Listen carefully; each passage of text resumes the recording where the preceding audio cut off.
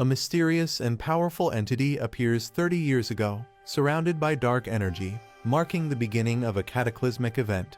Monsters began emerging from a portal gate, destroying cities and attacking humans. The monster invasion throws the world into chaos, and another dangerous gate seems to open. A young man, frustrated and full of anger, lashes out at the gate and the hunters responsible for handling them. Showing his despair, the boy vents his frustration, questioning why he has to endure such a miserable life. Feeling abandoned by the world, a police officer tries to stop the boy from jumping, warning him of the danger, but he remains defiant. The boy shouts back at the officer, claiming it's his choice to end his life, showing his deep despair. The officers try to calm him down, but the boy struggles, refusing to listen and venting his overwhelming emotions. The boy screams that no one understands the immense suffering he has endured, highlighting his feelings of isolation. 3 hours earlier, the protagonist is fired from the Bitchin Guild, shocked by the sudden decision. The protagonist pleads, explaining his dedication to the guild and disbelief at being let go. The guild leader dismisses his contributions, stating he hasn't achieved anything significant for the guild. The guild leader reveals he only hired the protagonist for his diligence, but is now disappointed due to his lack of growth as a hunter. The guild leader harshly comments on the protagonist's injury, saying he can't work with someone who's now useless. The protagonist is speechless, struggling to defend himself against the accusations. The guild leader tells him to quit and offers to calculate his severance pay immediately. Desperate, the protagonist vows to find a way to heal his leg and prove he can still work. As the protagonist turns to leave, he encounters someone with intimidating tattoos. A blonde man mocks the protagonist, telling him to leave as per the boss's orders. The protagonist recognizes him, shocked, and calls him Lee Youngjin. The blonde man ridicules the protagonist, mocking his attitude and calling him pathetic. He taunts the protagonist further, suggesting he should use his severance pay for snacks, belittling him as a D-rank hunter. The protagonist snaps, grabbing Lee Youngjin's shirt and accusing him of being ungrateful, stating he got injured saving his life. He reminds Youngjin of his reckless behavior in the dungeon that led to him being poisoned. Further venting his anger, Youngjin laughs dismissively, mocking the protagonist's claims of saving him.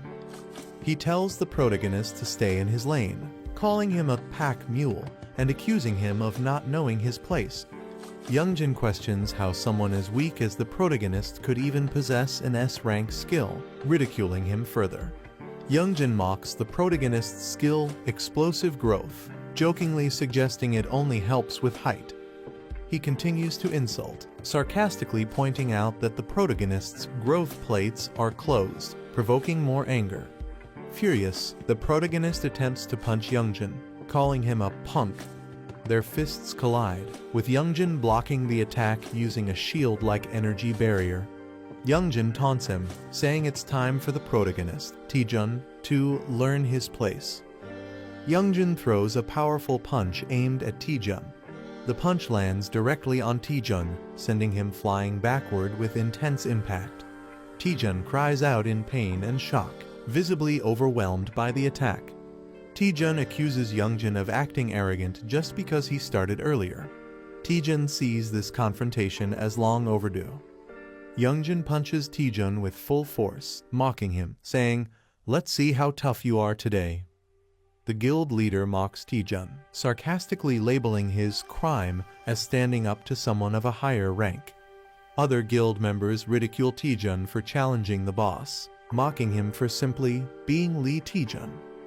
Taejun is brutally beaten and collapses to his knees, injured and humiliated. Youngjin looks smug and satisfied, breathing heavily from the confrontation. Taejun lies on the ground, battered and bleeding. A severance envelope is thrown at him with a mocking remark, thanking him for his past 7 years of work. As Taejun sheds tears of pain and humiliation, the final insult is delivered, but let's not see each other again. Taejun leaves a convenience store late at night, carrying a bag, while the clerk bids him goodbye. He walks through the empty, quiet streets under the moonlight, reflecting on his situation. Taejun opens a bottle, likely filled with alcohol, showing his desire to escape his emotions. He drinks deeply, sitting alone, visibly distressed, trying to drown his sorrow. Taejun gazes at the cityscape, enjoying the taste of the alcohol, though it seems bittersweet. He pulls out the severance envelope he received earlier, staring at it with a heavy heart. Taejun laments over the meager severance money, angry and defeated after 7 years of hard work. Feeling there's nothing left for him in the world, Taejun steps onto the edge of a bridge, considering ending it all. Taejun stands on the edge of the bridge, ready to jump, when a holographic window suddenly appears in front of him. The window displays a warning. The user's life is in danger. Please step back from the bridge. Taejun sarcastically responds, questioning why the system suddenly cares about his life now. He angrily addresses the system, blaming it for his suffering over the past 7 years. Taejun punches the holographic window in frustration, blaming the useless skill it gave him. He continues to vent his rage, criticizing the explosive growth skill for failing to improve his stats and questioning how he's supposed to survive with it.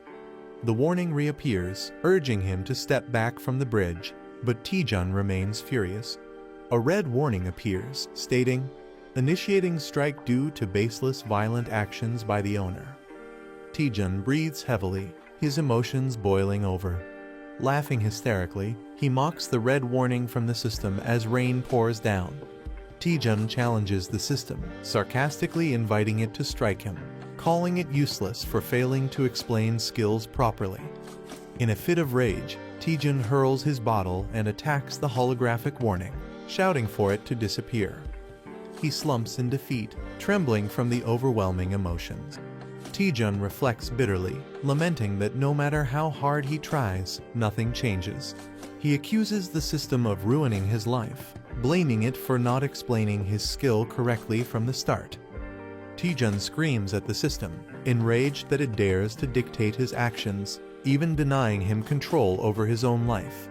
The police are trying to calm Taejun, urging him to come down and talk. Taejun yells at the officers, venting his frustration and expressing his suffering, standing on the edge of a railing. Taejun loses balance, his foot slipping off the railing. Taejun begins falling, looking shocked. As he falls from the bridge, he contemplates his imminent death, thinking, "This is how I die." Taejun reflects that maybe dying is better, given the misery of his current life. A mysterious system or entity acknowledges Taejun's complaint and initiates his transfer to the administrator's server. Taejun is enveloped by a glowing light, likely signifying his transportation to a different realm or scenario. Taejun is surprised and confused as glowing blue digital patterns start surrounding him. Taejun panics, asking what is happening, as the situation becomes more chaotic. Status windows appear, indicating that his system is being updated. Taejun is engulfed in a surge of bright blue energy, seemingly in the middle of a transformation or upgrade. The progress bar shows the update nearing completion, reaching 99%. The update is complete, confirmed by a glowing yellow status message. Taejun wakes up with a bandage on his nose, clearly feeling the aftereffects of something troubling. Sitting on a bench, he holds his head, complaining about a headache. Reflecting on his actions, he regrets drinking too much alone the previous night and vows not to drink again. Taejun recalls falling and suspects something unusual happened. He experiences strange sensations, as if a status window update is happening, confusing him. Laughing at the absurdity of a status window update, Taejun dismisses it as nonsense. He laments being jobless and wonders how he'll make a living. Considering doing day labor, Taejun is suddenly addressed by a glowing girl who knows his name. Shocked by her appearance, Taejun asks who she is, panicked and confused. A glowing girl introduces herself as Miri from the Status Window Management Department. Taejun is shocked and questions if such a department is real. He realizes that the strange events of the previous night were not a dream. Miri explains they investigated his case regarding explosive growth. She humorously admits his outdated status window wasn't working properly. Taejun is stunned, questioning if this was the reason for his struggles. Miri informs him that due to security reasons, she can't reveal further details. She assures him that the issue is now fixed, but Taejun wonders if all his effort was wasted. Taejun gets angry, realizing that all his hard work may have been for nothing. Taejun accuses Miri of making him train in vain for 7 years due to an outdated status window. Enraged, Taejun demands compensation for his suffering and threatens her in anger. Miri panics and explains that she has restored his stats and healed all his injuries to calm him down. Taejun, surprised, realizes that his body has been completely healed. He checks his condition and finds himself in perfect shape, questioning how Miri achieved it. Miri hints that a special trigger is required to activate his explosive growth but cannot explain fully yet. She proposes a partnership to help Taejun achieve his potential. A sudden disturbance occurs as a massive gate opens in the city. A terrifying monster emerges from the gate, and people scramble to call the suppression team to handle the threat. Taejun is shocked and questions how he is expected to deal with the massive monster. He accuses Miri of sending him to his death, while she tries to reassure him, claiming he can handle it. Miri optimistically tells him to give it a shot, saying, "Worst case, you'll just die," trying to sound encouraging. Taejun is left speechless by her casual attitude. The monster, identified as Venom Spore, is described as needing at least a B-rank hunter to defeat, even posing a challenge to skilled suppression teams. Miri promises that defeating the monster will trigger Taejun's explosive growth. Taejun debates whether to trust her or not, finding the task insane. Despite his hesitation, Miri insists the monster isn't in the best condition, trying to convince him further. Taejun remains silent, deep in thought, contemplating his next move. Taejun reflects that his life has always been full of challenges and hardships. He considers running away but feels weighed down by his current situation. Determined, Taejun questions why he is hesitating and resolves to act. Accepting the chaos in his life, he prepares himself for what's to come, reasoning that it can't get any worse. With newfound determination, Taejun confidently declares, "Fine, let's do this." As the suppression team leaps into action, Taejun decides to join them despite his fear. He charges toward the monster, aware of the danger but ready to face it. The venomous monster retaliates, releasing its toxic attack. Taejun counterattacks with fierce determination, unleashing a powerful move against the creature. Taejun successfully attacks the monster, splitting it apart with great force. A notification confirms that the quest, "A Small Step Forward," has been completed. Taejun activates the skill, Undaunted Experience CC, after his victory. The skill, Explosive Growth, is also activated, enhancing his abilities significantly. He questions the simplicity of defeating a junior spore in one hit and wonders about the strange system notifications appearing. His stats are visibly enhanced, showing a dramatic improvement. A status window displays his updated information, revealing his new skills and significantly improved attributes. Miri excitedly asks Taejun how it feels to use Explosive Growth for the first time. Taejun, with a sinister smile, realizes how overpowered the skill is and revels in his newfound strength. Taejun, glowing with power, is warned by a companion not to celebrate yet as his explosive growth is just starting. Taejun's companion motivates him, urging him to keep fighting and eliminate all the monsters. Taejun charges forward, preparing to attack monstrous plant-like creatures. Taejun fiercely throws a powerful punch with determination. Taejun's punch explodes through the monster, splattering it in a burst of energy. Taejun realizes the massive stat boost he gains from defeating each monster, calling it a jackpot skill. Taejun's Explosive Growth skill activates multiple times as he fights, significantly enhancing his stats. Taejun leaps into action against monstrous creatures, evading their attacks while green energy splatters around. Taejun confidently thinks that at this growth rate, He'll surpass B rank and even stronger levels soon. Taejun envisions himself becoming stronger than an A rank hunter as he faces towering enemies. The scene shifts to a peaceful city setting, possibly hinting at where the battle is happening. The suppression team arrives on the scene to control the situation, noticing the aftermath of the battle. A group of hunters regrets missing the action, expressing their frustration. One of the hunters notices Taejun and mocks him, calling him a loser. Taejun holds a glowing pink crystal, surprising others who wonder if he's acting strange or consumed something unusual. The group arrives at the scene, mocking Taejun and questioning if he even knows where he is. The blonde hunter taunts Taejun again, calling him pathetic and predicting his failure. Taejun realizes the group led by Youngjin is also here for the hunt, further complicating matters. Taejun appears cautious and confused, sensing something ominous around him. Taejun's expression shifts to a sly grin, possibly plotting his next move or preparing for a confrontation.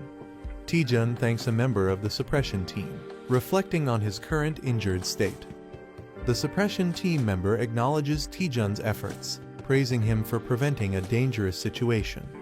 Taejun laughs it off, modestly saying he was just doing his duty as a hunter.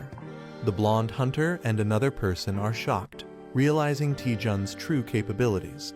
A soldier praises Taejun for his incredible performance, saying they couldn't imagine handling the venom spores alone. The blonde hunter, surprised, questions if Taejun really did it all by himself. The soldier confirms Taejun handled everything alone and asks if there's an issue. The blonde hunter and his group are stunned and find it hard to believe Taejun's achievement. Taejun tells the group to leave and assures he'll explain everything later. The scene transitions to an abandoned building, indicating a new setting or upcoming event. The blonde hunter confronts Taejun, asking if he truly managed everything by himself. The blonde mocks Taejun, doubting that a D-rank hunter could achieve such a feat. Taejun remains silent, standing unfazed despite the insult. A glowing notification startles Taejun, hinting at a new event or quest. Taejun reads the quest details, which challenge him to teach the disrespectful juniors a lesson in exchange for an A-rank skill. Taejun realizes the reward is an A-rank skill, a significant opportunity for him. Taejun smiles darkly, thinking about how he can get both revenge and a skill by completing the quest. Taejun apologizes sarcastically to the group, preparing to take action. Taejun sarcastically apologizes and asks if they mind if he beats them up. The blonde hunter is stunned and confused by Taejun's statement. Taejun dramatically pretends to cry, saying he's not good at sugarcoating things. Taejun repeats his challenge, asking once more if he can teach them a lesson. The group mocks Taejun, thinking he's gone mad or joking around. One of the group members angrily lunges at Taejun, demanding he stop talking nonsense and answer. The attacker emphasizes that in this world, those who commit crimes should be punished, delivering a strong blow. Taejun is grabbed by the head as someone questions if he's serious. The attacker prepares to punish Taejun but realizes something is wrong as he can't move properly.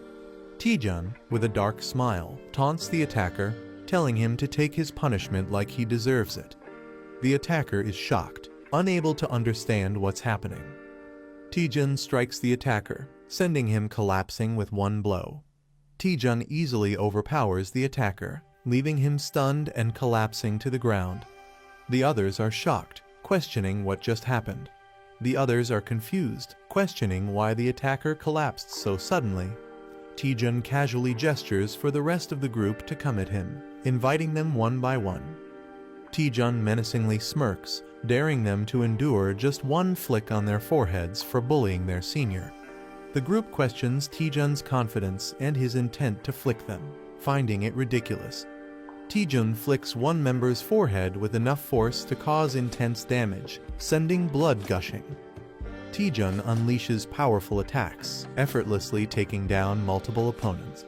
Another member suffers a devastating blow as Taejun displays overwhelming strength. The blonde hunter is stunned, questioning why his group is losing so easily. Taejun dismisses the idea that it's a joke and approaches the blonde hunter menacingly. Taejun calls out Youngjin directly, asking if he finds the situation amusing. Taejun declares he might let the others go but won't spare Youngjin. Taejun taunts Youngjin, saying a simple flick isn't enough for him and warning him to get ready. Youngjin, enraged and clenching his teeth, swears revenge, calling Taejun dead meat. Youngjin activates an ice ability, surrounding himself with sharp icicles and a cold aura. He mocks Taejun, assuming he has gained some physical enhancements, and warns him not to get overconfident. Youngjin arrogantly declares that Taejun is the one who's in trouble. Taejun observes the ice missiles and sarcastically questions when Youngjin learned such a skill. Taejun reveals that he, too, has just learned a new skill, showing flames igniting in his hand. A massive explosion of fire erupts as Taejun prepares to test his newly acquired ability in a grand display of power. A rank skill that is stronger than normal fireballs and reduces the target's healing ability. He is stunned by the fireball's sheer intensity, calling it incredible. Taejun jokingly admits he's new to the skill and advises Youngjin to be cautious. The fireball unleashes a massive, fiery explosion, showcasing its destructive power. Youngjin feels the overwhelming heat and realizes the power of the fireball. The fireball creates a huge fiery blast, leaving a crater. Youngjin, charred and exhausted, struggles to breathe and process what happened. He's confused but relieved, questioning how he managed to survive such destruction. Taejun jokes about Youngjin being so scared that he looks like he wet himself. He tells Youngjin to stop bullying guild members and be more respectful. Terrified, he promises to change and never bully anyone again. Taejun charges energy in his finger, hinting at a playful but intimidating move. Taejun suggests there's still something left to deal with, keeping the pressure on Youngjin. A cheerful narrator introduces herself and promises to explain what happened in the previous episode. Taejun gains a new status window ability, unlocking powerful skills to fight back. He uses his newfound strength to stand against those who tormented him. Taejun successfully takes revenge on his bullies. The narrator hints that Taejun might have pushed his power too far, and he collapses. Taejun lies unconscious, exhausted from overusing his abilities. Despite his state, the narrator urges him to head to the dungeon. Taejun has been unconscious for 3 days, and the narrator questions if he can overcome this challenge. Taejun is lying on his bed, suffering from intense pain after pushing himself too hard. He's frustrated and tells others to be quiet. The narrator is relieved Taejun is awake, but he explains he overused his mana, leading to his current state. Taejun admits he was reckless and got carried away with his newfound strength. He resolves to focus on improving his mana. The narrator acknowledges Taejun's rapid growth, but questions whether he truly needs to focus only on mana. Taejun clarifies that his extraordinary growth boosted all his stats except mana, which is now his priority. Taejun explains that his skills, like the fireball, consume a lot of mana, forcing him to prioritize increasing it to avoid future collapses. The narrator wonders if there's a specific way to raise just his mana more efficiently. Taejun notices that he has a set recovery time of 8 hours and 30 minutes before he's back to full strength. A massive tower designed for training and improving mana is shown. Taejun explains to the narrator that the Tower of Training is a well-known dungeon where beginners go to boost their mana. Despite being famous, the narrator notices the tower is oddly empty and questions why no one else is there. Taejun recalls the tower being popular a few years ago, but wonders if it's no longer in use. Taejun and the narrator spot an old man in the tower, surprising them. The old man tearfully mistakes Taejun for someone he refers to as Granny. Taejun and the narrator are bewildered by the old man's behavior, finding it strange. Taejun formally requests the old man for the Tower of Training quest, but the old man mishears it as fast food. Taejun clarifies he's talking about a quest, not fast food, but the old man misunderstands again. The old man finally understands Taejun is here for the tower's quest. The old man agrees to guide Taejun and the narrator through the tower of training. The narrator feels uneasy about the situation, but Taejun reassures her, saying he's prepared. The old man starts explaining the mechanics of the tower to Taejun and the narrator. The tower is divided into 10 stages, and clearing all of them will complete the quest. Taejun guesses the first task is to defeat 10 goblins, and he's correct. The old man acknowledges Taejun's guess with a cheerful response. Taejun impresses the narrator with his knowledge of the tower, claiming no one knows its strategies better than him. Taejun reveals he studied dungeon strategies on YouTube and memorized them, even though he couldn't go on real expeditions. Taejun confidently declares the beginner dungeon will be easy for him, earning admiration from the narrator. Taejun mutters to himself, and the old man overhears, prompting Taejun to play it off as a joke. They reach the first trial area, and the old man prepares to summon monsters. The old man struggles dramatically while summoning monsters for the trial. The old man nervously announces the arrival of the monsters, completing the summoning. Taejun and the narrator are fired up to face the challenge, confident that defeating 10 goblins will be easy. Movement in the bushes indicates something approaching, creating tension. Instead of goblins, large ogres and a few goblins emerge with a loud roar. Taejun, the narrator, and the old man face a massive crowd of ogres and goblins, far beyond what was expected. Taejun and the narrator are shocked at the situation, jokingly calling it bulking season. Taejun questions why the goblins appear to be oversized ogres, asking the old man for an explanation. The old man, lost in thought, mentions kimchi stew, completely ignoring the situation. Realizing the old man might be senile, Taejun is visibly annoyed and doubtful of the old man's capabilities. The ogres begin their attack with another fierce roar, escalating the tension. Taejun and the narrator panic as the monsters rush toward them, increasing tension. Taejun uses a powerful fire attack to hold back the ogres, showcasing his abilities. Taejun boldly challenges all the goblins and ogres, declaring he'll defeat them all. The fire attack devastates the monsters, burning them to ashes. Taejun surveys the burning battlefield, satisfied with his attack's impact. Taejun celebrates his success, but the narrator warns him there are still more monsters left. A massive ogre towers over Taejun, wielding a giant weapon, taking the battle to a new level. The giant ogre swings its weapon, landing a powerful blow on Taejun, catching him off guard. Taejun faces off against an ogre and prepares for a fight.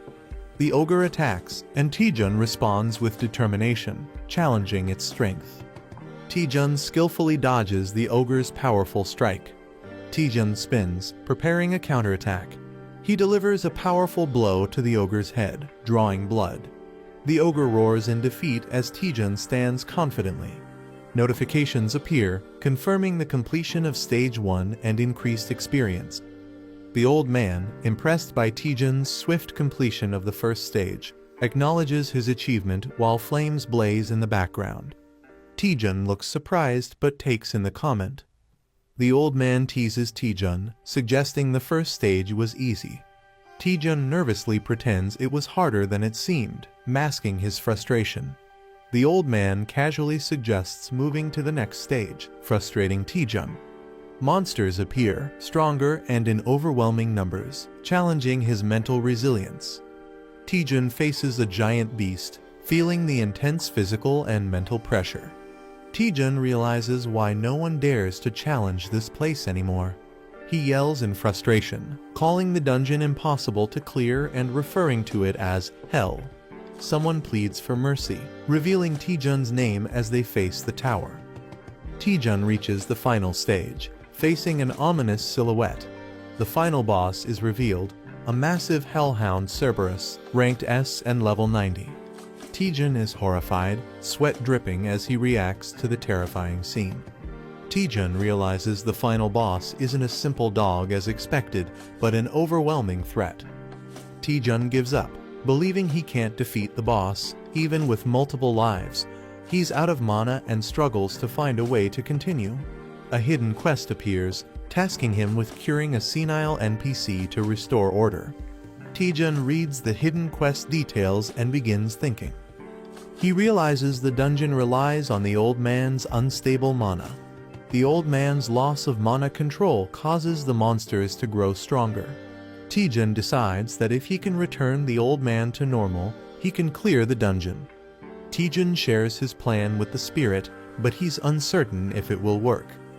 Taejun gathers his resolve, deciding to give it a shot. He recalls that uncontrolled mana can drive powerful mages insane. Taejun notices the tangled strands of mana in the old man's mind. Taejun approaches the old man, ready to act. The spirit is shocked and asks Taejun what he's doing. Taejun channels his focus, preparing to fix the old man's mana. He starts calming the old man, who begins to relax.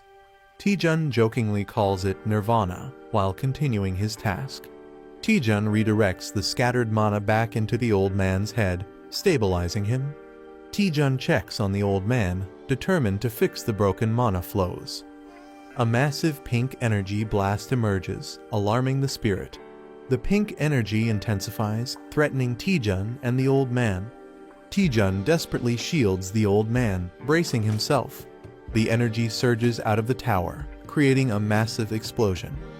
The old man regains consciousness, apologizing for the trouble caused by his body.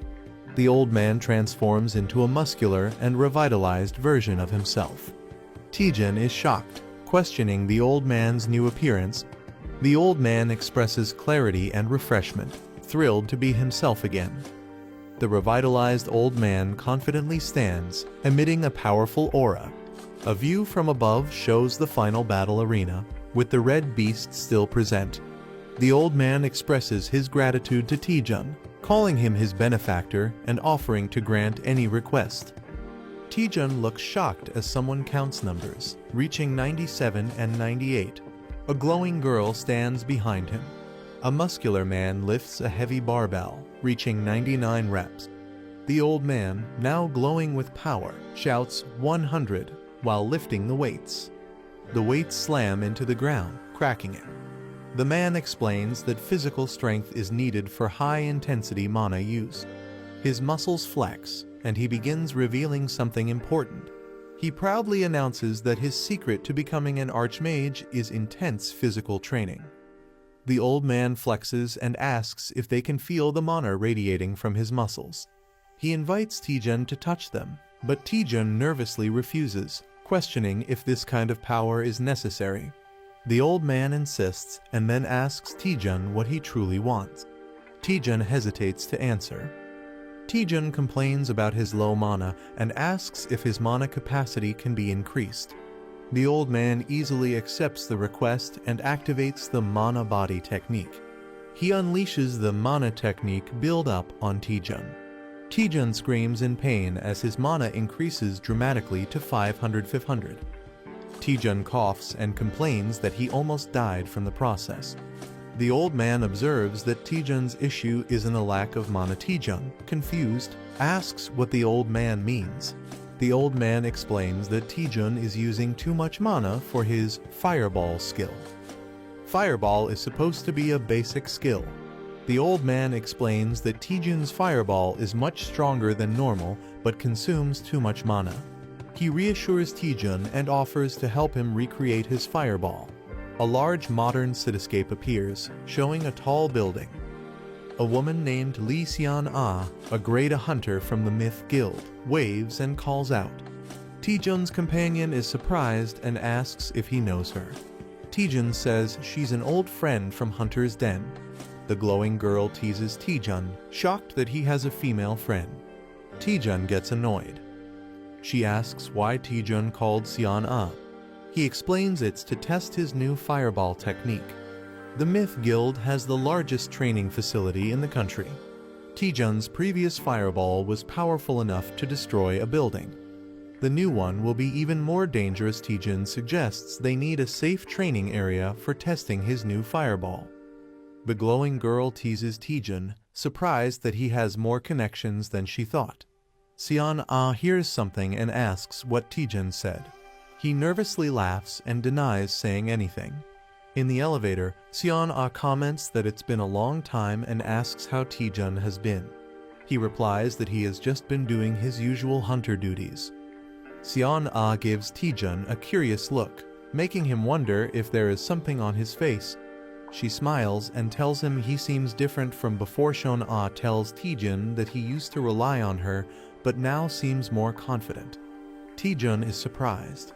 She mentions that another person requested to use the training ground today. She hints that Taejun will be excited to see who it is. Taejun is shocked that someone arrived before him. Choi Jin-hyuk, a grade A hunter from Bichon Guild, appears riding a massive beast.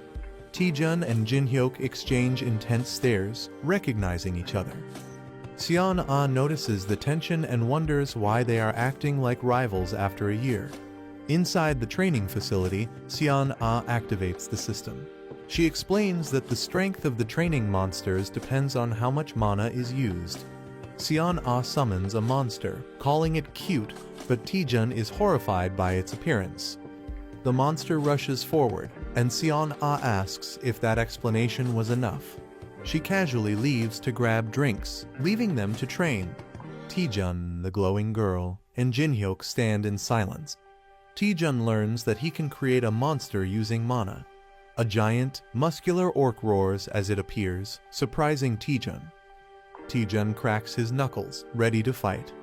The orc charges at Taejun aggressively. Taejun focuses, preparing to counterattack with his fist. Taejun punches the ground, releasing a massive explosion of blue energy. A shadowy figure looms in the background. An ogre wouldn't even count as a warm-up. He considers summoning hundreds more while Taejun prepares for battle. Taejun, lying down, suspiciously asks, "It was you, wasn't it?" The other person responds in confusion. "What?" Choi Jin-hyuk glares at Taejun and accuses him. "Don't play innocent.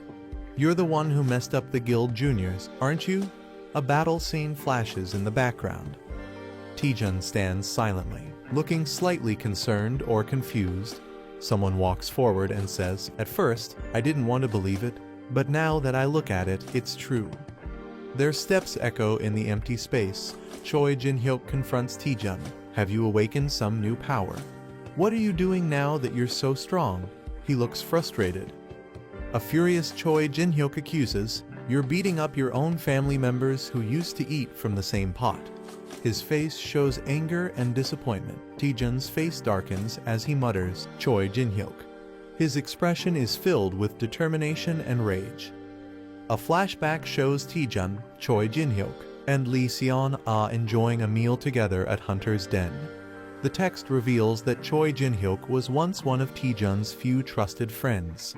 Choi Jin-hyuk distances himself from Taejun as he joins the Bichon Guild and climbs the ranks, symbolizing their growing gap. Choi Jin-hyuk, now more powerful and confident, surrounds himself with strong allies. Taejun watches from afar, feeling left behind. His expression is colder, showing that he has become someone different from the friend Taejun once knew. Taejun, carrying a large backpack, looks troubled. The text states, "I'm no longer a friend," indicating his bond with Choi Jin-hyuk is broken.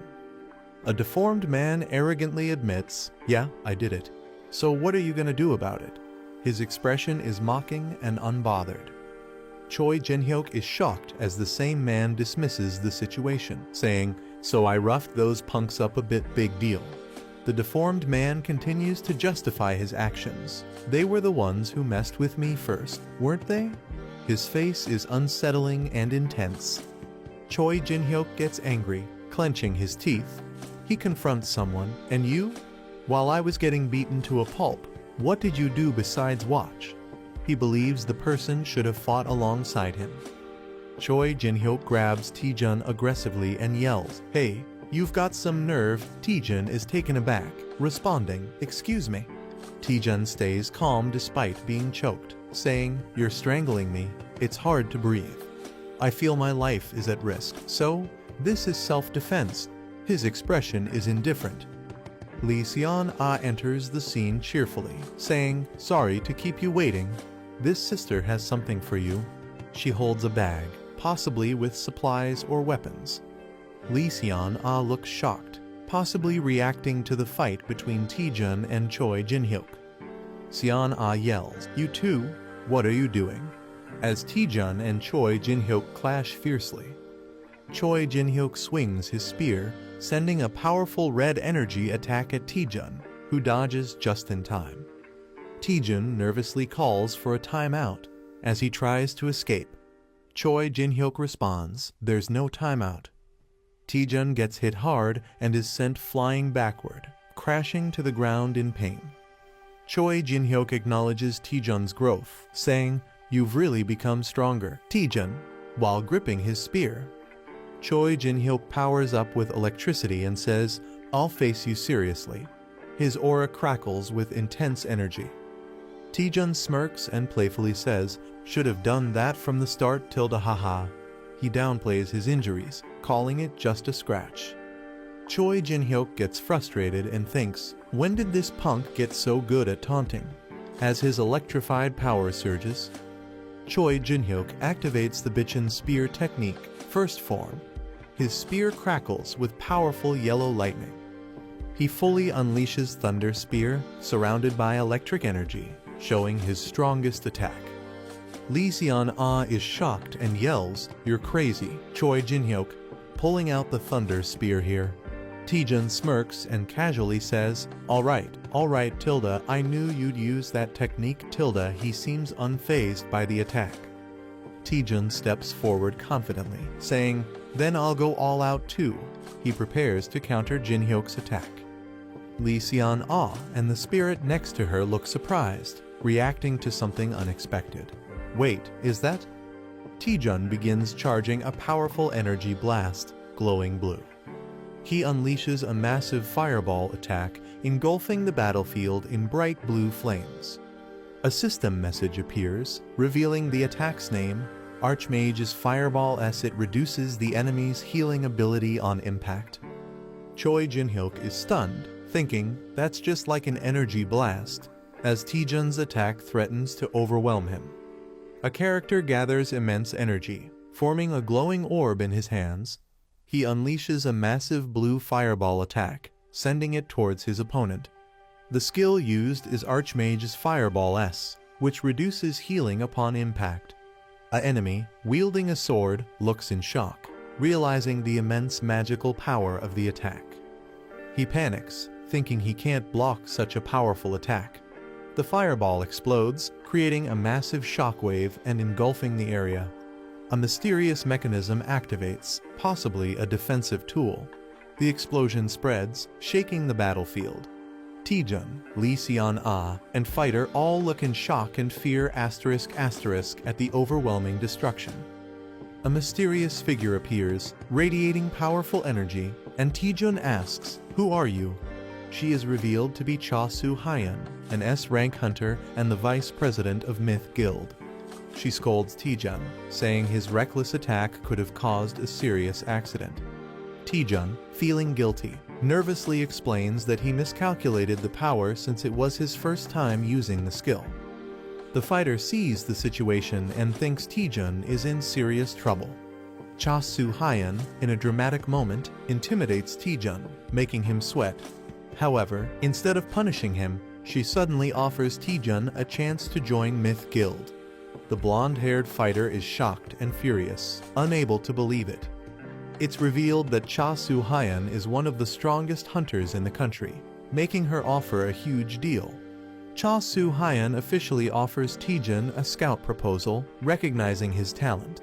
She admits she has never seen a fireball that powerful before and praises Taejun for pushing basic skills beyond their limits. She repeats her offer with an eager smile, showing genuine interest in recruiting him.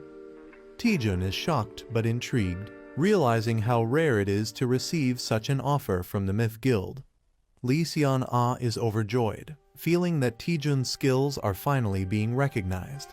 It's revealed that Myth Guild is one of the top 4 major guilds in Korea, alongside Hongik, Longhwa, and Chinjeon. Taejun considers the offer, thinking that joining Myth Guild would be a huge advantage for him. Cha Soo-hyun emphasizes that a true hunter must constantly train and overcome their limits. Taejun recalls his earlier excitement, remembering that he wanted to duel today to test his own limits.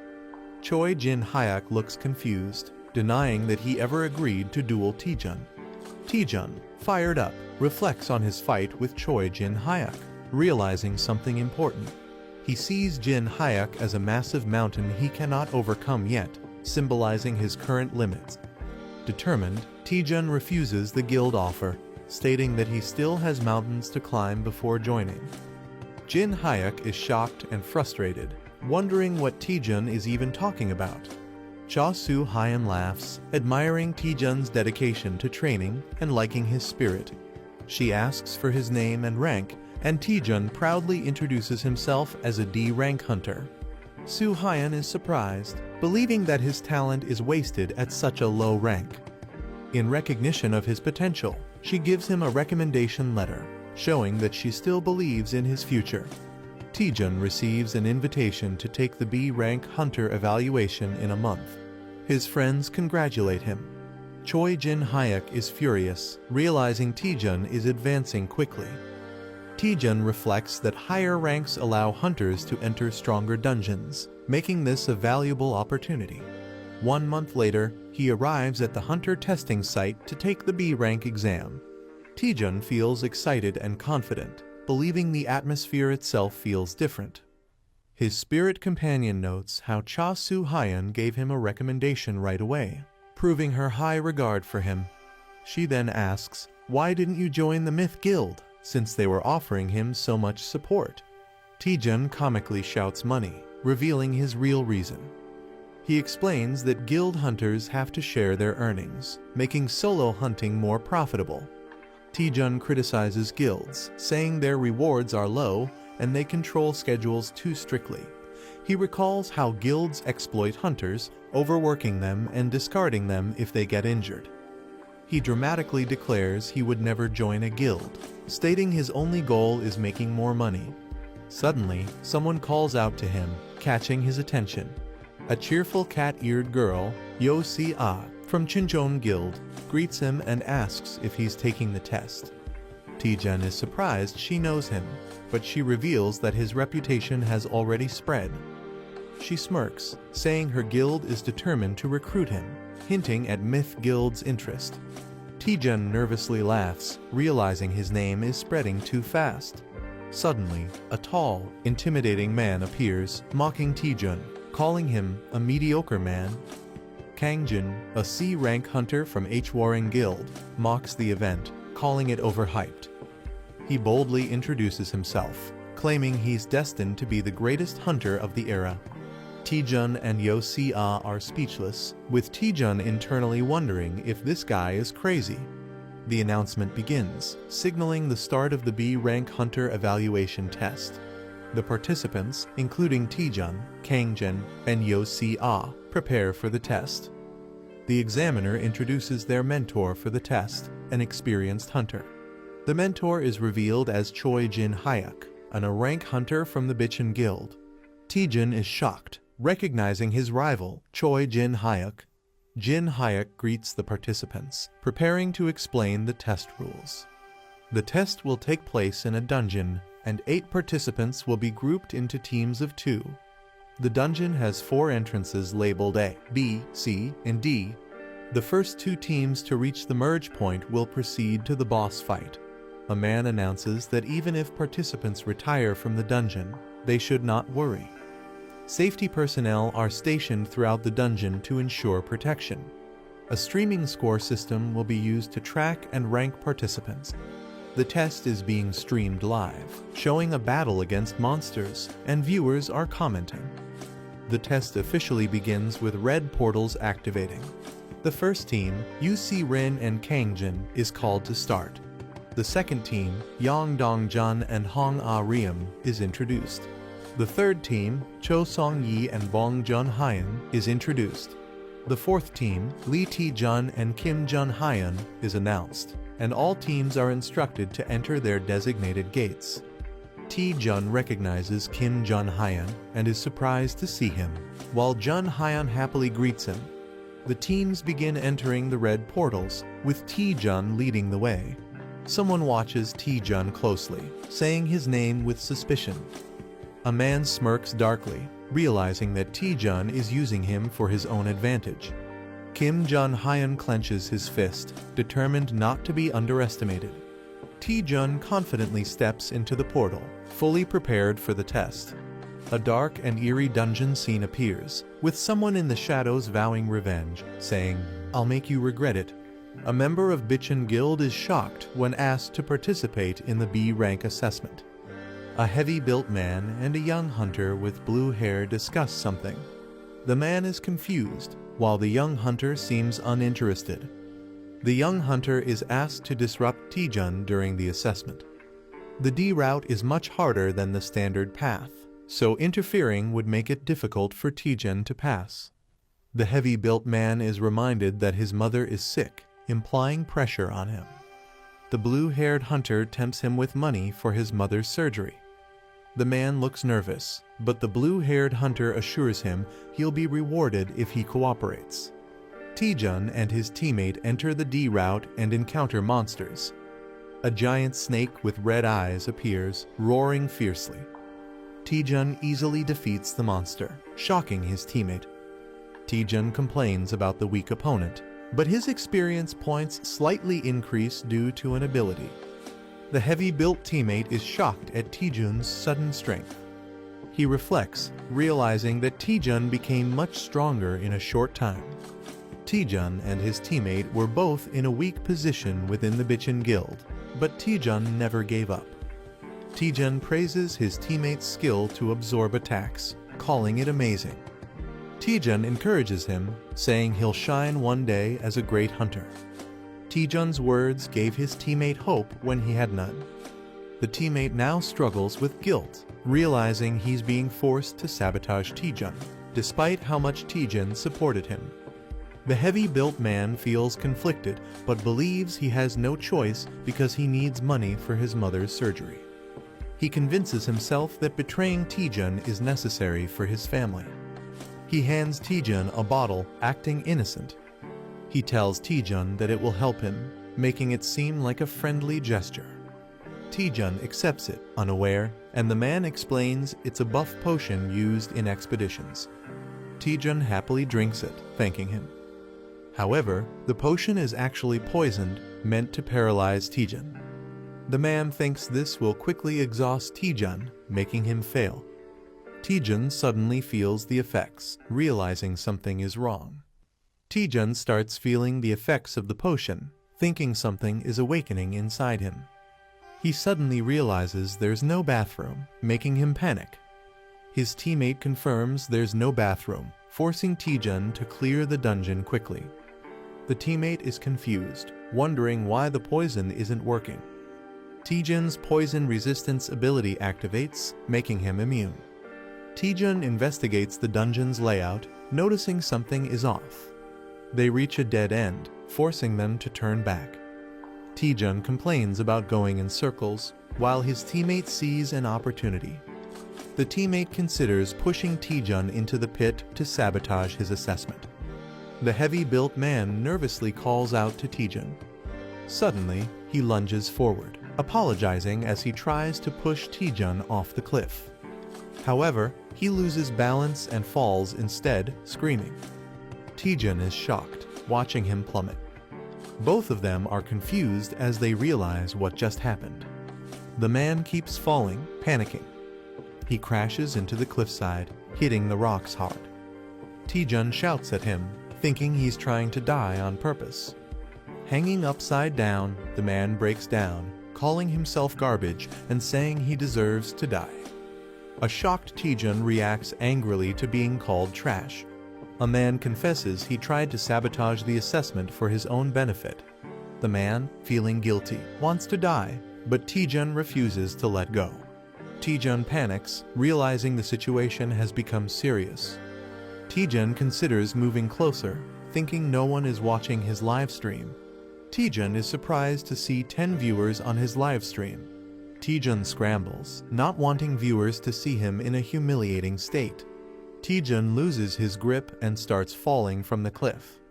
Taejun and another person fall into the darkness while a blue spirit watches Taejun and his companion crash to the ground, confused about their location. They turn around to see red eyes glowing in the darkness. A swarm of terrifying white snakes with red eyes emerges.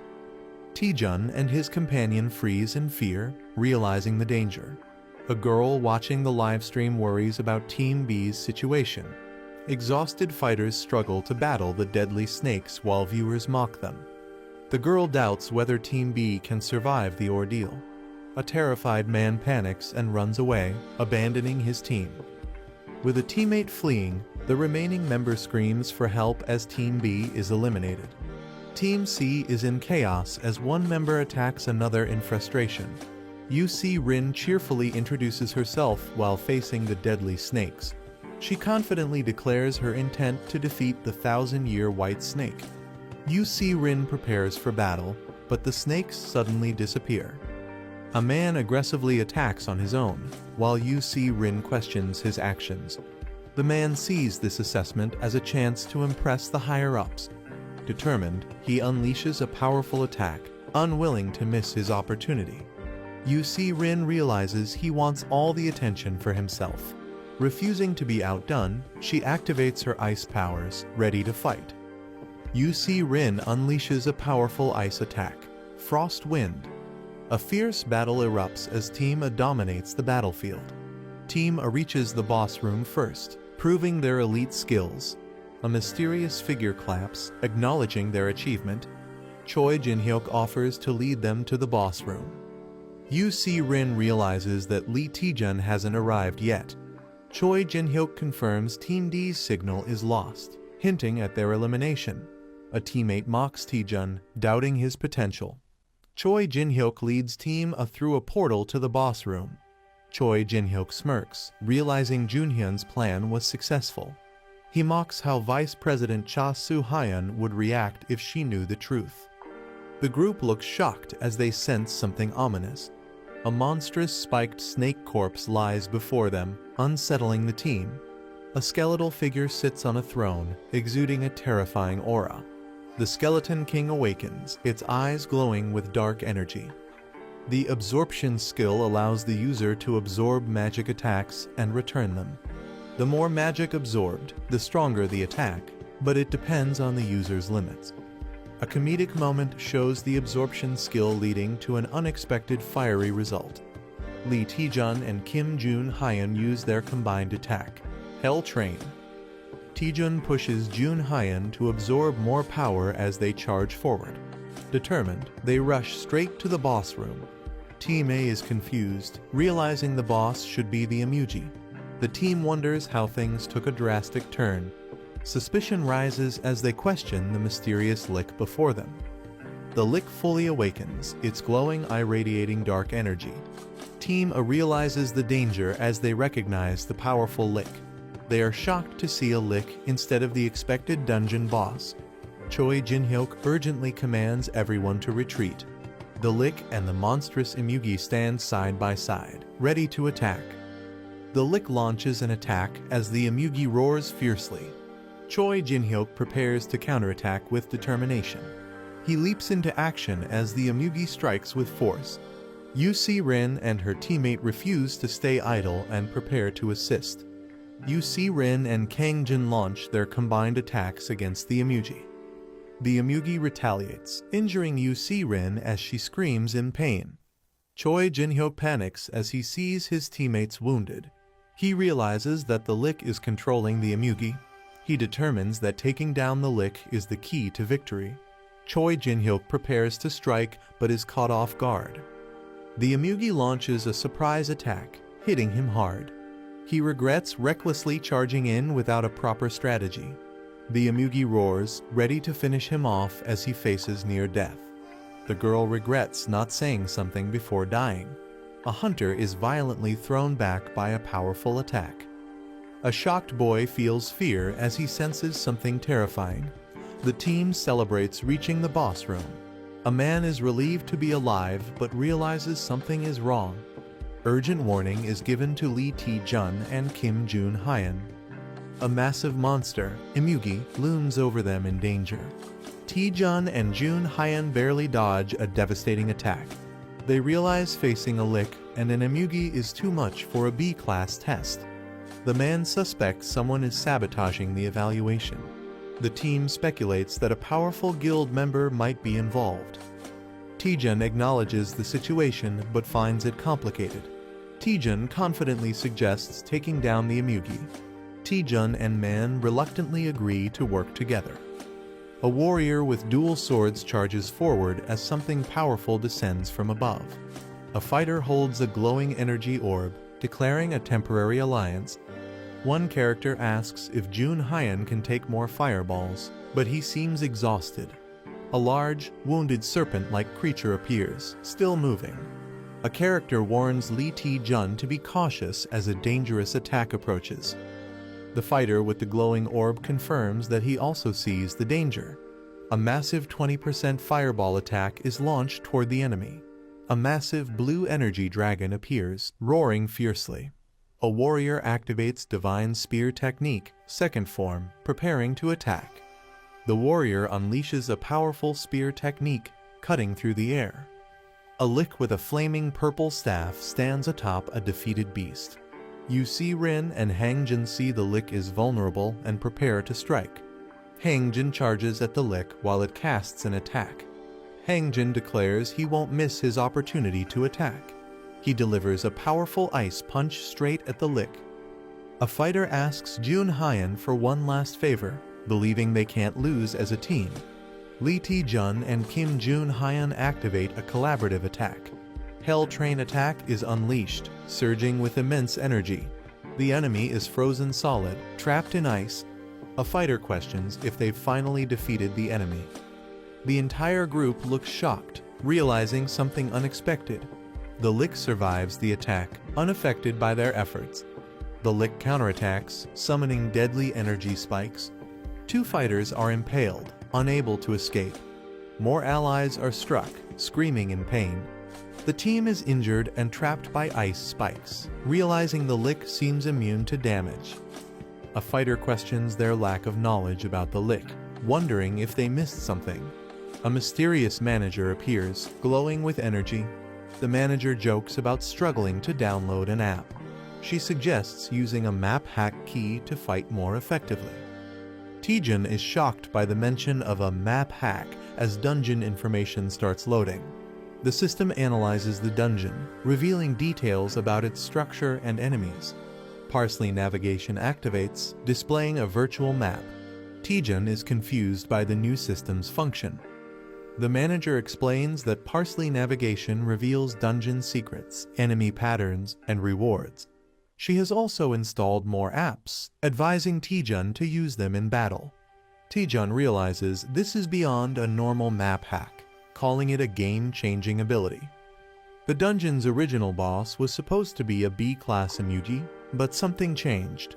Taejun questions what the lick really is, as it wasn't supposed to exist. The Parsley translator activates, revealing that the lick, Iratus Chan, is excited. Taejun senses something terrifying, feeling uneasy. He asks the manager what's happening, suspecting a system bug.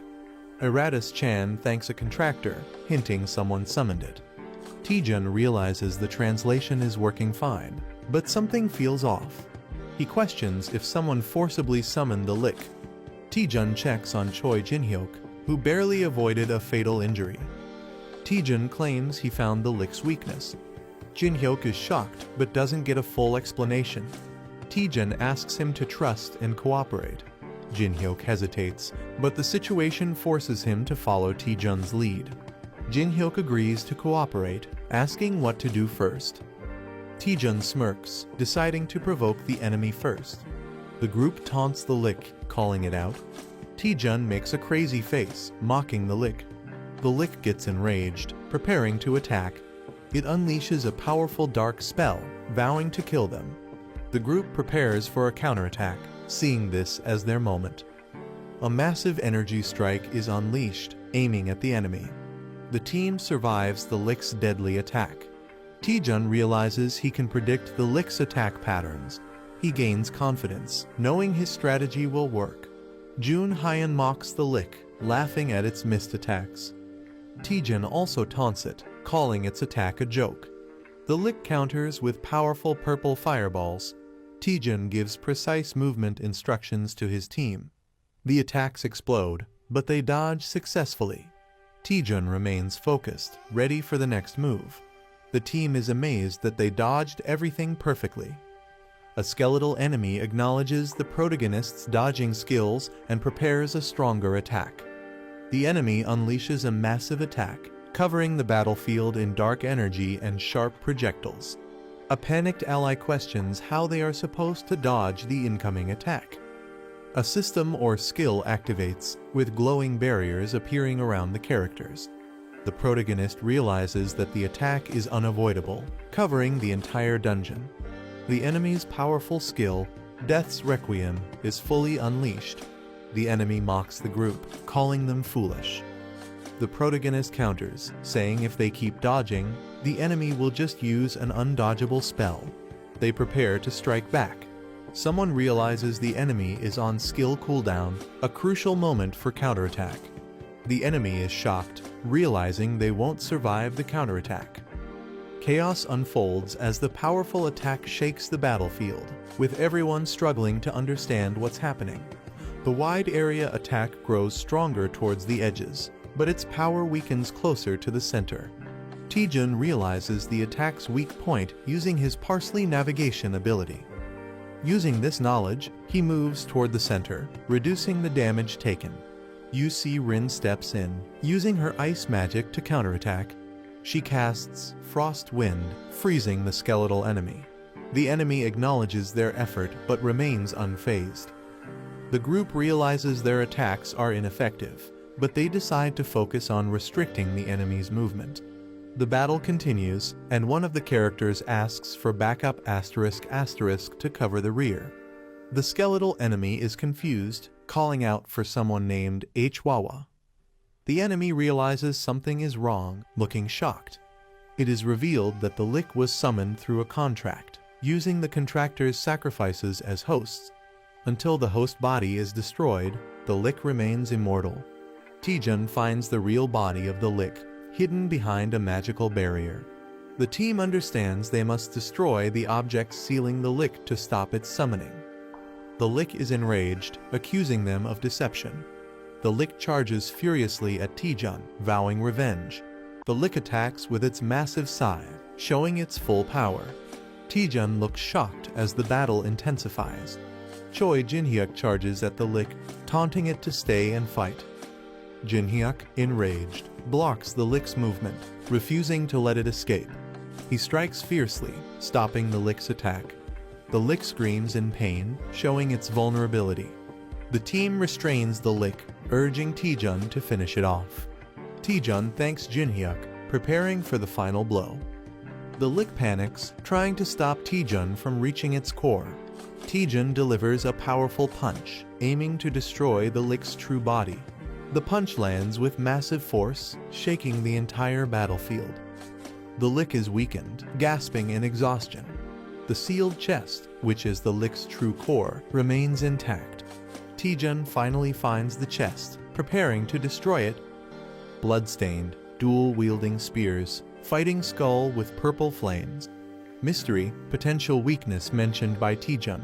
Injured, shocked, searching for something inside.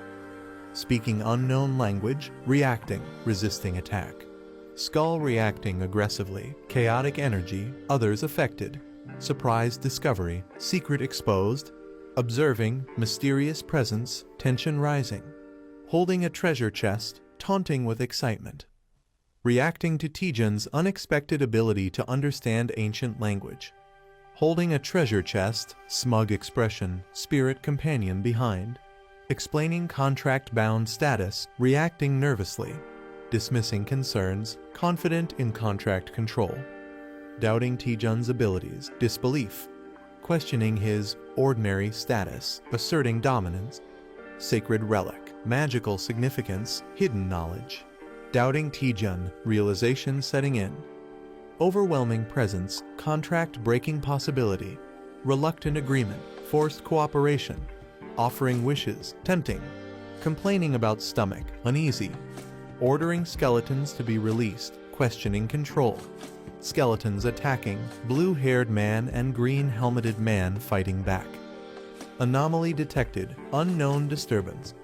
Martial artist Hangjin and cat-eared girl UC Rin destroying skeletons.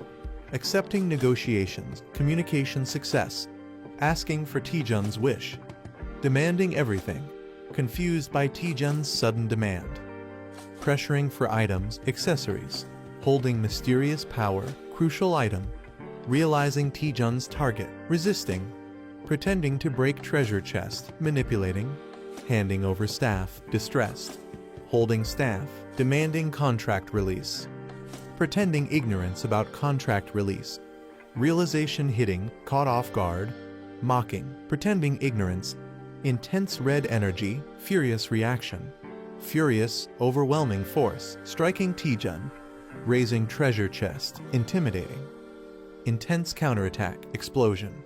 Last struggle, refusing to fade. Declaring Eratus Chan's rebirth, sinister confidence. Mocking Skull's dramatic exit. Examining broken weapon, questioning its significance. Investigating summoning method, questioning target. Thrilled about new item, materialistic attitude. Observing Taejun's greed. Newly discovered item, unexpected find. Speculating value, linking it to the skull. Concerned, checking on him. Assuring he's fine, activating interface. Doubting Taejun's victory against the lick. Declaring victory, dismissing concerns. Hangjin acknowledges Lee Taejun's skills and calls him an impressive hunter, while UC Rin cheers him on. A shocked reaction as Lee Taejun stands bloodied, and someone calls out his name in concern. A remorseful Choi Jin Hyuk says, "I'm sorry," looking down at Lee Taejun. The helmeted Choi Jin Hyuk admits to poisoning and throwing Lee Taejun into the pit, revealing they ordered Jun Hyan to do it. The guilty Choi Jin Hyuk admits they resented Lee Taejun for working hard despite lacking talent. The Choi Jin Hyuk sincerely apologizes to Lee Taejun. He smiles and mockingly tells them to do it properly next time, acting like he wasn't even affected. Taejun calls out the deception, questioning what's really going on.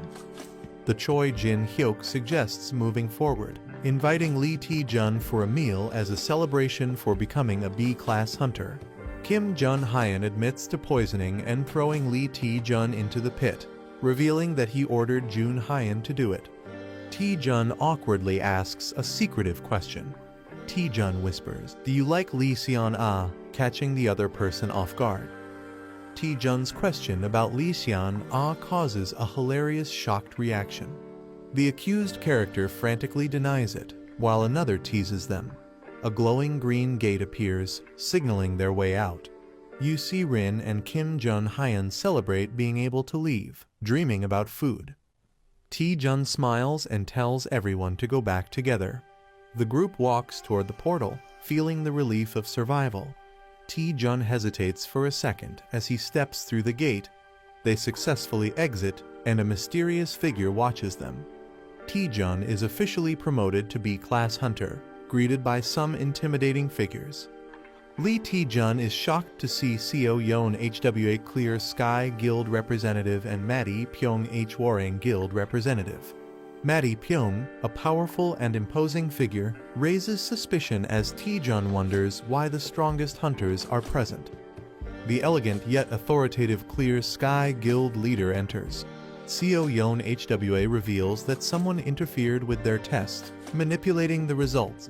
She explains that monsters, including the Lick and an undead Emugi, should not have appeared. The investigation suggests that a powerful force was trying to disrupt both the Clear Sky Guild and Hwarang Guild. Revealing the culprit, Seo Yeon HWA finally points to the responsible party. She looks directly at Lee Taejun and says, "It's you." Lee Taejun is left utterly dumbfounded, unable to comprehend how he could be the culprit. UC Rin and Hangjin defend Lee Taejun, insisting there's no way he could be responsible. She smirks and points out that Taejun seemed to handle everything alone. The high rankers reveal they witnessed everything live, including Taejun's leadership and strategic decisions against the Lick. She suggests that the Lick's weakness was concealed somewhere, and Taejun somehow knew about it. Seo Yeon HW questions how a D-rank hunter like Taejun knew so much critical information. Even Hangjin and UC Rin start to hesitate, considering the possibility. Seo Yeon HWA steps up to Lee Taejun, pressing him for answers. She outright claims that Taejun knew about the Lick in advance. He freaks out, denying it completely, but his shocked reaction only makes him look more suspicious. Taejun looks nervous as someone questions his hesitation, likely in a high-pressure situation. A warrior unleashes intense energy, warning Taejun that he will cut him down if he doesn't answer quickly.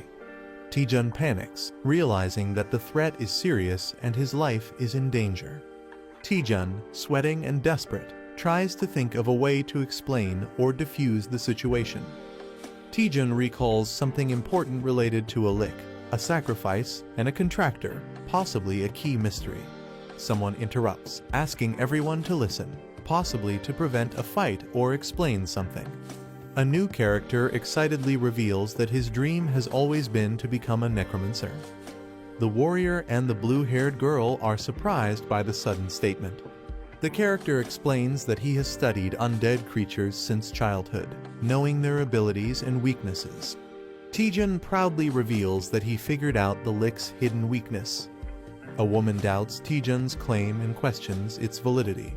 The others, including the red-haired warrior, react in surprise to what Taejun shows them. Taejun presents a severed finger found in a sarcophagus, proving someone made a contract with the Lick. Taejun explains that the Lick wasn't a natural dungeon boss. Someone summoned it to interfere with the test. Taejun argues that the Lick obeys its contractor, meaning he and the other attacked hunters aren't responsible. The woman acknowledges Taejun's logic and accepts that the real culprit must be someone else. The warrior demands to know who the culprit is, suspecting the Dark Magic Guild. A dramatic moment as the mystery is about to be solved. Taejun boldly announces that the culprit is among them. Taejun asks everyone to check the hands of those nearby. People start showing their hands, nervously accusing each other. One man hesitates and appears nervous.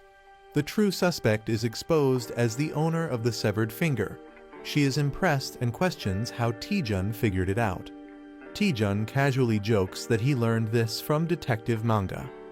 She looks completely stunned and exhausted by Taejun's reasoning. The warrior charges at Seo Yeon HWA, who prepares a magical defense. Someone traps the culprit inside a glowing green barrier to prevent escape. Furious, he charges at the bald man, vowing not to forgive him for harming his apprentice. The warrior unleashes a devastating attack called Dragon Strike. He suddenly notices something unexpected. The bald man appears lifeless, making others question if he took his own life. The warrior orders the body to be sent to the Alliance headquarters. He instructs his men to investigate the suspect's origins. The woman realizes that someone is using dark magic to target multiple guilds. She vows to uncover the mastermind behind the attack. The woman apologizes to Taejun for misunderstanding him and promises to repay him. Suddenly, Taejun faints and falls to the ground, shocking those around him. Taejun lies exhausted, realizing he has completely run out of mana. He starts regaining consciousness, wondering where he is. Taejun sees Choi Jin-hyuk and Lee Seon-ah looking at him with concern. Taejun wakes up in a hospital bed, surprised to see them there. Seon-ah says she came because she was worried, while Jin-hyuk jokingly says he just wanted to see if Taejun was still alive. She questions how much he pushed himself to collapse like that. They mention that Taejun made a huge impact in the B-rank exam, surprising him. News about Taejun defeating the Lick spreads all over the internet. He is surprised to see himself being praised in online discussions. Jin-hyuk feels overshadowed and claims Taejun wouldn't have succeeded without him. Seon-ah playfully argues that the video clearly shows Taejun doing all the work. Taejun enjoys the friendly banter, realizing it has been a while since they talked like this. The representative makes an unexpected entrance. Taejun and his friends are shocked to see her there. Seo Yeon HWA reveals that she owns the hospital. She explains that Taejun was taken to their guild's hospital and that she owes him a debt. The cat-eared girl happily reminds Taejun that he saved her. She dramatically expresses how much she cherishes UC Rin, making Taejun question the word precious. Seo Yeon HWA prepares to fulfill any request Taejun has. She leans in, confidently stating that she will grant Taejun anything he desires. Seo Yeon HWA, the Vice Guild Master, offers to grant Hunter Taejun anything he desires. Taejun seems unsure about what to ask for, while his friends react in surprise. Seo Yeon HWA assures Taejun that he doesn't need to decide immediately since there's plenty of time. She walks away, telling Taejun she will be waiting in her office on the top floor until he recovers. With a warm smile, Seo Yeon HWA invites Taejun to visit her once he makes a decision. Lee Seon-ah excitedly hugs Taejun, amazed at how much he has grown. She reminisces about how he used to get lost in dungeons and praises his progress, while Taejun looks embarrassed. Choi Jin-hyuk watches the scene and jealously calls Taejun a lucky guy. Lee Seon-ah asks again if Taejun has decided on his request, but he still hasn't thought of anything. Taejun considers asking for a magic-related item since Seo Yeon HWA is a top-tier wizard hunter. Taejun considers asking for a magic-related item. He realizes that recovery is more important right now and decides to think about it later. Lee Seon-ah cheerfully gives him a drink to help him recover faster. She and Jin-hyuk decide to leave, making plans to head out. A mystical spirit comments that Taejun has a lot to think about.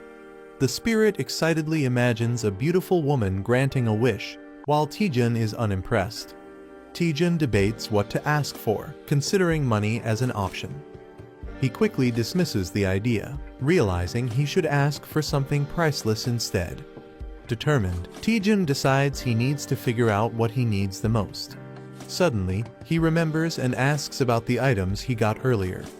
Taejun realizes his items were automatically stored in the Parsley Market vault. Confused, Taejun wonders what Parsley Market is. The spirit excitedly acknowledges that Taejun is finally asking about it.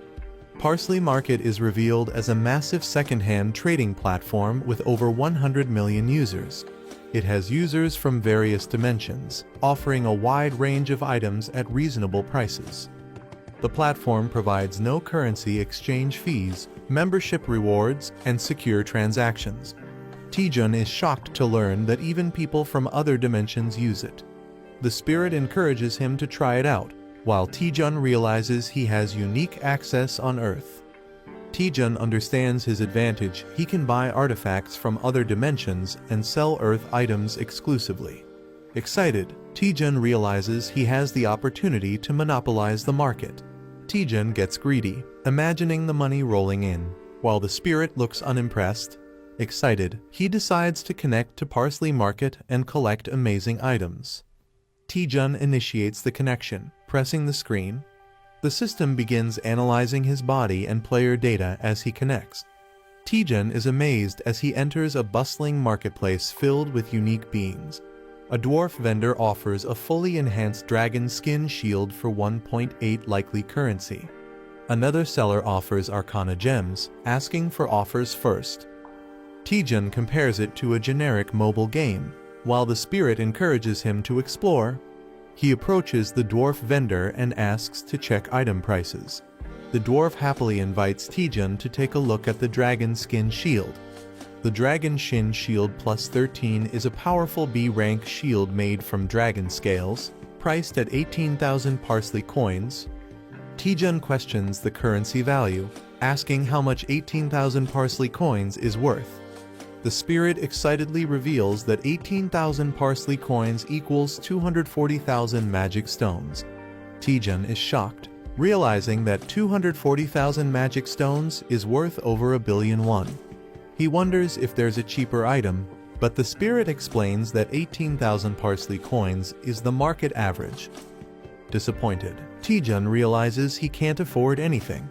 A new idea strikes him. He wonders how much the items he obtained earlier would be worth.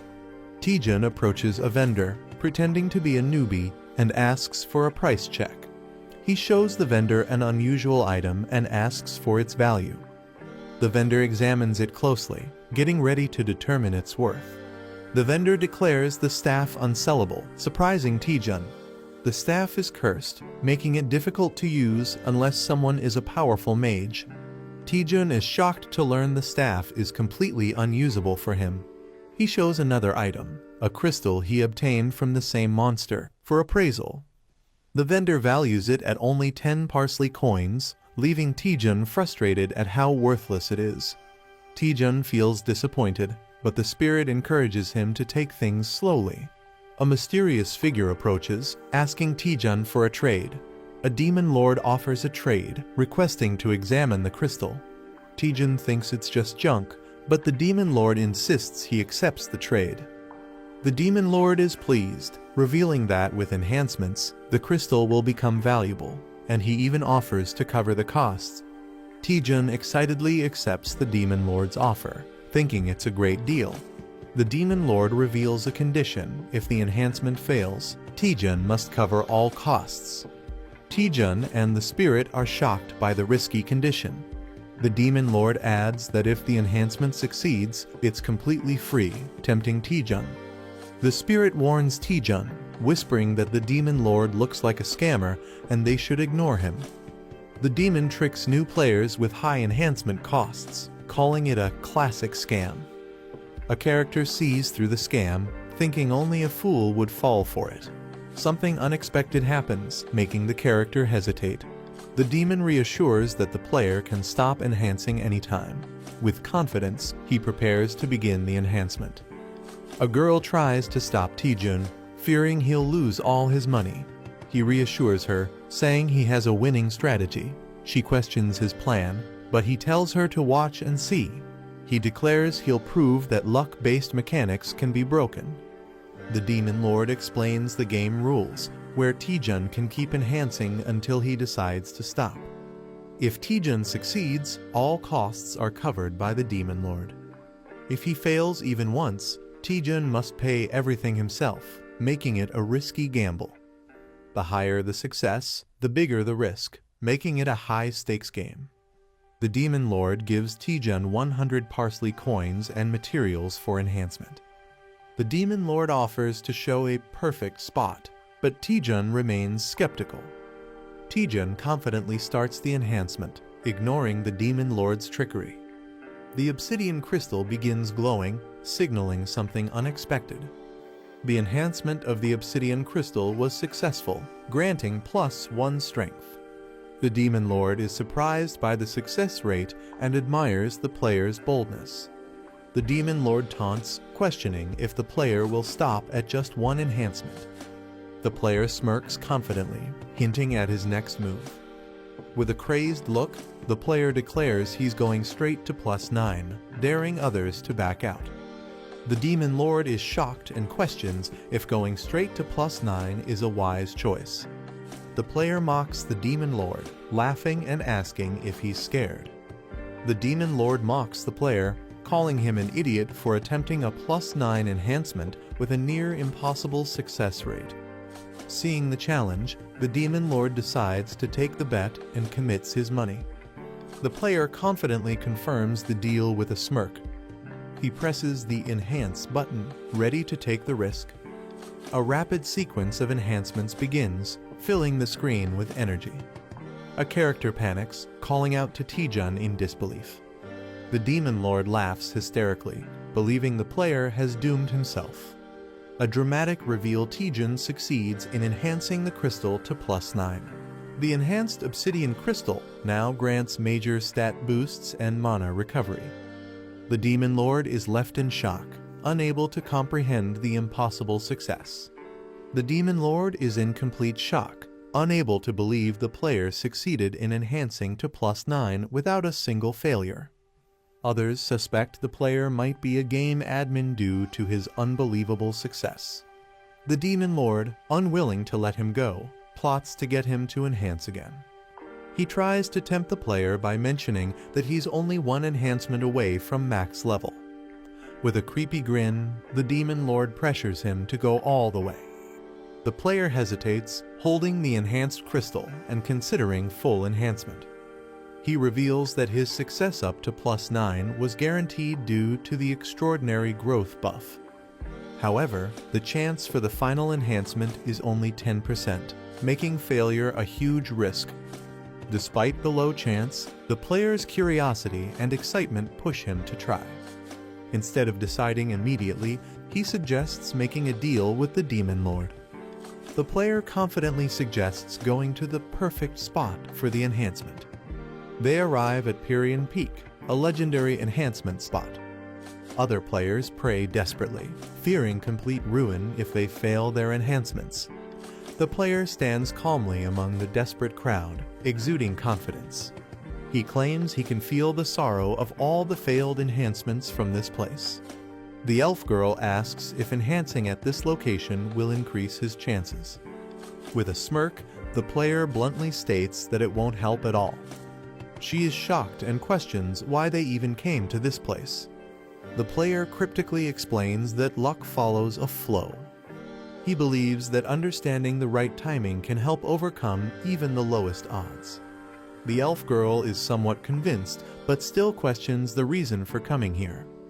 The player cryptically asks if she can hear the wailing of countless items. He claims he can sense the precise moments when to proceed or stop based on the reactions of others. With confidence, he declares that luck is now on his side.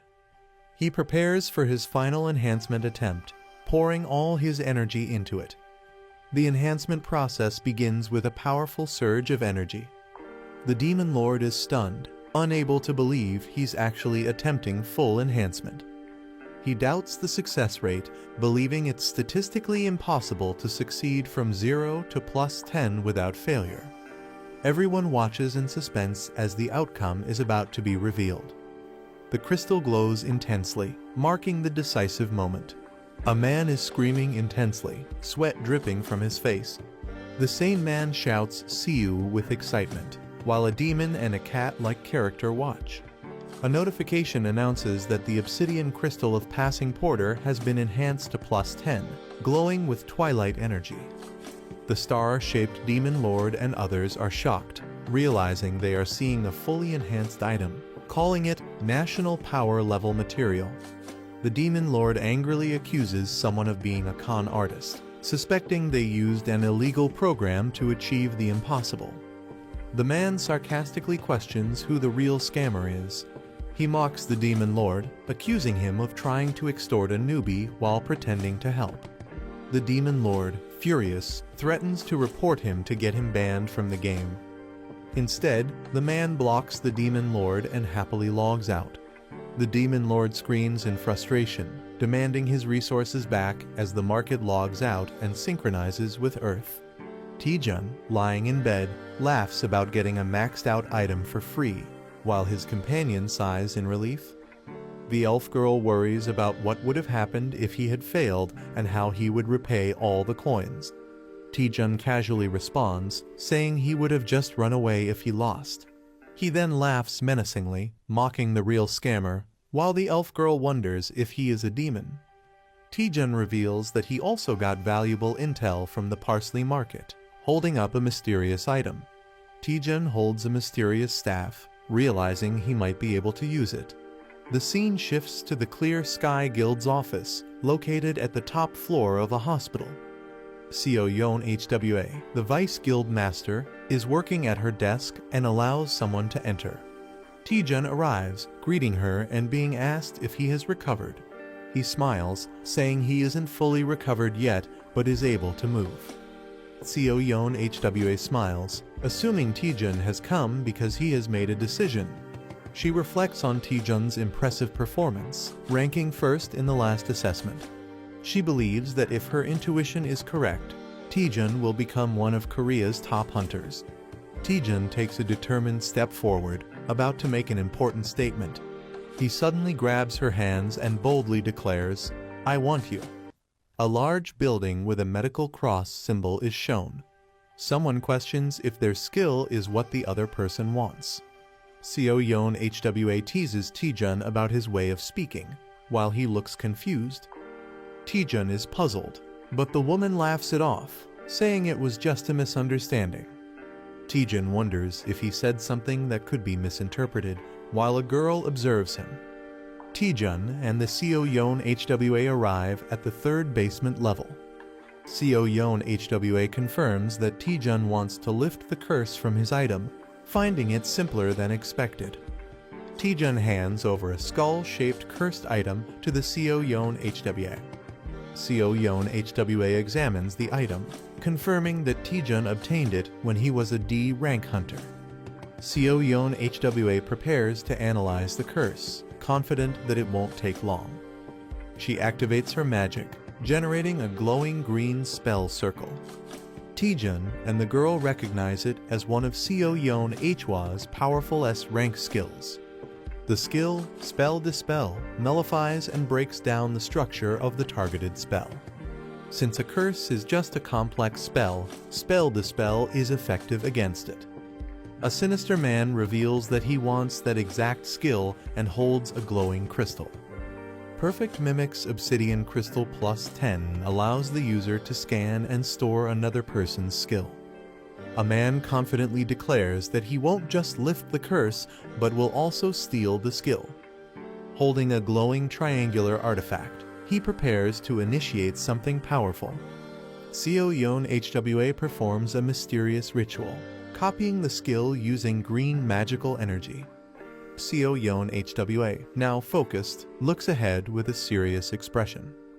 A terrifying shadowy creature suddenly appears, shocking the Seo Yeon HWA. Covered in blood, she looks exhausted while a young man reacts in horror. A monstrous entity emerges, wielding dark energy and exuding a threatening aura.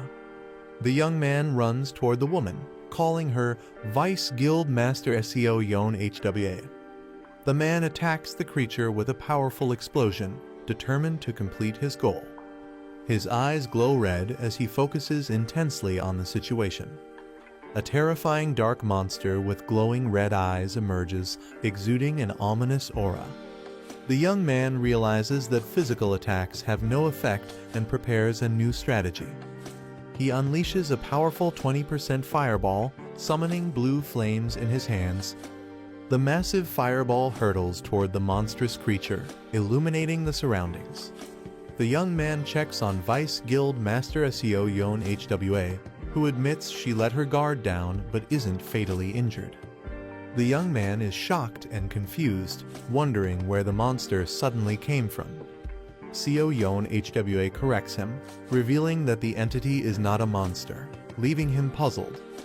She explains that the eerie figure is actually a cursed spirit, a manifestation of the curse itself. They realize that the curse is attached to the staff and can only be lifted using spell to spell. Seo Yeon HWA, wounded and struggling, reveals that she has been hit with a debuff skill, preventing her from using spell to spell. Seo Yeon HWA decides to forcefully dissipate the curse using her magic. Surrounded by intricate magical symbols, she acknowledges the loss of the staff but promises to grant a wish next time. The young man panics as he realizes something is about to go wrong. He shouts in frustration, realizing that he won't be able to lift the curse or obtain spell dispel. Desperately, he asks Vice Guild Master Seo Yeon HWA if she has a skill called Power Infusion, to which she hesitantly confirms. The young man asks Seo Yeon HWA if she can temporarily lend him spell dispel, assuring her that he will handle the situation. Seo Yeon HWA warns that the cursed spirit is too strong to be defeated with borrowed power alone. The terrifying cursed spirit, a high-level entity, looms menacingly as she explains that even for her, dispelling it is a time-consuming process. The young man confidently asks if she would be willing to trust him despite the risks. Seo Yeon HWA hesitates, looking uncertain as she processes his bold request.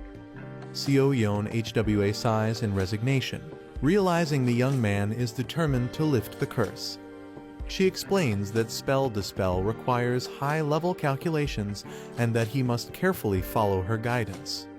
As the ritual begins, she warns that the buff duration is short, while he confidently prepares to take action.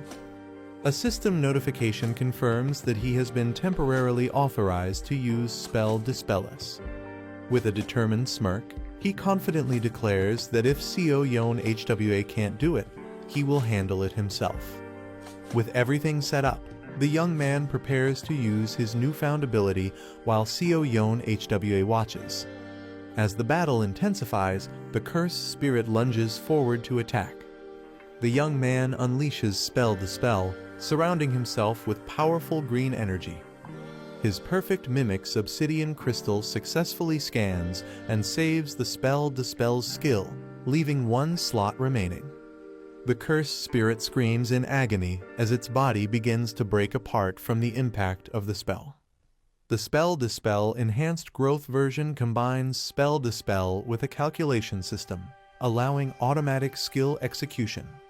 Seo Yeon HWA instructs Hunter Taejun to analyze the calculation formulas behind the skill structure. Taejun, now confident and glowing with energy, assures her that he already understands what to do. Seo Yeon HWA is shocked, doubting that this complex process can be performed by instinct alone. Taejun, now fully prepared and brimming with power, boldly declares, "Don't worry, here we go again." The cursed spirit shrieks in anger as it prepares to attack. Taejun, filled with determination, challenges the cursed spirit, ready to unleash his power. He activates Lee Taejun's ultimate automatic spell dispel macro version, sending a massive surge of energy toward the enemy. The cursed spirit roars in agony as it is overwhelmed by the powerful blue energy. Seo Yeon HWA watches in shock, realizing that the curse is truly disappearing. Even a skilled spellcaster would need at least 5 years to analyze this complex curse. Taejun effortlessly calculates and breaks the spell structure, impressing those watching. The curse takes the form of a ghostly entity as it begins to break apart. Taejun successfully dispels the cursed spirit using Spell Dispel, leaving everyone in awe. The errata staff is now completely freed from its curse. Taejun sarcastically praises Vice Guild Master Seo Yeon HWA, shocking her.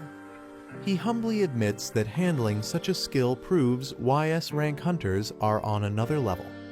Seo Yeon HWA is stunned, realizing Taejun is far more impressive than she expected. She worries that joining Clear Sky Guild might actually hold him back. She suggests that Taejun check out Hwarring Guild, where the guild master has something for him. She smiles, implying that whatever it is could greatly benefit Taejun. The scene shifts to Hwarring Guild, located in the mountains. A giant red-scaled beast appears, preparing to fight. A martial artist with red afro hair proudly demonstrates his rising dragon fist technique. He ignites his fists with fiery energy, calling it a rare opportunity to witness his ultimate skill. The martial artist prepares himself, ready to demonstrate his technique. He uses Phantom Step, moving at incredible speed with a fiery aura. He launches his powerful Rising Dragon one-horn strike at the massive beast. Proud of his display, he asks if the technique was impressive, while Taejun awkwardly agrees. Meanwhile, a sinister figure observes the fight, holding a mimic crystal, waiting for the right moment to steal the skill. The protagonist dashes forward with intense energy, preparing for an attack or skill on Hanyang Island. Using a copied skill, the protagonist unleashes a powerful rising dragon strike against monstrous beasts. Laughing confidently, the protagonist marvels at the high-quality item they have obtained. The character gleefully expresses gratitude for receiving a high-class martial art for free, unaware of any hidden costs. A game-like notification reveals that the user's strength stat is too low, having the effectiveness of their skill. Shocked, the protagonist realizes that their free skill might not be as beneficial as they thought. Frustrated and furious, the protagonist learns the hard way that nothing comes for free in this world. Regretting their choices, the protagonist laments not having trained their body, while a muscular figure laughs at their weakness. A system message assigns an urgent quest requiring the protagonist to practice multiple moves 2,000 times each to improve their strength. The protagonist calculates the sheer amount of effort required and realizes it will take at least 10 hours to complete. Feeling overwhelmed, the protagonist complains about how difficult everything is, despite hoping for an easy reward. The protagonist falls silent, deep in thought, possibly coming to terms with the reality of their situation. Motivating himself, the protagonist recalls his past struggles and convinces himself that this challenge is nothing in comparison. Determined, he decides to maximize his strength stat, showing a fierce and resolute expression. With newfound energy, he launches into extreme training, ready to push his limits. A cheerful character hums happily while carrying a bag, possibly bringing supplies or food. She warmly offers food to Taejun, reminding him to take care of himself while training. She is shocked or confused by something unexpected. A close-up of a sweating and exhausted Taejun, breathing heavily from intense training. Taejun, now muscular and toned, stands confidently, surprising those around him. The female character observes Taejun's unusual behavior, suspecting something has changed about him. The narration reveals that Taejun, once ordinary, is excelling in the B-rank hunter exam and gaining attention from guild leaders. Taejun's rapid and unnatural growth is compared to a butterfly emerging from a cocoon, highlighting his transformation. Lee Xian-ah feels conflicted about someone's growing recognition, sensing they are drifting apart. She is startled when addressed, realizing she might be caught for unauthorized training. She nervously tries to cover up, fearing punishment for using the training room without permission. Instead of scolding, the other person reassures her, patting her head. They notice an unusual aura, which turns out to be Taejun fighting inside the training room. The observer recognizes Taejun's martial arts style and seems intrigued. Taejun, surprised, greets the observer, who acknowledges their past acquaintance. The man acknowledges Taejun's success in passing the B-rank hunter exam. Taejun humbly thanks him for the compliment. The man asks if Taejun is still working as a freelancer, and Taejun confirms. The man decides to make an offer to Taejun. He explains that an expedition is planned, but a member dropped out due to injury. Lee Xian-ah panics and interrupts, concerned about something. She expresses her worry that the expedition might be too difficult for Taejun. Taejun asks about the dungeon's difficulty, and they reveal it's a grade 2 dungeon with little information available. Lee Xian-ah worries about the unknown dangers in the dungeon and is concerned about Taejun's safety. Taejun is surprised by her concern and calls her name. Internally, Taejun feels frustrated, believing she is underestimating him. The man reassures them that Taejun should be able to handle the dungeon and reminds them that joining is optional. He suggests that fighting real monsters will be more beneficial than just training in a controlled environment. Taejun realizes that fighting in real battles gives a significant advantage compared to training. He agrees to join the expedition, but has one question. Taejun slyly confirms that freelancers keep all the magic stones they collect. Taejun walks through the city with a small spirit-like creature following him. A text conversation shows someone reminding Taejun to arrive on time, but he's still on his way. Taejun finds the situation annoying while the spirit calls out to him. The spirit warns him that it's dangerous to move freely since the culprit behind the evaluation manipulation is still unknown. Taejun reassures the spirit, saying he'll be with Shinhwa Guild members this time. The spirit questions if Shinhwa Guild can be trusted. A backstory panel explains that Hwarang Guild's Mati Pyong and Shinhwa Guild's Cha Sunhyun have been close friends for 20 years, strengthening the relationship between both guilds. Taejun explains that Shinhwa Guild is highly unlikely to be involved in the manipulation. Taejun confidently brags about his strength, claiming he's nearly invincible. He insists his confidence is justified, but the spirit warns him to stay cautious. They arrive at a grade 2 transfer-type dungeon, which has no prior information. Lee Seon-ah is surprised to see Taejun already there. She introduces him to the team members from Shinhwa Team 3. No Young-chul, the youngest member, enthusiastically introduces himself. The team prepares to enter the dungeon, ensuring everyone is present. Lee Seon-ah reveals that one more person is joining, which surprises the team. She explains that a member got injured last night, so they called in a replacement hunter. Taejun is shocked to hear about another hunter, just as someone yells at him to move. Taejun turns around, noticing someone approaching. A rough-looking man steps out of a car, annoyed by Taejun. The man rudely questions if Taejun is deaf, acting intimidating. Taejun and the others realize this is the replacement hunter, and his appearance makes them uneasy. Taejun politely introduces himself to the rough-looking hunter and asks for his name. The man remains silent, staring at Taejun with a serious expression. He suddenly bursts into loud laughter, making the situation awkward. He rudely questions who Taejun is, clearly unimpressed. Ignoring Taejun, he tells the team to hurry up and enter the dungeon, frustrating Taejun. Lee Seon-ah calms Taejun down, explaining that despite his rough attitude, he is a well-known figure in the industry. Kim Ji-hoon is revealed as an A-rank freelance hunter, infamous for his terrible personality but unmatched skills.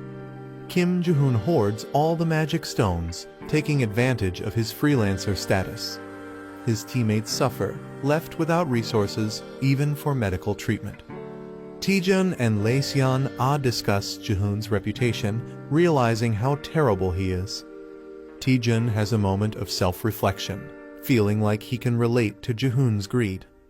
Taejun acknowledges that meeting someone like Ji-hoon was bound to happen sooner or later.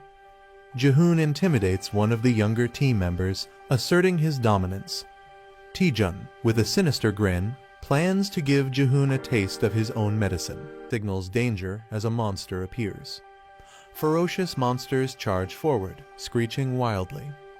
The team prepares for battle, maintaining formation. Lee Seon-ah watches as the fight turns intense. A strong fighter swiftly eliminates low-level monsters. Kim Ji-hoon laughs, feeling rusty in battle. Lee Seon-ah scolds Kim Ji-hoon for acting alone. She warns that his reckless actions endanger the team. Kim Ji-hoon dismisses her concerns, questioning her leadership. Lee Seon-ah is furious after being insulted as a leader. Kim Ji-hoon mocks her, emphasizing power and fame. He laughs, belittling her leadership as he walks away. Another team member grits his teeth in frustration. A mysterious castle welcomes them under the red sky. Duke Duwas, the ruler of the cursed land, introduces himself. Kim Ji-hoon rudely interrupts, demanding answers. Duke Duwas reassures them he won't keep them long. The land once sealed away a great and ancient evil. The land was cursed, unfit for human life, until an artifact suppressed its evil. The artifact purified the land through consecration. Someone has stolen the sacred artifact, causing concern. Duke Duwas explains that restoring the artifact could revive the land. The invaders broke the artifact into pieces and scattered them. Kim Ji-hoon laughs, thinking the quest is too easy. Other members discuss the lack of a real boss monster in this quest. Lee Seon-ah realizes there are 4 artifact pieces in different locations. Kim Ji-hoon mocks her, questioning why she's even thinking about it. Kim Ji-hoon suggests splitting into pairs to search faster. Lee Seon-ah insists on staying together for safety, but Lee Taejun eagerly agrees. Lee Taejun silences her with a SHH before she can argue. A creepy smile appears as someone volunteers to team up with Kim Ji-hoon. The teams agree to regroup in the south after finding an artifact. Lee Taejun excitedly calls Kim Jae-hoon Sir, surprising him. Lee Taejun claims he was inspired by Kim Jae-hoon's words. Kim Jae-hoon enjoys wealth and power, believing skilled hunters deserve more. Lee Taejun passionately declares his loyalty to Kim Jae-hoon for life. Kim Jae-hoon laughs, impressed by Lee Taejun's mindset. He tells Taejun to stick with him, offering to help. They arrive at a graveyard, sensing eerie tension. Taejun asks about the artifact, but Jae-hoon smirks knowingly. Jae-hoon suspects monsters are lurking nearby, protecting the artifact. He prepares to fight, while Taejun requests a favor. Taejun pretends to be nervous, asking for a small task. He requests to handle a small area alone. Jae-hoon laughs and agrees without suspicion. Jae-hoon allows Taejun to handle the small area alone. Jae-hoon grows impatient, demanding the monsters to appear. Taejun swiftly eliminates the incoming monsters. Taejun pretends to be lucky after obtaining high-grade magic stones. Jae-hoon complains about not getting any loot as more monsters are spotted. Taejun effortlessly takes down 3 monsters at once. He reassures Jae-hoon, claiming he'll handle the endless monsters. Jae-hoon realizes all the monsters are appearing near Taejun. Jae-hoon starts suspecting that Taejun knew about the monsters all along. Jae-hoon laughs, doubting Taejun is smart enough to plan ahead. Jae-hoon activates a special skill he didn't want to use. He unleashes a powerful area-wide taunt, challenging all enemies. Taejun grins, knowing exactly what's happening. Lee Seon-ah observes Jae-hoon's skill but isn't impressed. She recalls that Jae-hoon possesses a taunt skill. Taejun suspiciously shows interest in Jae-hoon's skill. He smirks, realizing the skill could be useful. Taejun manipulated Jae-hoon into activating the skill, making monsters gather. A radar shows a large number of monsters hidden in the area. Someone plans to take advantage while another person lures the monsters. A man turns around in surprise, sensing something. A huge wave of terrifying monsters rushes toward him. He panics upon realizing the overwhelming number of enemies. He desperately calls for help as the monsters surround him. A calm young man reminds him that it's his assigned area. The young man sarcastically hesitates, pretending to be unsure about interfering. The desperate man yells in frustration, demanding immediate help. He smirks and agrees to fight. He activates his power, surrounded by blue energy. Using Phantom Step, he leaps into action. He unleashes Rising Dragon's Strike, causing a massive explosion. The shocked man doubts if he's really just a B rank hunter. He wipes his sweat, relieved that all the monsters are gone. He happily counts the magic stones he gained. He jokingly credits the other man's taunt skill for his victory. He suggests leaving since they've completed their mission. The other man hesitates, wanting to gather more magic stones. A bloody battlefield is filled with the remains of defeated monsters. The team celebrates finding the artifact with Taejun's help. Taejun completes the emergency quest and masters new skills. A teammate is surprised by how many enemies Taejun defeated. They discover a massive pile of glowing magic stones. Taejun acknowledges the large number of magic stones as a problem. Taejun decides to share the magic stones with his teammates. Others hesitate, feeling that Taejun is being too generous. Taejun insists that everyone deserves a reward for their efforts. Taejun smiles as he thanks Jae-hoon for sharing his magic stones. Taejun announces that he will split his and Jae-hoon's stones with the team. Jae-hoon hesitantly agrees, but looks regretful about losing his stones. The team praises Jae-hoon, mistaking him for being generous. The team gratefully accepts the shared magic stones. Jae-hoon is confused but nervously goes along with the situation. Lee Seon-ah acknowledges Taejun's clever move. Taejun reveals to his companion that his generosity is just for appearances. A mysterious castle looms under a blood-red moon. The team returns with the collected artifacts. The Lord thanks them, saying the land may be restored. The Lord requests the artifact, saying he will offer it himself. The girl hesitates while holding the artifacts. She questions the Lord before handing over the artifacts. She recalls how the artifact was lost to barbarians. The sealed evil was unleashed, destroying everything. The Lord confirms the story but gets interrupted. The girl suspiciously asks how the Lord survived. The Lord remains silent, deep in thought. He laughs, impressed that someone finally figured it out. The artifacts react with dark energy as he reveals it's too late. The Lord transforms into Duke Duwas, a high-ranking vampire. The girl realizes something is wrong with the dungeon. She suspects finding the artifact wasn't enough to clear the dungeon. She deduces that handing over the artifact triggered a new quest. Duke Duwas acknowledges the duplicate quest's true nature. The team realizes that the Lord was the final boss all along. The vampire demands the artifacts to complete his resurrection. Xian-Ah stands in a trance, clutching the artifacts. A teammate shouts in panic as Xian-Ah moves forward. An ambush interrupts the situation with a sudden attack. A mind-controlled ally attacks with a blade. Charm's evil eye is revealed as a powerful mind control ability. The vampire's charm skill has taken control of an ally.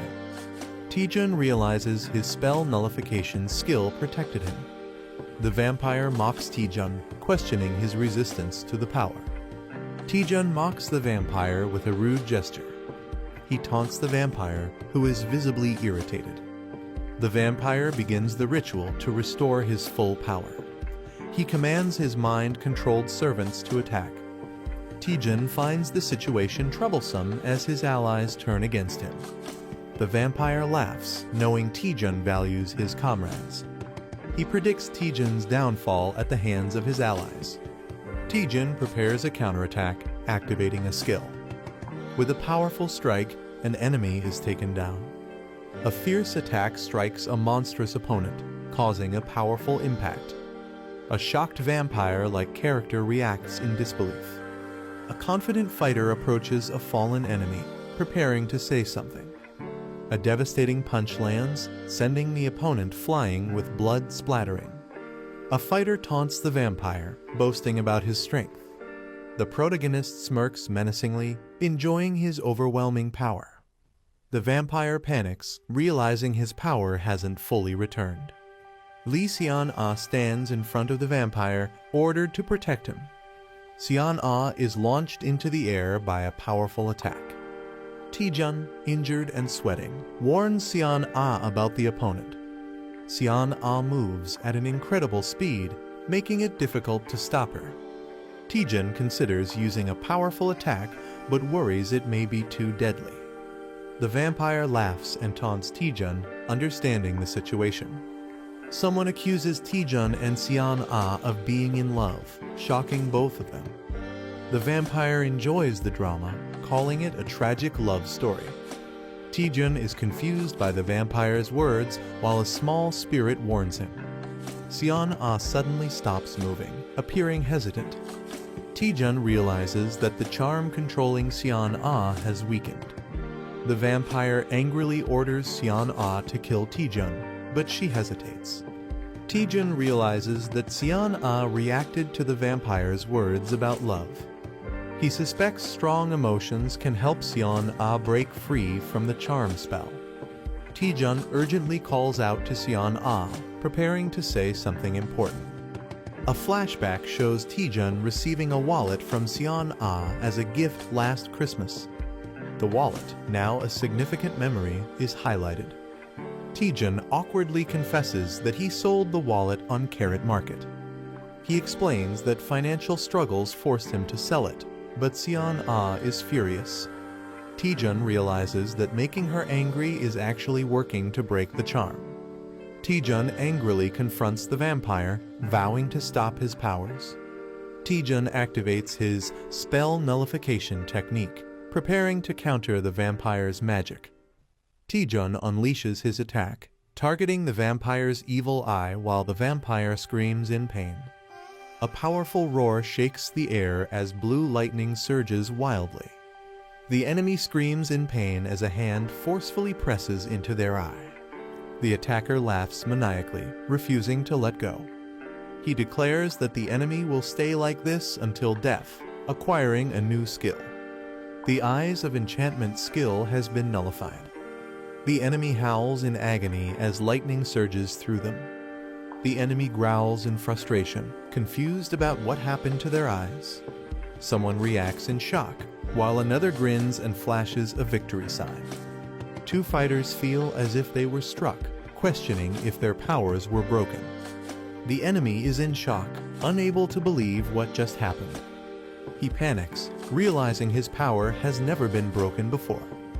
Furious, he demands to know how his power was shattered. The protagonist mocks him, saying he'll die soon anyway.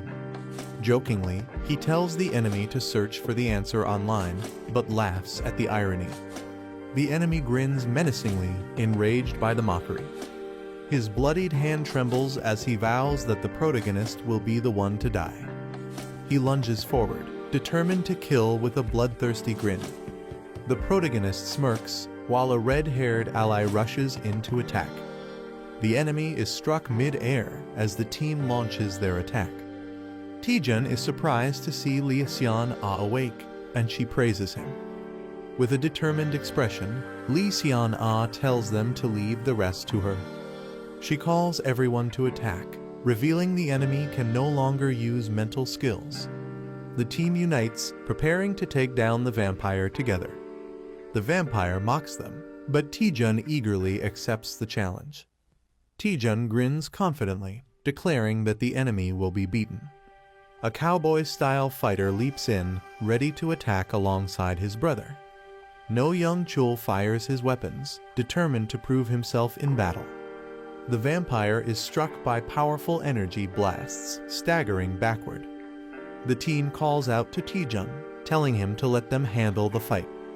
The fighters attack together, causing the vampire to scream in pain. The vampire realizes their teamwork is flawless. He acknowledges that they are not just ordinary fighters. Lee Seon-ah prepares a powerful sword technique. She unleashes Shattering Strike, creating a massive wave of destruction. The battlefield is covered in mist, leaving an eerie silence. One of the fighters nervously asks if the battle is over. The protagonist counters with a swift, determined strike as his eyes flare with energy.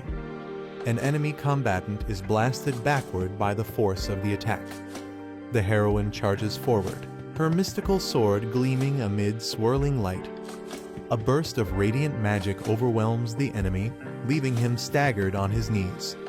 The team quickly regroups, seizing the moment of the enemy's vulnerability. A surge of inner power is visible as one fighter channels his strength into a powerful blow. The battlefield erupts with rapid strikes, each clash echoing the intensity of the fight. Two rivals engage in a fierce duel, their clashing weapons showering sparks around them. In the dramatic climax, the protagonist stands tall as the dust settles, his resolve unshaken. The group celebrates, but Lee Seon-ah suddenly realizes someone is missing. They find Hunter Kim Jae-hoon unconscious on the ground. The team questions Taejun, who awkwardly avoids answering. They confirm Kim Jae-hoon's injuries are not serious and decide to head back. The group invites Taejun to join them for a meal, but he declines. Seon-ah is curious about Taejun's other plans, but he brushes it off. Taejun explains he wants to analyze the dungeon more before leaving. He considers it part of his training, looking at the mysterious dungeon. The team admires Taejun's dedication and commitment to his goal. Lee Seon-ah sighs, acknowledging Taejun's extreme passion. She admires his dedication to staying in the dungeon for research. A mysterious warning is given with a gentle touch on the face. Seon-ah warmly tells Taejun not to push himself too hard. Taejun is left speechless and flustered by her concern. The team waves goodbye, reminding Taejun not to go overboard. Taejun stands alone as a spirit questions his unfinished business. The spirit correctly guesses his real intent to study the dungeon. Taejun reflects on his past struggles, recalling how hard he worked to survive. Taejun excitedly explains that he found something interesting using parsley navigation. The navigation points to a mysterious jackpot treasure. Taejun can't resist the excitement and insists on exploring, while the spirit looks unimpressed.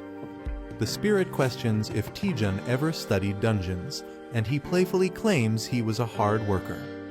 Taejun explores a library, looking for clues. The spirit doubts the treasure's existence, but Taejun insists the navigation led them there.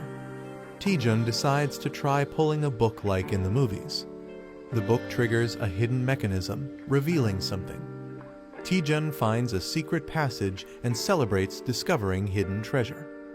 Taejun excitedly rushes forward to explore, but his companion warns him to wait. Taejun steps onto the ground, unknowingly triggering something. A trap activates, sending Taejun flying through the air. Taejun narrowly avoids deadly spikes and realizes the place is full of hidden traps. The navigation data suggests the traps are intentionally concealed. Taejun acknowledges the difficulty, thinking about how to proceed. Taejun decides to use a special ability to navigate the dungeon safely. Taejun summons a powerful skull-adorned staff with dark energy. The summoner calls upon Eratus using a dark ritual. A man is shocked upon recognizing the name Eratus. Eratus emerges from the summoning circle, demanding to know who summoned him. Eratus greets the summoner with an eerie presence. Eratus, the harbinger of death, introduces himself with his stats displayed. A ghostly creature screeches in fear, questioning the summoner's identity. Eratus is confused and questions how he was summoned. The summoner smugly confirms that he used the staff to summon Eratus. Eratus warns that the staff is filled with countless evil souls that could take over one's body.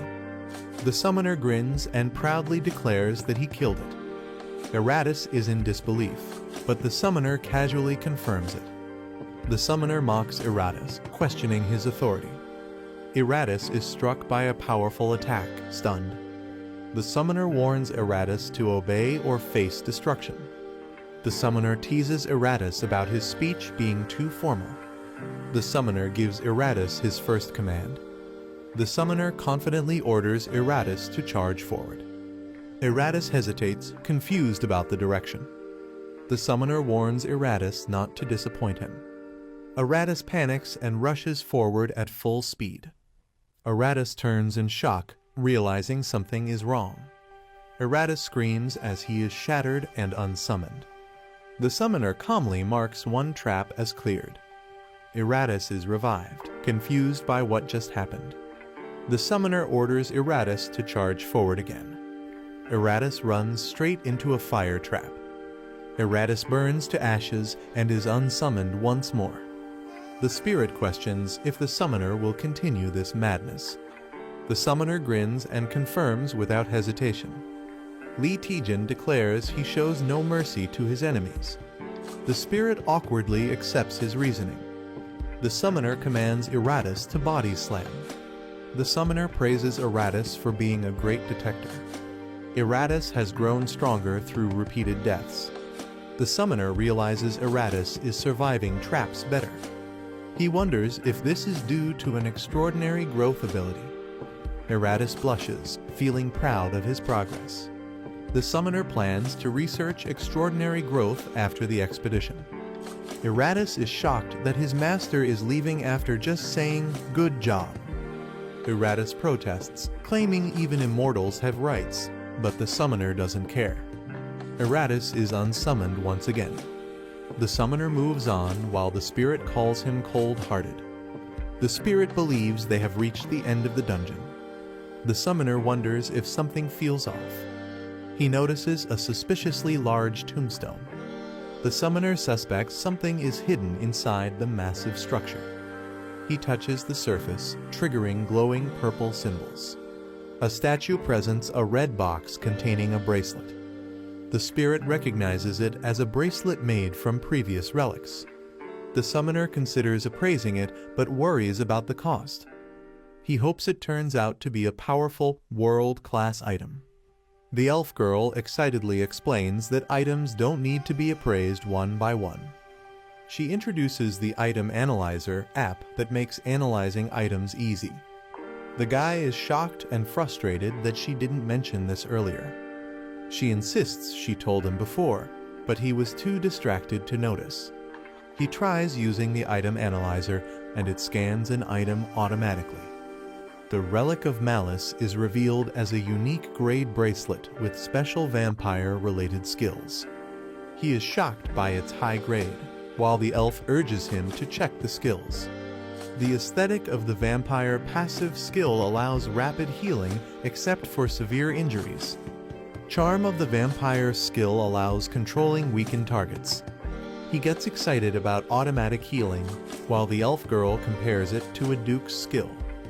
She questions if the charm skill will ever be useful. He grins sinisterly, confident it will be very useful. He laughs, saying humans are everywhere, while the elf girl looks uneasy. He tells Mary Mai that she doesn't understand how the world works. He warns that humans can be scarier than dungeon monsters. A mysterious figure confirms their target, a newly ranked B-class hunter. A stealthy assassin with the Silent Shadow skill is assigned to handle the target alone. Lee Taejun arrives at the location, unaware that the assassin is watching him. The assassin recalls that Taejun was a D-rank porter not long ago but quickly rose to B rank. The assassin believes Taejun must die for becoming too noticeable. He launches a swift attack while Taejun finds the situation strange. Taejun stands victorious after a sudden counterattack, confused about the navigation error. The assassin is down, and Taejun questions when he appeared. Taejun wonders if the assassin had an invisibility skill, as he wasn't detected before. Taejun confidently tells the assassin to stop hiding and come out. With a sinister smile, Taejun unleashes powerful energy, warning he'll keep attacking until the assassin is dead. He throws a powerful, blue energy kick. The kick lands with explosive force on the opponent. A man watches in shock and fear. He unleashes a flurry of punches, overwhelming his enemy. The enemy begs for mercy, but the fighter hasn't even started. He mocks the defeated enemy, saying kids lack toughness. He casually asks the beaten man to introduce himself. The man, scared and bruised, reveals he's from the Red Hounds. The protagonist thinks the name Red Hounds sounds familiar. He remembers the Red Hounds as a criminal group that assassinates hunters for money. He questions the Red Hound member, who pleads for his life. He mocks the man's excuse of just following orders, calling him shameless. He prepares to interrogate the man using a mysterious power. He activates Vampire's charm to control the man's will. A loud scream echoes from inside a castle. Two Red Hounds wonder why their teammate hasn't returned. Han Jong-pil thinks it's taking too long to deal with a B-class hunter. He says next time he'll handle it himself, joking about the rookie's slow work. Han Jong-seo says the rookie's just slow due to lack of experience. The older brother mocks, saying the rookie might end up beaten like him. The protagonist appears with the captured brother and calls them out. He says their late parents would be ashamed of what they've become. They ask how he knows them. He admits he interrogated the youngest. He jokes that he came himself to gather the rest of the info. One brother gets angry and blames Han Jong-chul. The leader defends him, saying he's too well trained to break easily. He suspects the enemy used a mental skill, while the hero mocks their trust. He jokingly gives a praise sticker, while the spirit looks confused. The Red Hounds are stunned and wonder if he's actually insane. One regrets not dealing with him personally from the start. He threatens Lee Taejun, saying he won't leave alive. Lee Taejun casually tells him to go ahead and try. The assassin prepares to use a deadly technique called Shadow Strike. Before he finishes, Lee Taejun punches him right in the face. His brother screams in shock while Lee casually comments on how boring it was. The last Red Hound hesitates, saying he's low on mana. Taejun threatens the last brother to talk or end up like the others.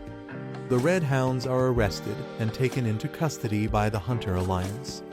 The brothers had planned their ambush using dungeon info. They disguised themselves as cleaners, waiting for Taejun to exit the dungeon. When he didn't come out, they went in to kill him themselves. A mysterious woman admits they got careless. In a guild meeting, she explains they expected an attack on Taejun. She didn't expect them to sneak into a dungeon owned by Shinhwa Guild. She blames herself, but someone reassures her there's no need to apologize. Taejun sensed trouble coming but didn't expect it so soon. An angry ally yells that the enemies targeted Taejun, Kangjin, and Yu Si-rin. He wants to go interrogate them by force, but Taejun stops him. Taejun calmly reveals he already knows who's behind it all. They're surprised how easily the enemies talked during the interrogation. With serious eyes, she demands to know who's responsible. She's furious about the attacks on multiple hunters, including Taejun. Taejun silently stares, ready to expose the truth. He names the culprit, Bi Hyun-soo, the head of the Seong Guild. They're shocked to hear that Bi Hyun-soo is the culprit. The man claims he knew it just by Bi's suspicious face. Seong Guild rose rapidly in rank, known for dirty and ruthless tactics. Until now, they only had suspicions Taejun brought real proof. They trust Taejun's judgment, completely no room for doubt. The guild leader decides to bring elite members and retaliate. The man vows to protect his disciple and join the fight. He gets fired up to storm the enemy HQ and Taejun asks to come too. Taejun smiles and says he wants to see the face of the man who tried to kill him. The Seong Guild building shakes as the heroes arrive to confront Hyun-soo. The man powers up and calls out Hyun-soo, saying it's been a while. He smashes the ground, demanding Hyun-soo to come out. Guild members rush in, shouting at him and calling him insane. Someone reminds them they already know why this is happening. The woman from the Chunjeon Guild demands Bi Hyun-soo be brought out now. She threatens to burn the whole building down if he doesn't show up. She orders her guild to begin the attack. The guild unleashes powerful magic, striking the building with green energy. A man desperately bangs on a vault door, calling for his boss. The boss is panicking as he's told 2 guild leaders have broken in. He curses his situation, blaming himself for hiring incompetent people. He angrily questions where everything started to go wrong, blaming Lee Taejun. Planning to flee, he decides to take the money and escape unnoticed. He hears a sudden noise and looks back, startled. Someone finds his hiding place and taunts him. Shocked, he recognizes the intruder. A creepy man introduces himself as B-class hunter Lee Taejun with a chilling smile. A surprised man asks how Lee Taejun got there, and Taejun casually replies he walked. Taejun enters confidently, saying he's great at finding people. The seated man suspects Taejun wants something for showing up secretly. He offers Taejun a suitcase full of money, asking if that's what he wants. Taejun is stunned by the cash, but his spirit companion warns him to stay focused. Taejun refuses the money, saying he's not after dirty cash. He steps closer, saying there's just one thing he wants to confirm. Taejun accuses him of rigging the promotion exam and suspects another person is involved.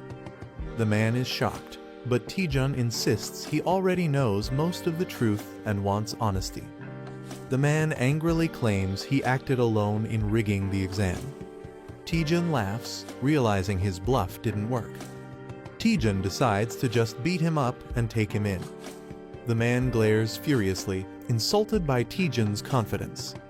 He mocks Taejun, summoning dark power to intimidate him. He says he only fears top hunters, not someone like Taejun.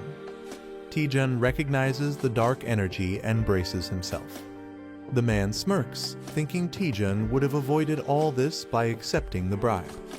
Taejun wonders if he should have taken the deal, but his companion freaks out. Taejun realizes that if dark matter is real, things might get dangerous. Dark matter absorbs energy, blocks attacks, and drains mana, making it nearly unstoppable. Taejun's spirit warns him to run, but Taejun stays calm despite the threat. Taejun mocks the opponent, calling the dark matter fake and weak. The enemy is shocked Taejun would fight with just a fireball and accuses him of bluffing. Taejun activates a QR scanner ability to expose the truth behind the opponent's skill. He charges down confidently, ready to reveal what's really going on. The scan reveals it's just a copied skill with only 10% of its original power. Realizing he's been exposed, the man panics and begs to talk it out. Taejun blasts his enemy with a powerful electric attack. The enemy screams in pain as the electricity hits hard. He rolls on the ground shouting for help, while Taejun is confused. Taejun is surprised that the enemy is so weak even though he held back. Water is dumped on the burnt man while Taejun tells him to stop being dramatic. Soaked and miserable, the enemy admits he's done talking. Taejun activates a skill to search for any hidden tricks or surprises. A damaged building sets the scene for Taejun's victory over Bi Hyun-soo. Taejun gets praised for being way more capable than the usual HQ members. Taejun humbly agrees with praise, while the man proudly smiles. The guild master jokes he held back, or the building would have been destroyed.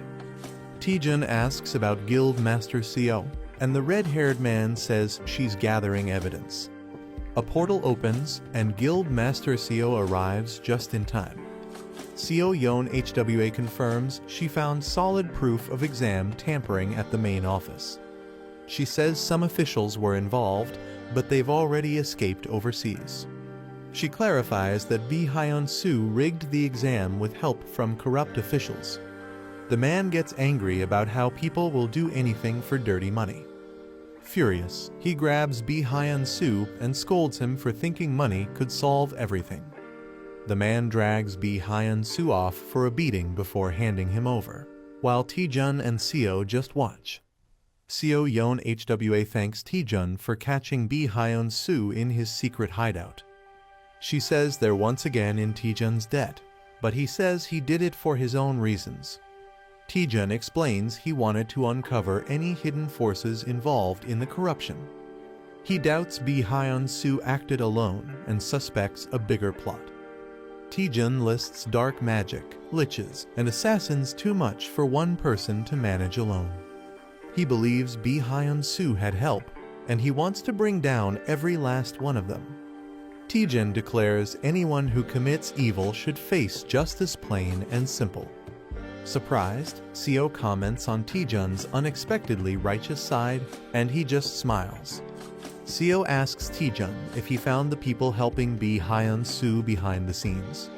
Taejun gives a quiet, knowing smile in response. Somewhere else, someone lies and says there was nothing found.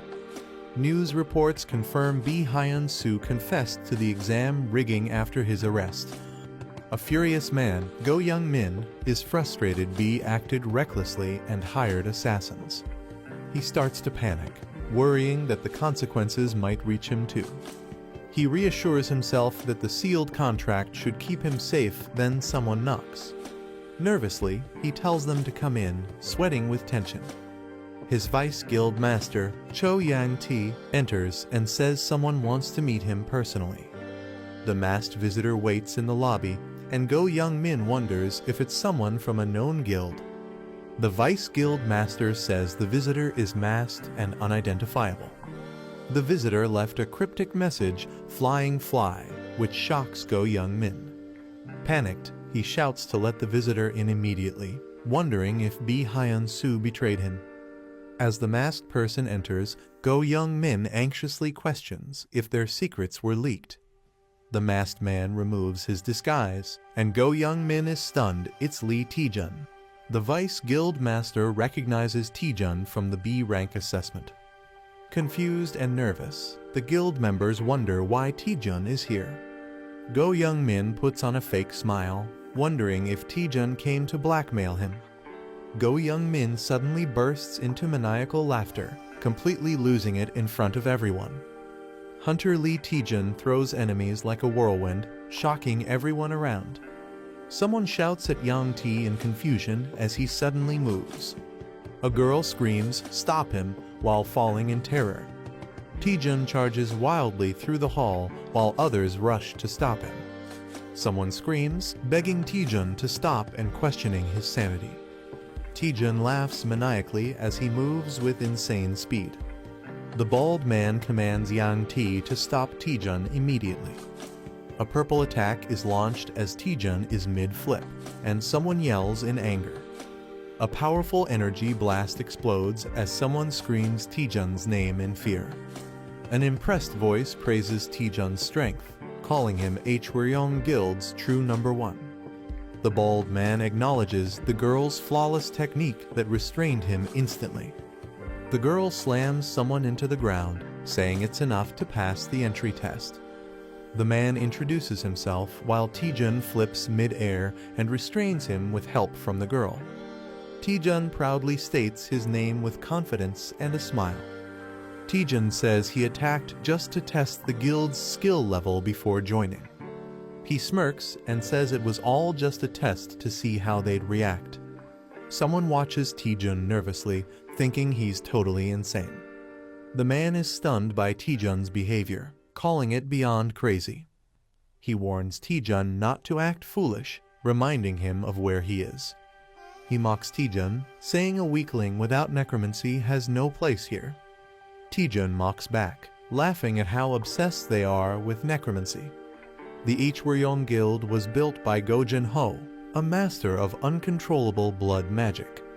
He changed how people saw necromancy and dark magic, making the guild one of Korea's top 5.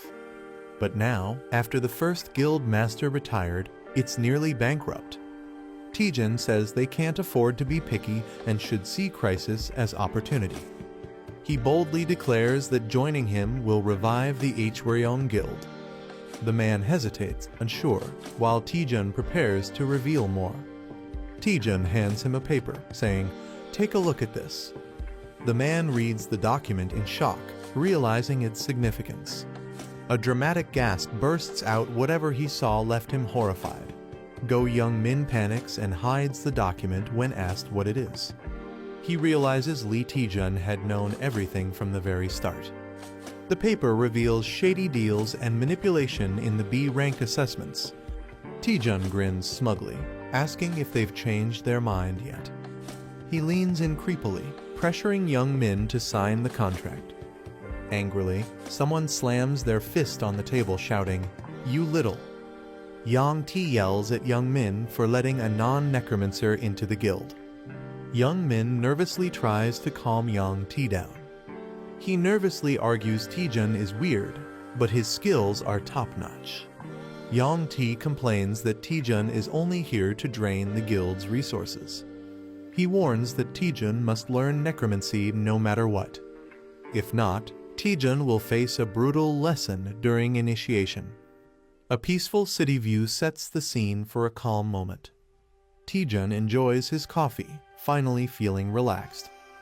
Guan Rimi teases him, saying he's living the good life. She reminds him that bounty hunters were just after him, urging caution. Taejun says he has a plan and wouldn't sit around carelessly. He shows a special ring, saying it helps assassins avoid being caught. Wearing the ring changes Taejun's appearance so most people won't recognize him.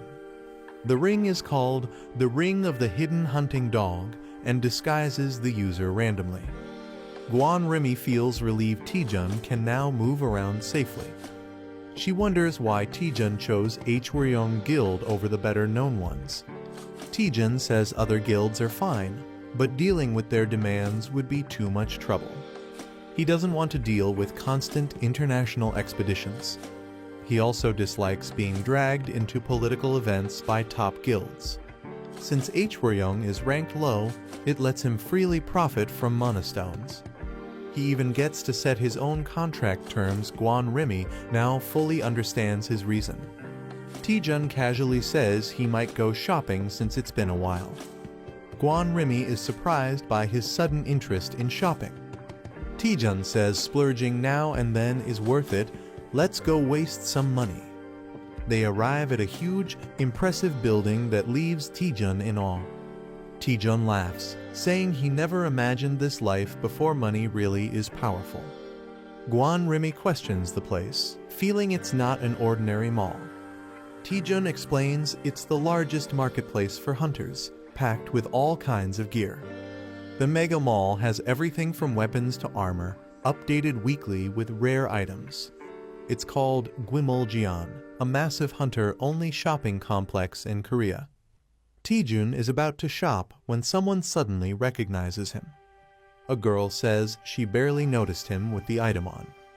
She says she's heard of him from her brother. Taejun is confused. She introduces herself as Cha Yerin, leader of the Shinhwa Guild. Taejun greets her and realizes she's the sister of Cha Soo-hyun. He asks why the Shinhwa Guild leader is at a mall, and she's surprised he doesn't know. Cha Yerin reveals she runs the mall and visits to check new items weekly. Taejun is shocked the biggest mall in Korea belongs to Shinhwa Guild. He apologizes for not recognizing her, and she says it's fine since she avoids media. A girl asks Taejun if he has some free time, catching him off guard. She tells Taejun she heard about his heroic actions during the dangerous dungeon expedition. She offers him a reward as a token of thanks for saving lives. Taejun politely refuses, saying he didn't do it for a reward and her gratitude is enough.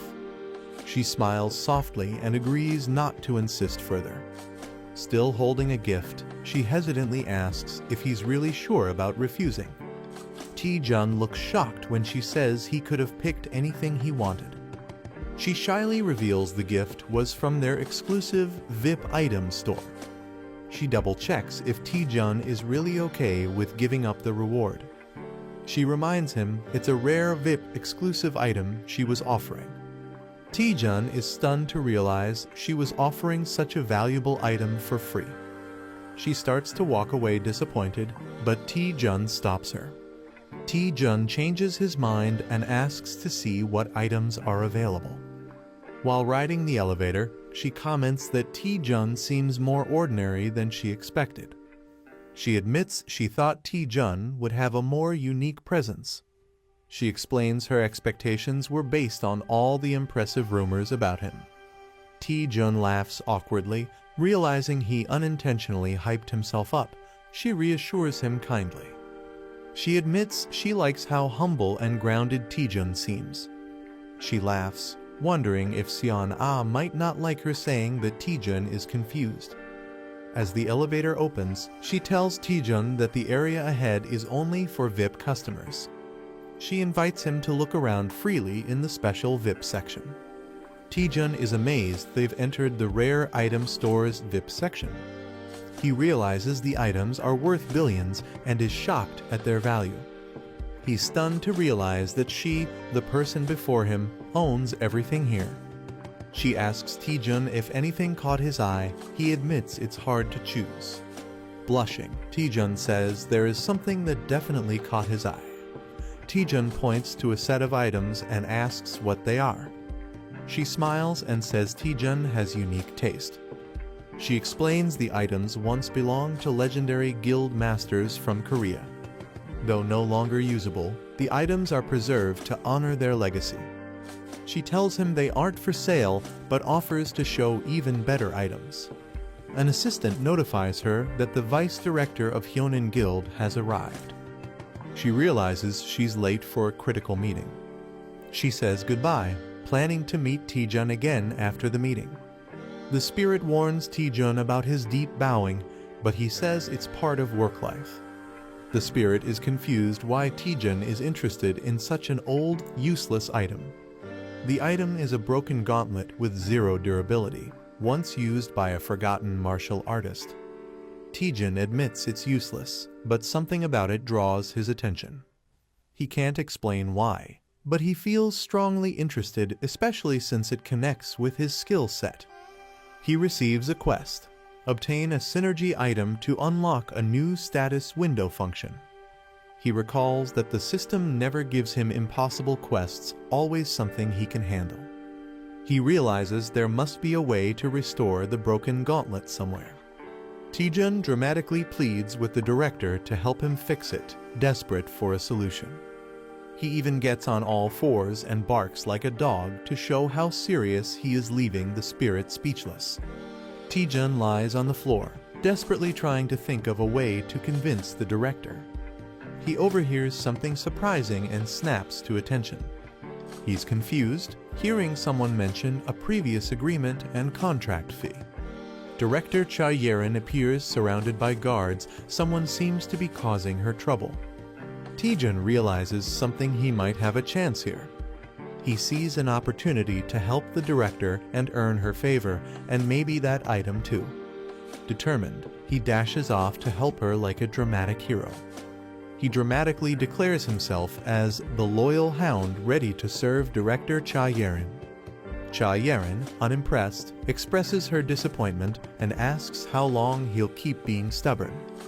Kang Young-seok sarcastically praises the director's boldness while defending his high pricing. He smugly says it's only fair business to charge what something's worth. Director Cha Yerin is visibly annoyed by his attitude. He's pushing her buttons. Taejun rushes in after hearing the commotion, ready to help.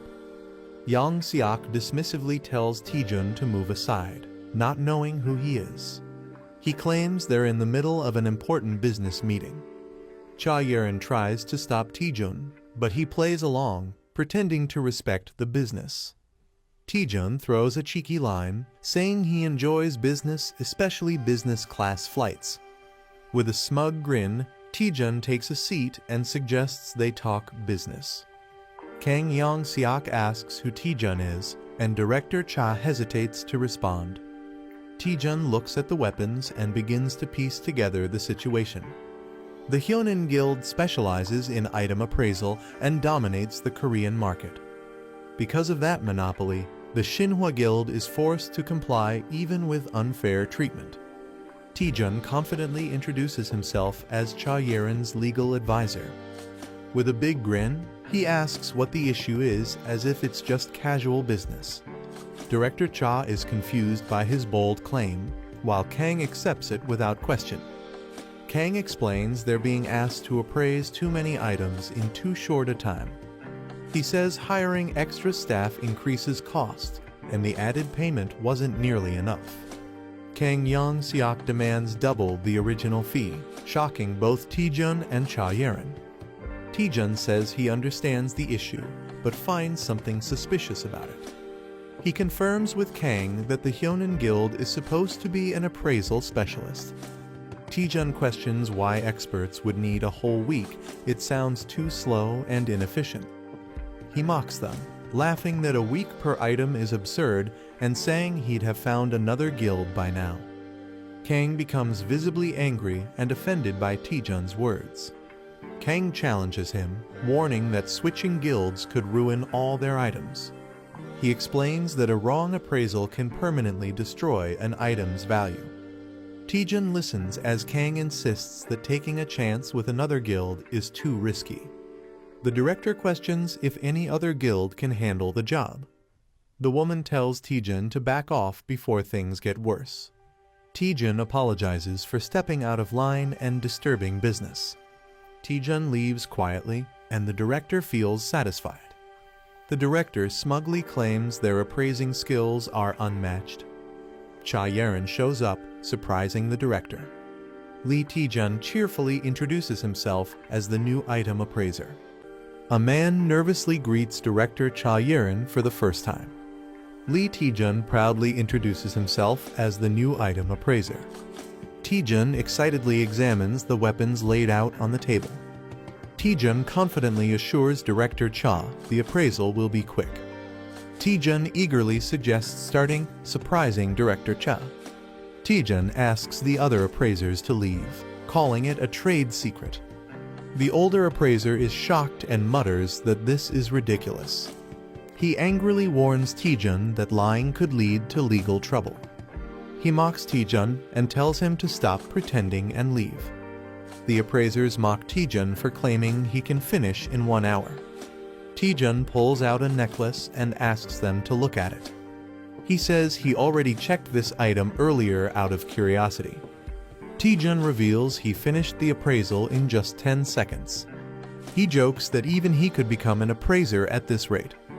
The boss tells his assistant to confirm if the appraisal is real. As the assistant reaches for the item, Taejun stops his hand. Taejun grabs and twists his arm, warning not to act without certainty. The assistant, shocked and hurt, says he doesn't want to be treated like this.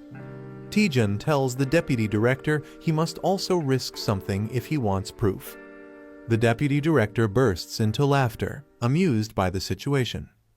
He agrees to the bet, saying Taejun finally makes sense. The condition: if Taejun can't appraise all items in 1 hour, he loses. The deputy director wagers 1 billion won and asks what Taejun will risk.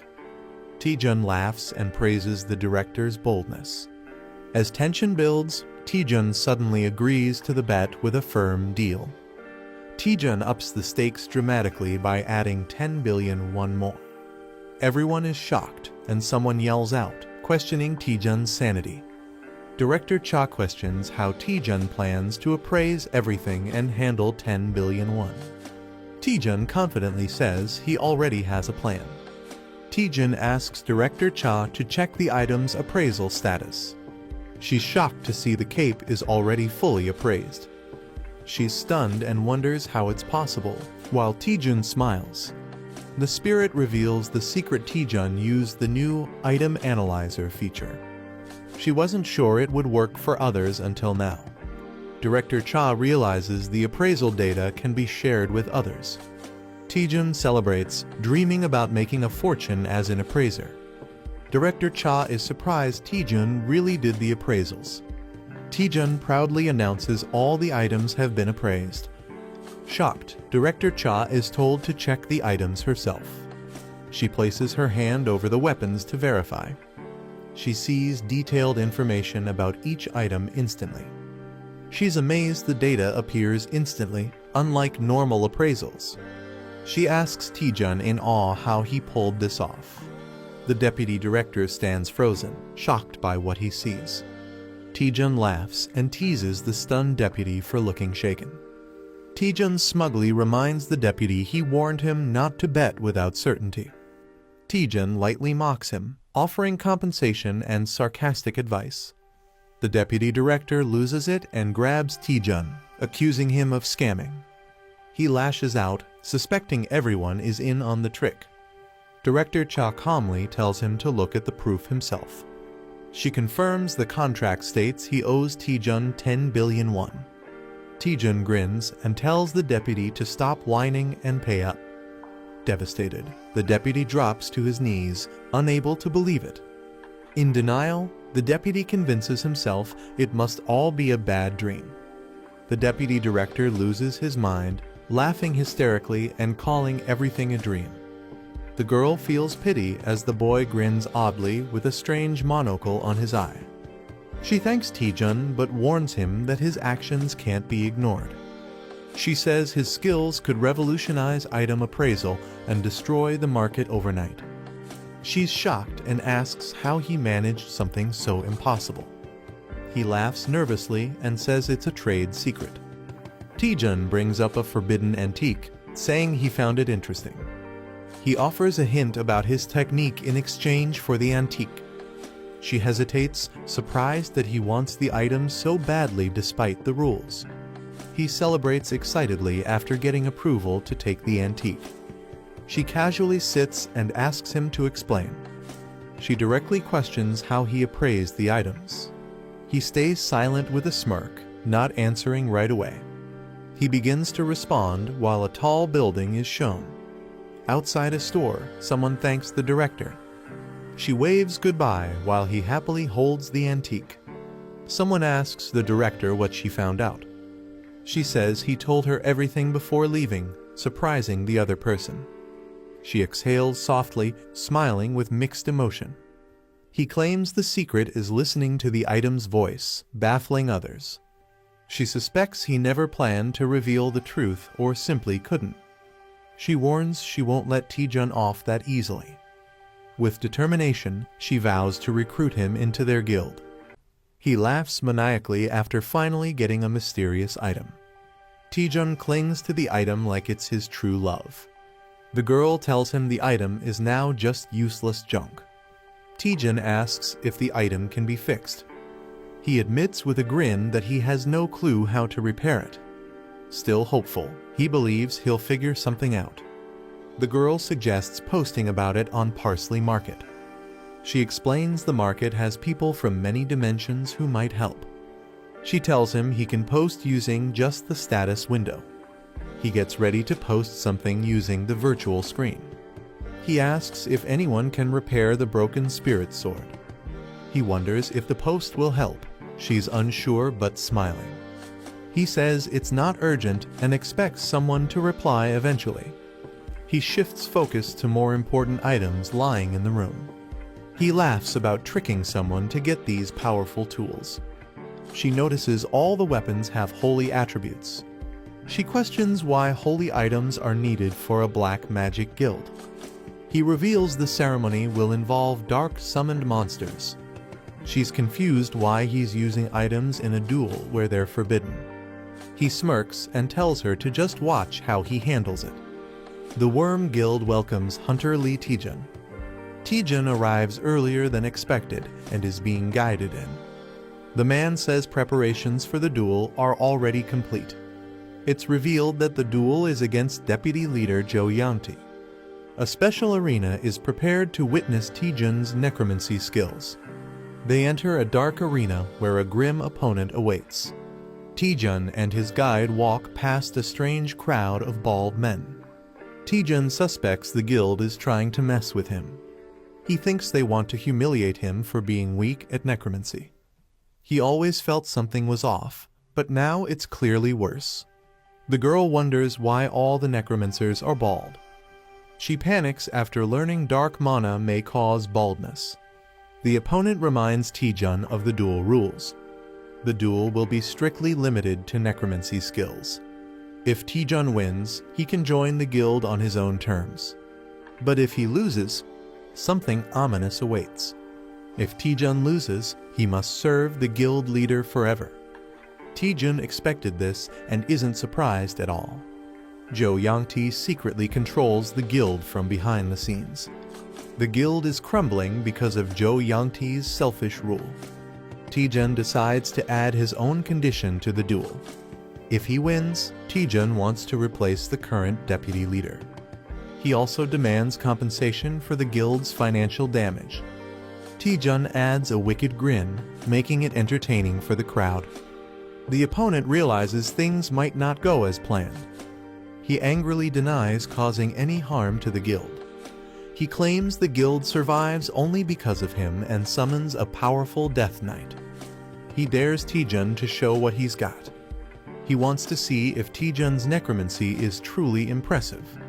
The battle begins as energy builds around them. Taejun confidently calls out to a spirit named Eratus. The audience reacts with surprise and confusion.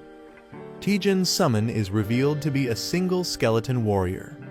Everyone doubts Taejun, mocking him for summoning just a skeleton. The guild leader laughs at Taejun for summoning just a skeleton. Taejun orders Eratus to attack. The skeleton responds loyally. Eratus delivers a powerful blow during the clash. The opponent is shocked that his Death Knight's armor broke instantly. Taejun grins, taunting that light magic melts darkness. Taejun jokes about the new gear while Eratus humbly compliments it. It's revealed Eratus wields holy power rare for a skeleton. The enemy refuses to believe it's possible. He's stunned by the existence of a wholly attributed skeleton warrior. Mana exists in fire, holy, earth, wind, dark, and water elements. Each attribute has power differences that affect battles. Eratus was once a dark-type skeleton under his master. After training, Eratus evolved to resist holy mana. Taejun commands Eratus to strike as the Death Harbinger.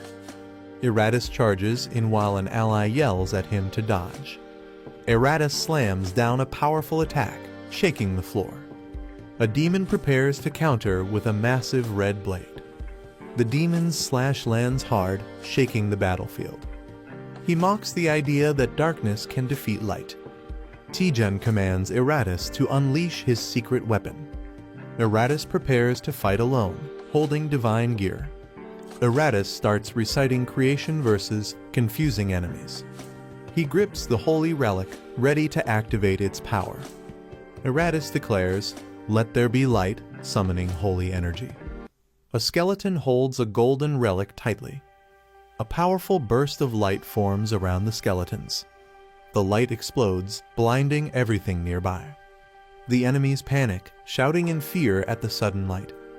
The blinding light is so pure that it purifies even souls.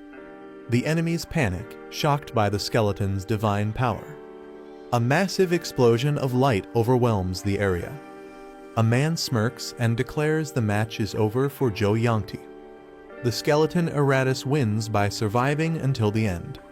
It's weak, but slowly takes small damage over time. The skeleton is praised for being incredibly durable. The opponent panics while the victor demands the promised rewards. The victor demands everything the opponent gained from the Worm Guild. The crowd is shocked, wondering if he will claim all the rewards. The defeated enemy regrets not having more time to fight back. A hidden plan is revealed where Bi Hyun-soo was secretly tipped about the Lick's relic. Secretly, evidence was gathered to blackmail Ko Youngmin during his deal. The plan was to take full control of the Worm Guild. Lee Taejun stands confidently as the enemy kneels, furious. The defeated man curses him for ruining everything he worked for. The man refuses to surrender and reveals a dark, forbidden item. He threatens to destroy everything if he can't win. The crowd panics as he lifts the cursed heart, ready to act. Laughing madly, he shouts that they will all die together. People scream in terror as dark energy floods the area. A boy scans the situation seriously with glowing blue eyes. The cursed item is recognized as a deadly, suicidal weapon. The forgotten heart drains life and summons a cursed being from another world. The man laughs wickedly, accepting death and cursing Lee Taejun. A terrifying creature emerges from the dark portal. The summoned being, called the Black Death Bride, appears ominously. The onlookers panic, realizing they are all doomed. People scream in terror and try to run away from the cursed monster. Some manage to nullify the deadly curse effect on themselves. The Black Death Bride unleashes powerfulest grade curses immediately. Witnesses stare in horror, questioning what kind of monster it is. An old man steps forward and offers help to Hunter Lee Taejun. He introduces himself as Go Jin-ho, the former guild leader. Taejun is surprised, asking when Go Jin-ho arrived. Go Jin-ho comments that the summoned skeleton is no ordinary one. Go Jin-ho notes that the summoned skeleton feels more like a lick due to its high intelligence. He tells Taejun they need to handle the evil spirit before it worsens. Blood magic bursts out as they attack the Black Death Bride. The monster screeches in pain, caught in a fierce assault. The Black Death Bride shrieks in agony but remains strong. Go Jin-ho observes that a demon summoned with a life sacrifice is incredibly sturdy. He decides to escalate the attack using stronger blood magic. A massive, explosive blast of red energy is unleashed toward the monster. Taejun watches in awe, amazed by the legendary power of the Guchin Bone King. Go Jin-ho is revealed as the legendary Guchin Bone King, a master of blood magic. He once ruled the world after the Great Cataclysm and made the Worm Guild famous. The Black Death Bride shrieks as his attack strikes it. Go Jin-ho launches another blood attack with full force. Suddenly, he shows signs of exhaustion, surprising everyone. Lee Taejun rushes to support the weakened Bone King. It's explained that blood magic uses the caster's own blood, making it risky. Fighting the cursed monster in close combat is extremely dangerous. Another fighter prepares a long-range fireball attack instead. The boy launches a powerful fire attack at the monster, shouting fiercely. The Black Death Bride is hit but shows no real damage. Taejun is shocked, realizing the attack failed to harm it. The monster quickly charges toward them, gaining speed. Taejun worries because his mana is low after using the fireball earlier. The Black Death Bride gets struck by a powerful light attack. Eratus charges forward, vowing to protect his master. Taejun yells at Eratus for disappearing during the fight. Eratus awkwardly admits he was weakened by too much light earlier. Eratus admits he fainted while standing during the earlier fight. He reassures everyone that he will now protect his master with all his strength. Eratus bravely blocks the Black Death Bride's next attack. Taejun and the Spirit Girl notice that Eratus's personality feels strangely different. Eratus fiercely attacks the Black Death Bride with holy light. The Black Death Bride counters and grabs Eratus, overpowering him. Eratus screams in pain as purple energy surrounds him. Taejun shouts Eratus's name in shock as he is engulfed by the attack. Taejun panics, realizing even divine power isn't enough to defeat the monster. Eratus struggles to stand and tells Taejun he must survive without him. Eratus decides to burn all his remaining strength into one final attack. His sword glows brightly as he prepares to sacrifice himself. Taejun shouts in shock, trying to stop him, but Eratus charges forward. Taejun panics, warning Eratus about the cost of using the item. He cries out, saying once used, the item can never be recovered. Eratus charges ahead, holding the glowing, powerful weapon. Taejun screams in despair, knowing it's a one-time item worth 8 billion won. Eratus swings the glowing sword with all his strength. A blinding golden light floods the entire area with overwhelming power. The Holy King's gambling card is activated as Eratus strikes. Go Jin-ho watches in amazement, calling Eratus an unbelievable skeleton. He notes that Eratus can not only use holy items, but also wield the holy sword. The Black Death Bride screams in agony as the light overwhelms it. A system message announces the Black Priest is defeated and Eratus's holy durability slightly increases. Taejun scolds Eratus for using the powerful weapon too early. Eratus apologizes, explaining he only did it to protect his master. Taejun sighs, frustrated but unable to stay angry at him. He admits that despite the heavy debuff, the Holy King's star cluster's power is extraordinary. Taejun realizes recharging the Holy King's star cluster costs an astronomical amount. He jokes that it would be easier to just buy a new one because of the insane cost. Taejun pats Eratus and acknowledges his bravery and determination. He smiles and praises Eratus, saying he did a good job. Eratus feels emotional as Taejun thanks him for saving his life. Guchin Bone King notes that Eratus is stuck with a troublesome debuff. Taejun asks if he needs to take any action to fix it. Guchin advises him to simply release the summon and let it rest for a while.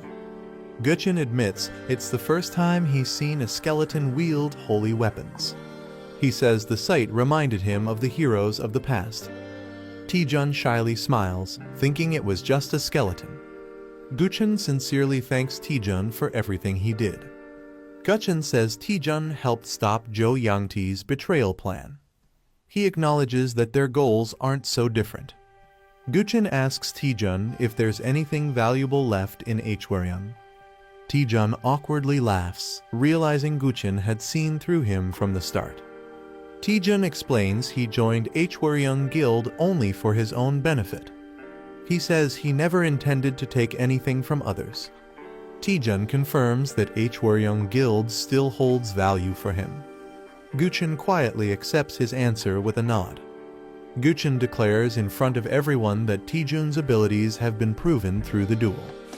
He praises Taejun for defeating Jo Yangti and saving everyone from the summoned spirit. Guchun formally announces that Taejun will become the vice guild leader of Hwaryeong.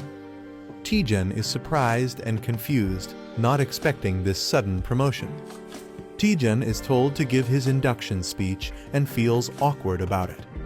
He confidently introduces himself to the guild members.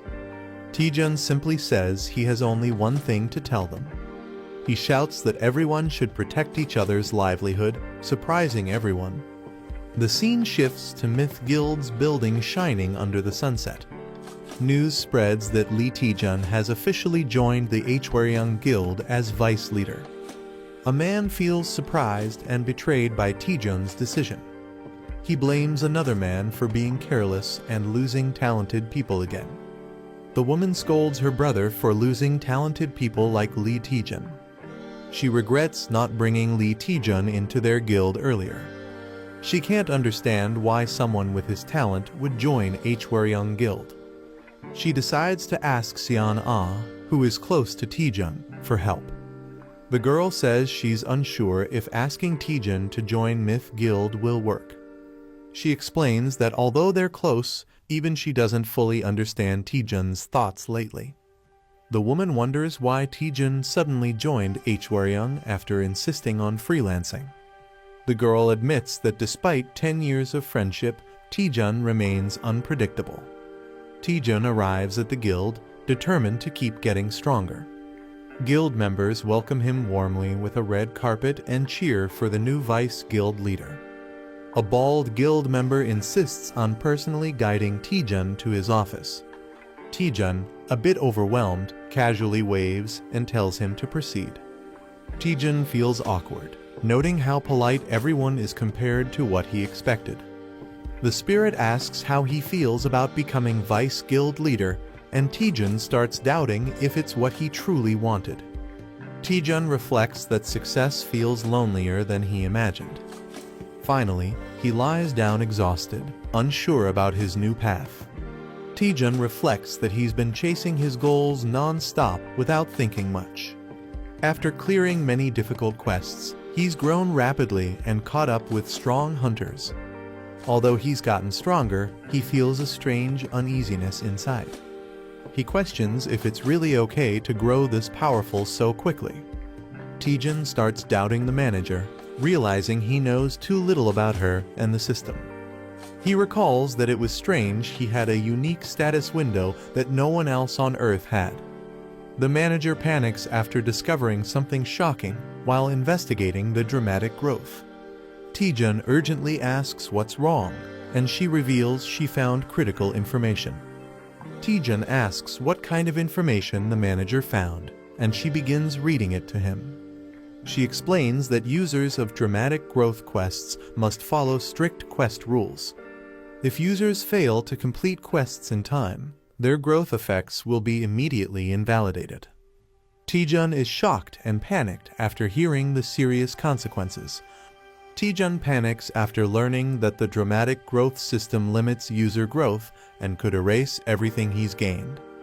The quest window appears, showing that Taejun has only 2 days left to complete the mission. The boy is shocked, realizing everything they worked for might be lost. The elf girl nervously confirms the bad news. He screams in frustration, while she defends herself saying she only found out by stealing the info. Another boy suspects she was sent just to secretly monitor him. The boy is stunned after seeing how insanely overpowered the hidden skill really is. The elf girl hesitates, saying there's information she still can't reveal. He complains about how she always avoids giving straight answers, frustrated by her secrecy.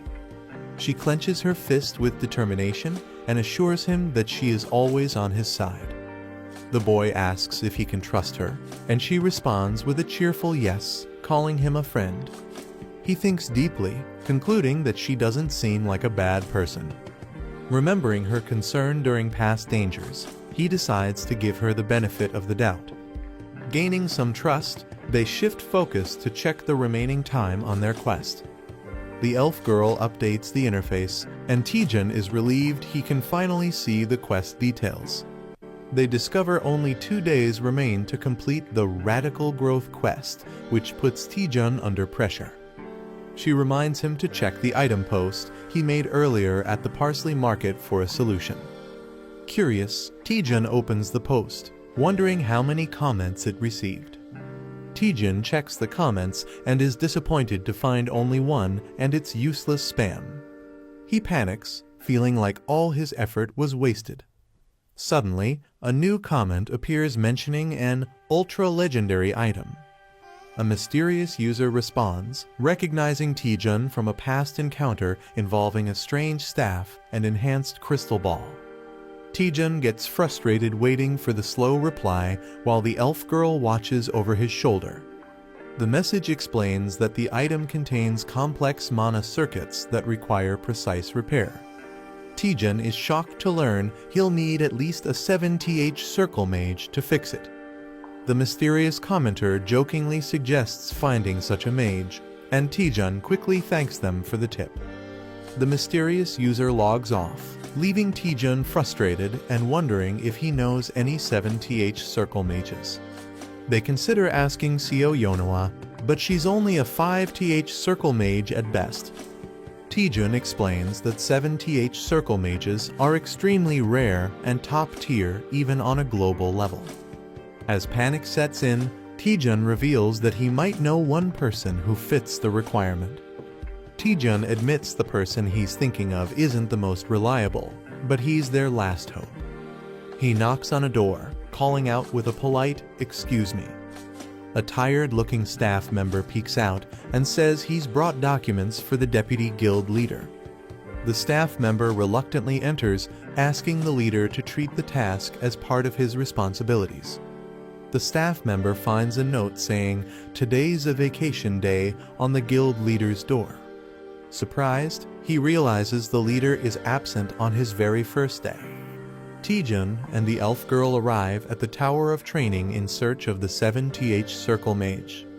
The elf comments on how the place hasn't changed, still empty and unwelcoming as ever.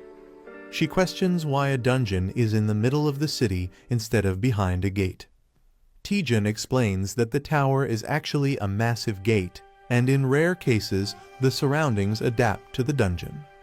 Despite its odd location, he clarifies that the dungeon itself is just like any other. Taejun notes that the dungeon used to be a regular building, though he wasn't around back then. As they walk through the arena, he wonders aloud if the old man they're searching for has gone missing again. Suddenly, a loud explosion erupts as a muscular figure crashes down, yelling, "Trainee." Taejun and the elf are caught off guard, shielding themselves from the debris in shock. A muscular old man suddenly appears, shouting about protein and startling Taejun. Recognizing him, the old man greets Taejun warmly and praises his improved physique. Taejun explains that he's been training thanks to the old man's previous help. He then politely asks the old man to repair an item with broken mana circuits. The old man gladly agrees to fix the item as a favor to his lifesaver, surprising Taejun. Before starting, he says he wants to ask Taejun an important question. Standing tall, he asks Taejun what strength means to him. Taejun is caught off guard as the old man explains that true strength is about upholding one's convictions. The old man explains that some pursue strength by building their bodies, while others dedicate themselves to training their skills. These people devote their lives to chasing great ambitions with conviction. Pointing directly at Taejun, he demands to know what Taejun wants to become strong for. Taejun sheepishly admits he never thought about it, prompting the old man to call him a foolish youth. The old man shouts that strength without purpose is poison and leaps toward Taejun. He launches into a surprise move called practical compressed muscle training. Taejun barely dodges the explosive punch, shocked by the sudden attack. As the dust settles, he stands up, stunned, realizing he just barely avoided death.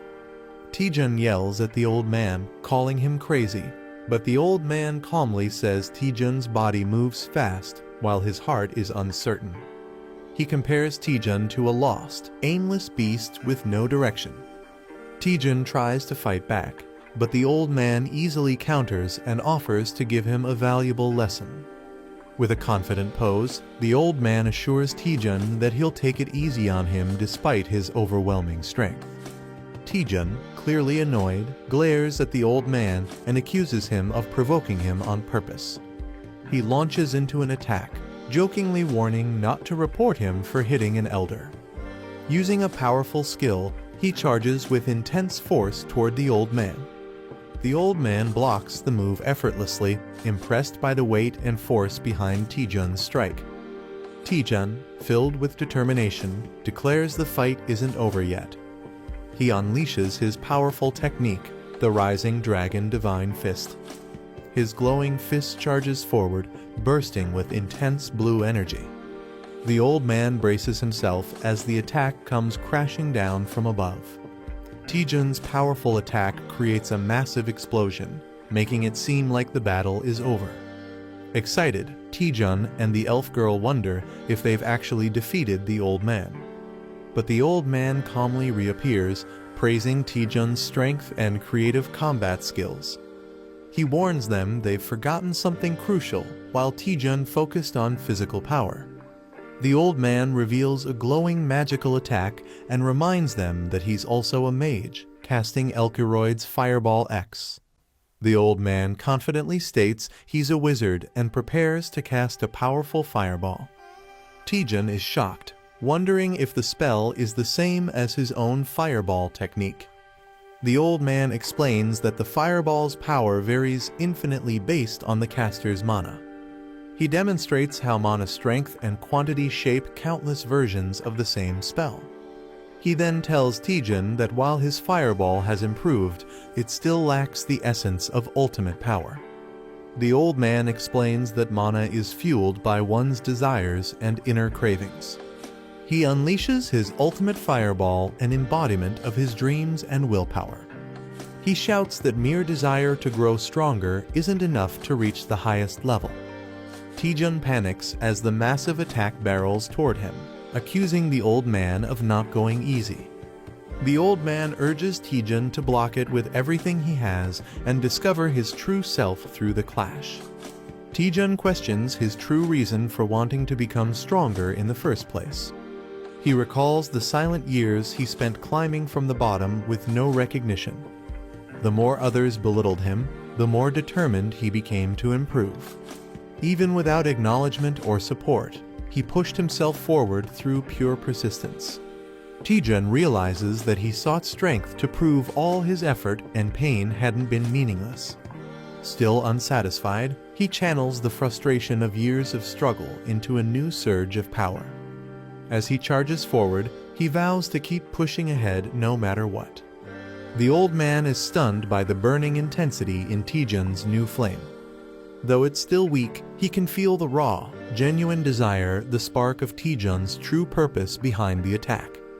As their clash ends, the old man wonders if Taejun has finally discovered his true answer. Taejun stands firm, glowing with newfound power and purpose after unleashing his full strength. The old man acknowledges Taejun's progress, saying he's finally found the right path.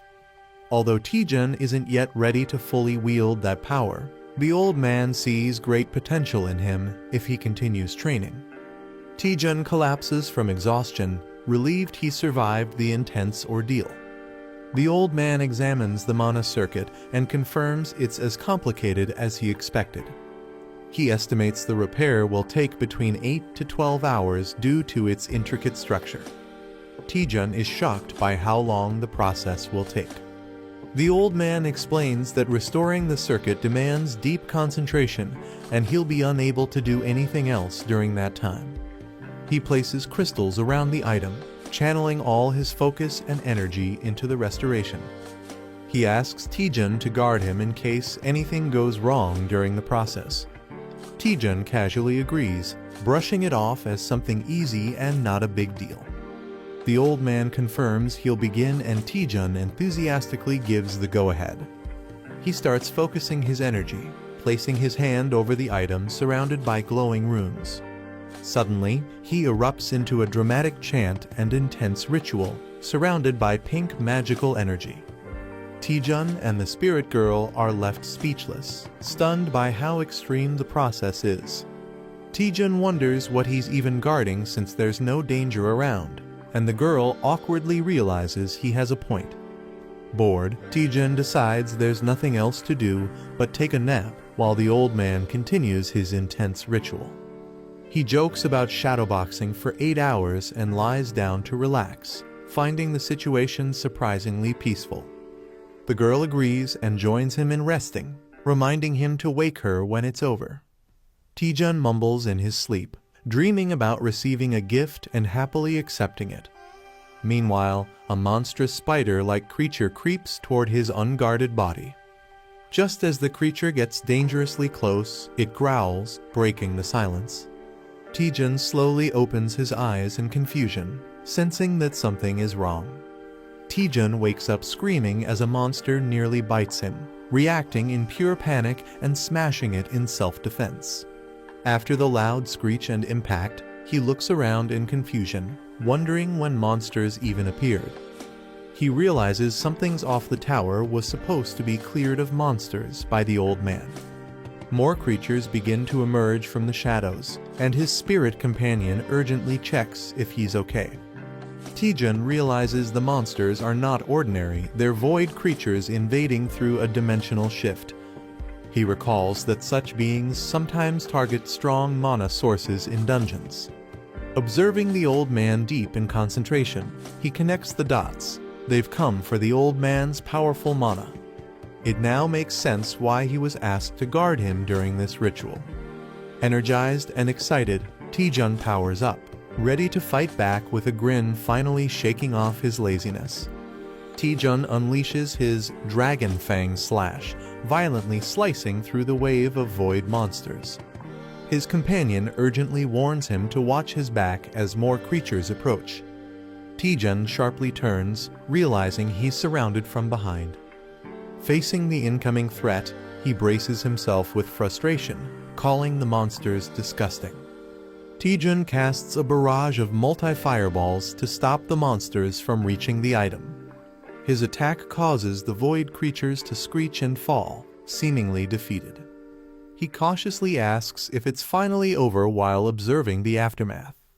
With a proud expression, Taejun declares that above all, he's someone who will always protect his items. Taejun wonders where all the monsters came from, and the spirit explains they're void creatures drawn by mana. Suddenly, a massive swarm begins pouring out from a dimensional rift with a loud screech. Taejun freezes in shock as he realizes just how many enemies are incoming. The spirit panics, warning Taejun about the overwhelming number of monsters, and he snaps back in frustration, already aware of the threat. Overwhelmed by the void spiders, Taejun realizes he can't fight them alone. He summons Eratus, his skeletal ally, to defend the old man during the battle. Taejun urgently commands Eratus to guard the area, and Eratus eagerly obeys without question. The intense fight against the void spiders drags on for nearly 2 hours as they fend off wave after wave. As they keep fighting, endless waves of void spiders continue to pour in, each swarm stronger and more numerous than the last. After 4 grueling hours, the battlefield is filled with corpses, yet the attacks show no sign of stopping. Exhausted and terrified, Taejun begins to break down, pleading for the relentless assault to end. With fear consuming him, he cries out in despair, realizing they might all die at this rate. A massive void spider lunges toward Taejun, leaving him paralyzed with fear and exhaustion. Eratus warns him to move, but Taejun is too drained to react and accepts he can't dodge anymore. Suddenly, a powerful blast hits the spider mid-air before it can strike. Taejun, stunned and confused, wonders what just happened. As he looks back, he senses something familiar about the attack and realizes he's seen it before. A confident man steps forward, sarcastically asking who's causing chaos in the dungeon, and recognizes Taejun. Taejun is shocked to see Choi Jin-hyuk and Lee Seon-ah appear together. Jin-hyuk greets Taejun casually, smirking and asking how he's been after a long time apart. Lee Seon-ah hands a potion to an injured man while Choi Jin-hyuk casually responds, explaining how they got there. Jin-hyuk, looking frustrated, asks if they even know what's happening outside the gate. A visual flashback reveals a berserk dungeon unleashing monsters, forcing civilians to flee in panic. Still annoyed, Jin-hyuk vents about their bad luck, lamenting how a national emergency ruined their rare vacation. Taejun drinks a potion while recovering and realizes the situation after hearing the explanation. It's revealed that each dungeon has a limit to the number of monsters it can contain before becoming unstable. When that limit is exceeded, mana destabilizes, leading to a dungeon break, releasing monsters into the outside world. Lee Seon-ah, shocked by the scene, questions Taejun about what happened and asks about the mysterious old man. Taejun stands silently as he watches a glowing magic formation in the distance, sensing something ominous. Taejun hesitates, unsure how to explain the mysterious old man's presence to Seon-ah. He reveals the old man is actually an NPC who guards the dungeon and is currently recovering from an injury. Taejun believes the monsters are attacking because they're drawn to the guardian's weakened mana during his healing. He suggests they all join forces to eliminate the spiders and restore the dungeon's stability. Lee Seon-ah confidently tells Choi Jin-hyuk they already plan to take down the spiders. Taejun joins in, and everyone splits up to begin the fight, with Choi telling them not to get in his way. Choi unleashes a powerful electric move, Light Blade Art, 5th form, slicing through enemies. With a Tempest Slash, he effortlessly tears through the monsters with blinding speed and force. Confident in his strength, Choi mocks the threat level, but is suddenly warned to watch out as danger strikes from above. Choi Jin-hyuk is caught off guard by a sudden enemy strike. Lee Seon-ah slashes through enemies and warns him not to lower his guard. She explains that even weak monsters can be dangerous when they attack in overwhelming numbers. Embarrassed, Jin-hyuk denies being careless, but Seon-ah bluntly tells him he already let his guard down. Choi Jin-hyuk agrees with Lee Seon-ah's warning and urges everyone to stay alert. A talking skeleton warrior suddenly appears, declaring the need to work together and not get complacent. Both Jin-hyuk and Seon-ah look confused and try to ask who or what this skeleton is. As they question him, the old man NPC is seen being swarmed by a wave of incoming monsters. Taejun unleashes a powerful strike that sends a wave of monsters flying. He notes that monsters targeting mana isn't unusual, but seeing such an overwhelming number of them surprises even him. Suddenly, Jin-hyuk senses a tremor and looks around, alarmed by the shaking ground. A sudden motion catches everyone's attention as a dark force stirs. Someone shouts to alert the group that something is emerging from the shadows. A powerful boss monster appears, towering with glowing red eyes and a fearsome presence. Taejun realizes the endless wave of enemies must be linked to this boss summoning them. The group realizes that the Queen Spider, an S-rank monster, is the source of the endless void spiders. Taejun figures out the spiders weren't being summoned endlessly, they were being spawned by her. He confirms the Queen was the first to appear and has been behind all the chaos from the start. Acknowledging the threat, he warns that the Queen won't go down easily and definitely revealed herself for a reason. Taejun warns that the Queen Spider might be baiting them into a trap. Choi Jin-hyuk argues they can't just stand by while it's exposed in the open. As the swarm intensifies, Choi fights back, saying they'll be overrun if they don't act.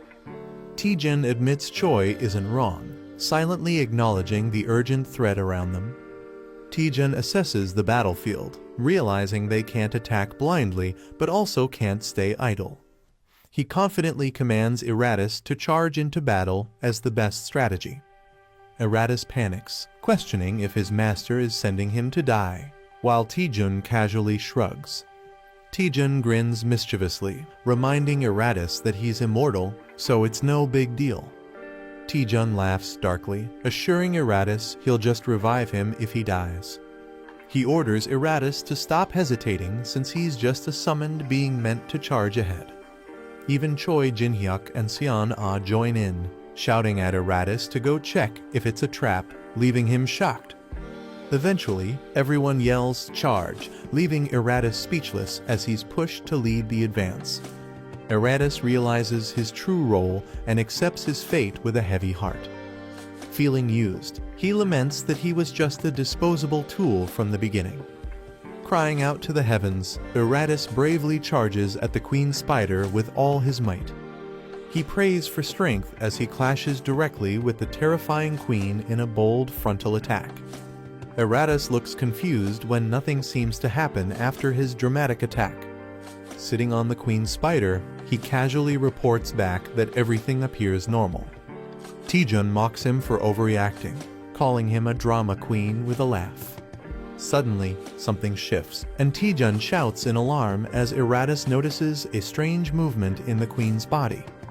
Eratus panics as the Queen Spider starts absorbing his sacred mace mid-battle. Taejun and the others react with disgust and confusion, wondering why the spider is devouring the weapon. Taejun suddenly realizes that the Queen Spider is absorbing mana from anything magical. He urgently warns Choi Jin-hyuk and Lee Seon-ah to stop using skills and fight without mana-based attacks. Jin-hyuk is shocked at the idea of fighting without skills, calling it absurd, but admits Taejun is right. Lee Seon-ah recalls that stronger attacks only caused more spiders to spawn. She realizes the monster has been feeding off their mana all along. Frustrated, Jin-hyuk admits this dungeon is far more troublesome than any he's faced before. Jin-hyuk decides to fight without using any skills, determined to adapt to the situation. He charges forward boldly, declaring he doesn't need mana or flashy moves to win. Swinging his weapon with raw strength, he overwhelms the spiders and calls them weak pests. Taejun gives him a thumbs up and tells him to keep it up, impressed by his efforts. Taejun rushes ahead, declaring he'll take on the Queen Spider while the others hold the line. Jin-hyuk grumbles that Taejun is trying to steal all the credit again. He warns that if Taejun fails just to show off, it'll cost him his life. Taejun stays focused, confirming that the Queen's real target is mana, as proven by Eratus's earlier attack. Taejun realizes the Queen Spider doesn't absorb just any mana, it targets specific types. He taunts the Queen, suggesting it's still hungry for more, as he prepares a risky move. Charging up a powerful fireball, he deliberately offers it as bait to test the Queen's reaction. Seon-ah and Jin-hyuk are shocked, questioning why Taejun is using skills after warning them not to. Jin-hyuk yells at Taejun, warning that using magic will only spawn more spiders. The Queen Spider reacts as the blazing fireball hurtles toward her. Taejun watches as the Queen is overwhelmed, revealing that mana reflects the caster's desires. He concludes that the type and effect of mana vary depending on what the user truly wants. Taejun explains that if one can conceal their desires, they can mask the mana's attributes.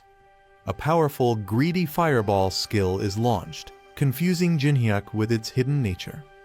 Taejun mockingly offers the fireball to the Queen Spider, pretending it's a harmless gift. With a mischievous grin, he calls it a perfectly roasted fireball prepared just for her. A fluffy void spider shivers and cries out, looking both strange and cute. The boy sits down, clearly disgusted by the creature's appearance. Despite the spider's odd looks, he realizes it's a valuable discovery. The system reveals that the spider produces high-priced silk called void silk thread. Overjoyed, the boy exclaims that it's like finding a spider that lays golden eggs. The boy realizes the spider requires a constant mana supply to keep producing silk. Someone knocks and asks to enter, calling out for Hunter Taejun. Taejun responds with a creepy smile, unsettling the small spirit beside him. A woman, exhausted by reporters, enters and demands to know what madness he's been involved in. The woman panics about a dungeon break, saying it's beyond her ability to handle. Taejun reassures her with a fake smile, saying the guildmaster is taking care of it. He wraps his arm around her, pretending everything is fine, while she questions if it's really okay.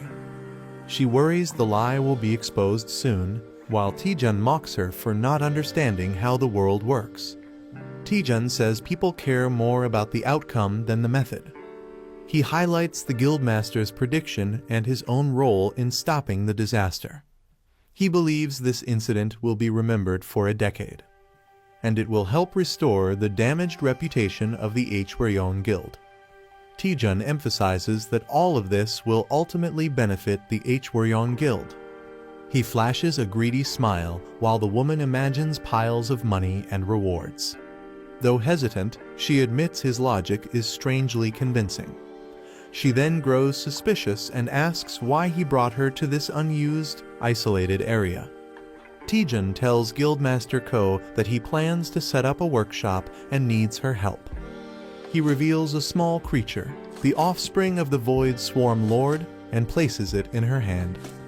He explains that with a mana supply, the creature can endlessly produce valuable silk.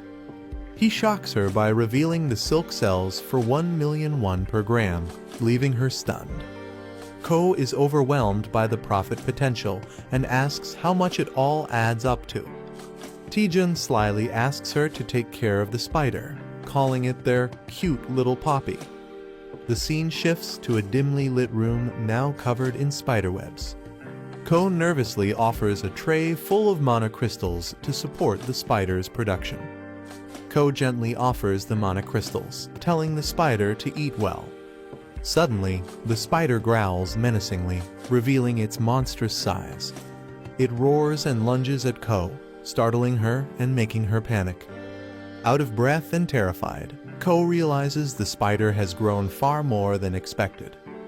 Ko panics, realizing the spider might devour the whole building if it keeps growing. Someone on the phone checks in, asking how the workshop is progressing.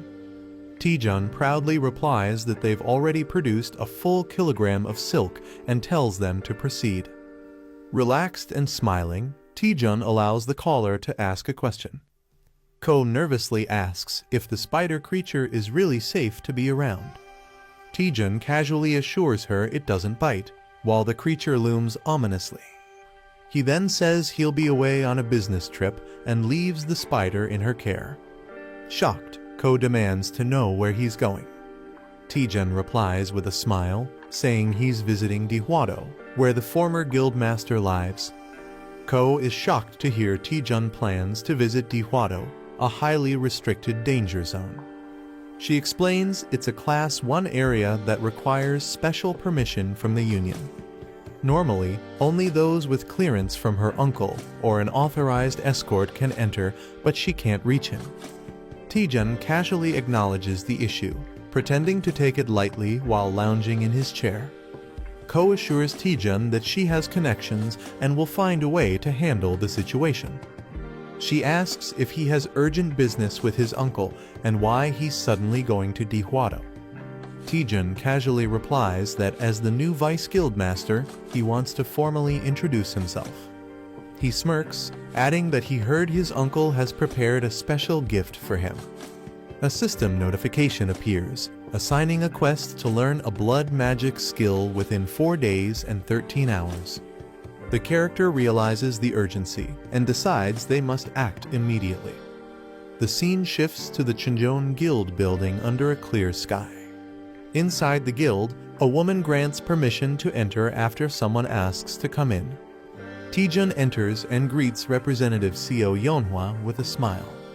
She warmly welcomes him and asks how he's been doing lately.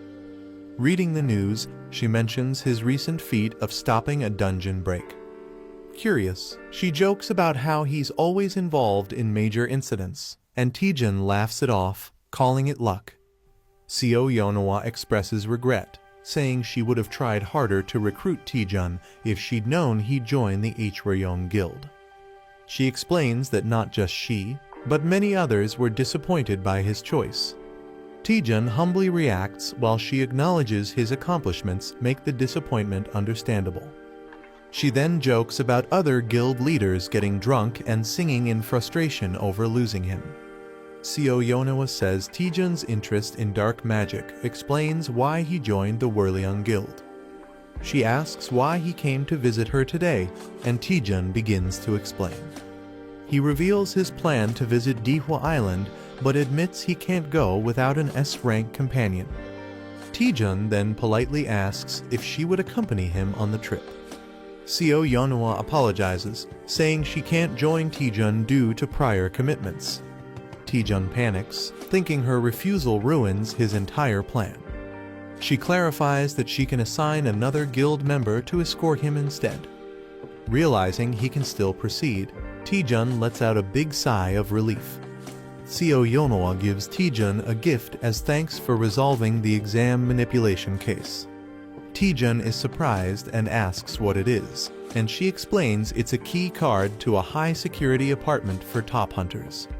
She says it's a perfect gift since he's been in the spotlight lately and needs privacy.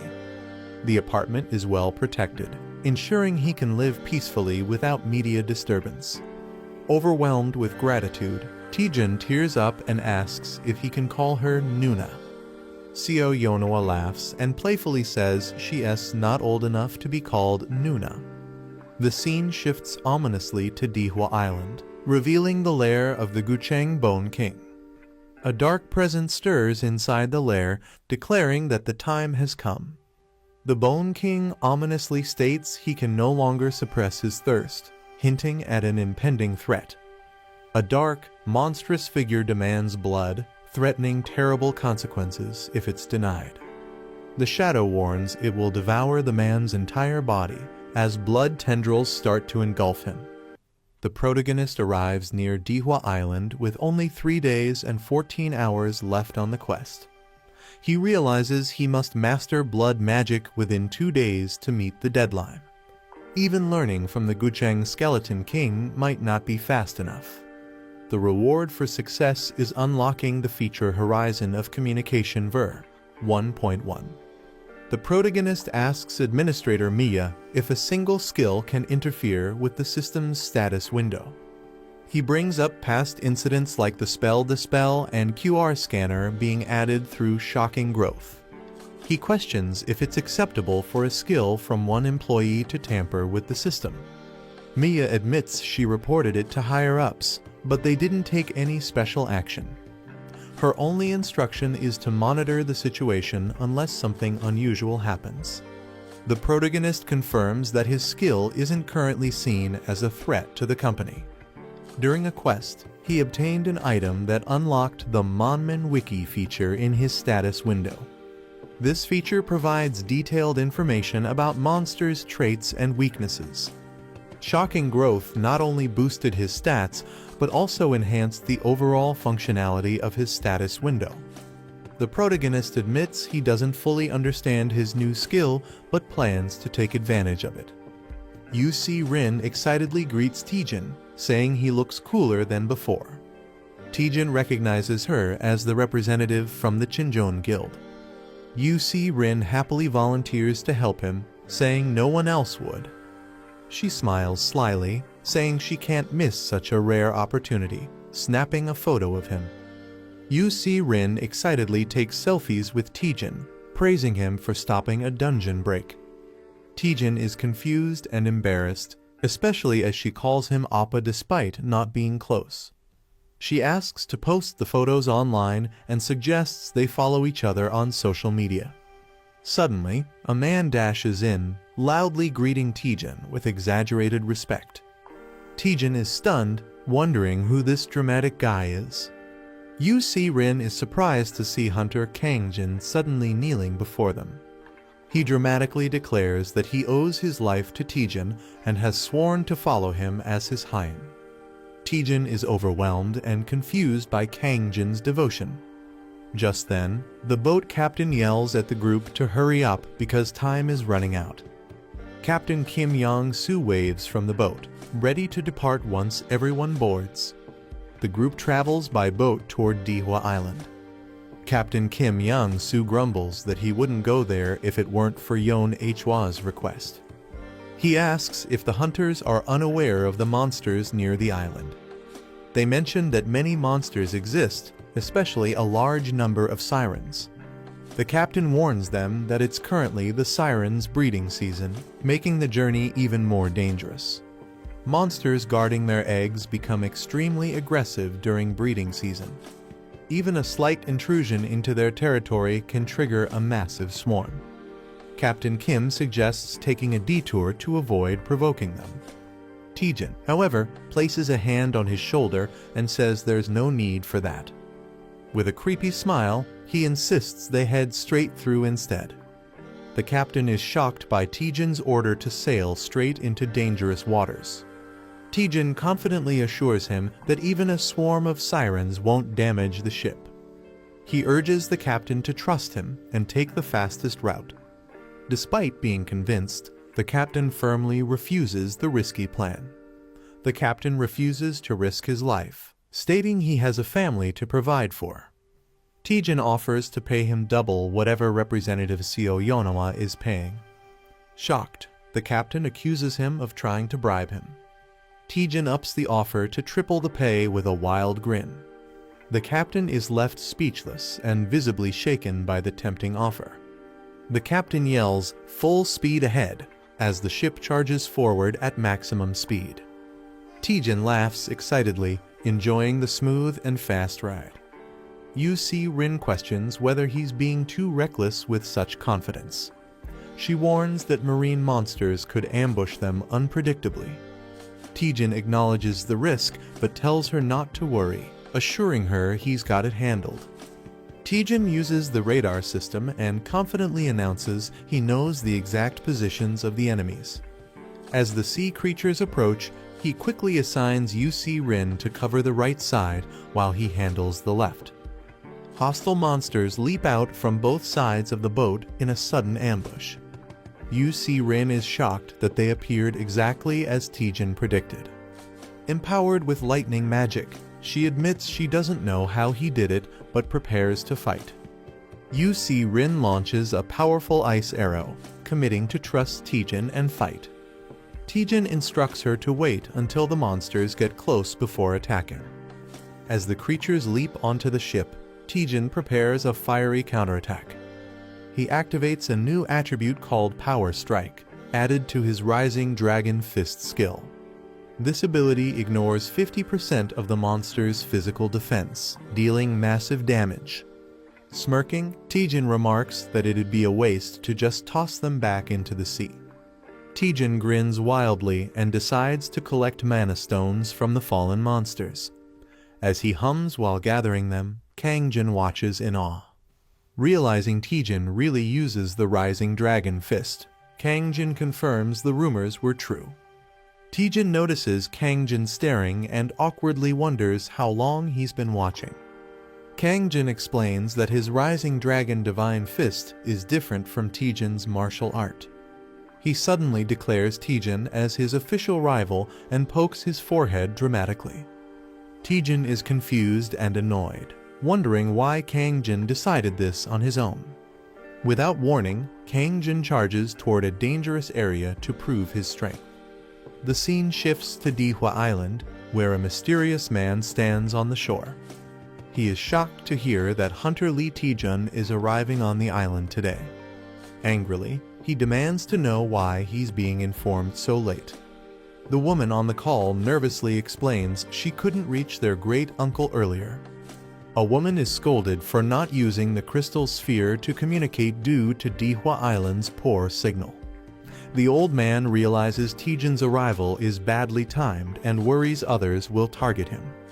Determined to act fast, he sails toward the island, apologizing to the Gucheng Skeleton King for being late. He jokes that the sea was too full of fish and delayed him. Meanwhile, Taejun confidently greets the Skeleton King, introducing himself as the deputy guild leader of Hwryong. Lee Taejun, the vice guild master of Hwryong, arrives at the shore on a ship. He asks if this many sirens were hunted during their spawning season. A tough man, with others behind him, says it's obvious just by looking at the bodies.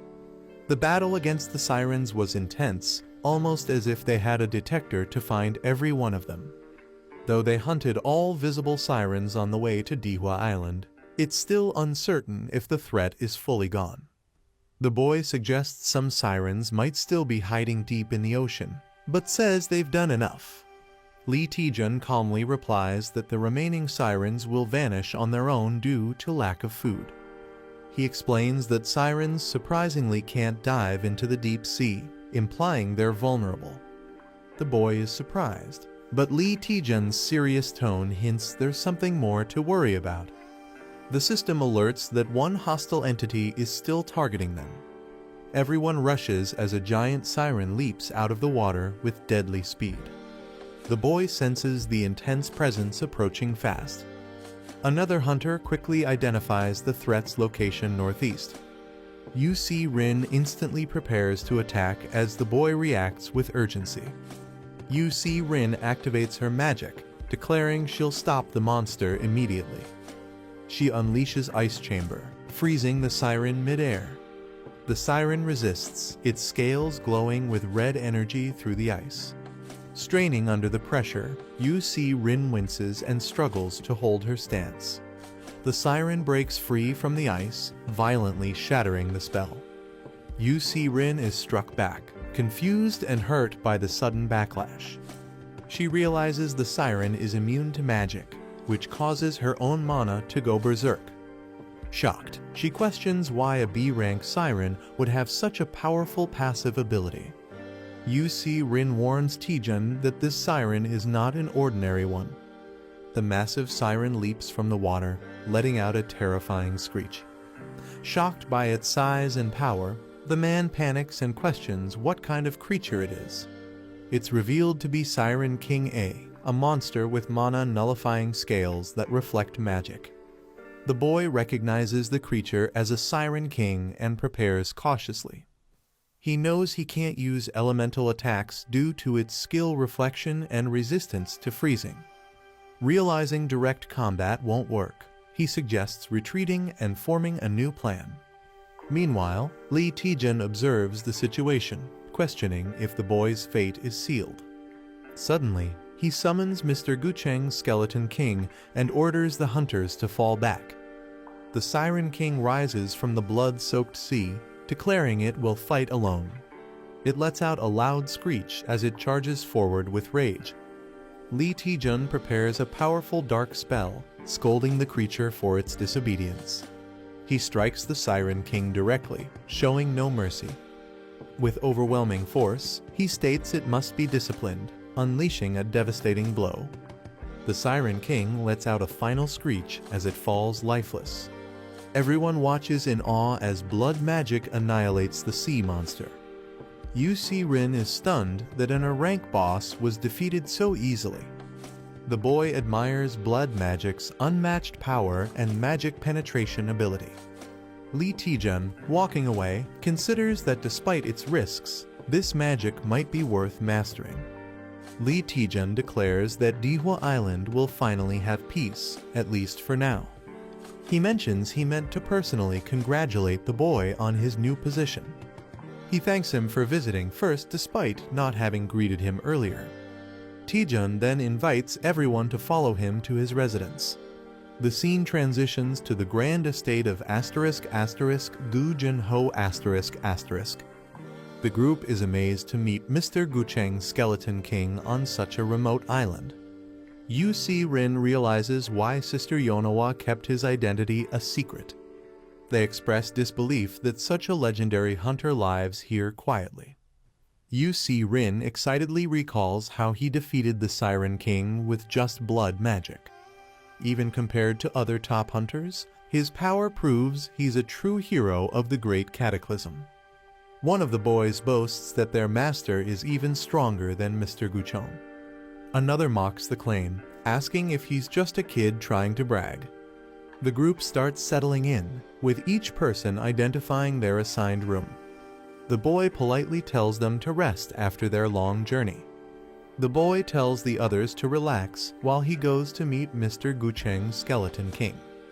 He knocks on the door and politely asks to enter. Gucheng welcomes him while calmly sipping tea. The boy happily responds that the room is spacious and the mansion is amazing. Gucheng is pleased to hear the boy likes the room. He invites the boy to follow him to receive his appointment gift. They walk down a dimly lit corridor beneath the mansion. Gucheng compliments Taejun for handling the dungeon overload in mansion impressively. Taejun humbly says he just got lucky, but Gucheng tells him not to act modest. Taejun insists the Hwaryeong Guild master worked harder and still does. Gucheng mocks his own nephew, calling him useless. He reveals the nephew ruined Hwaryeong with mismanagement and unpaid taxes. Now, thanks to Taejun's success, Hwaryeong is seen as heroic, and Gucheng says he deserves the credit. Taejun reflects on how Ko Young-min turned out to be worse than expected. He questions why Mr. Gucheng entrusted Hwaryeong to someone so unfit. Taejun presses further, saying even Gucheng must have known his nephew wasn't ready.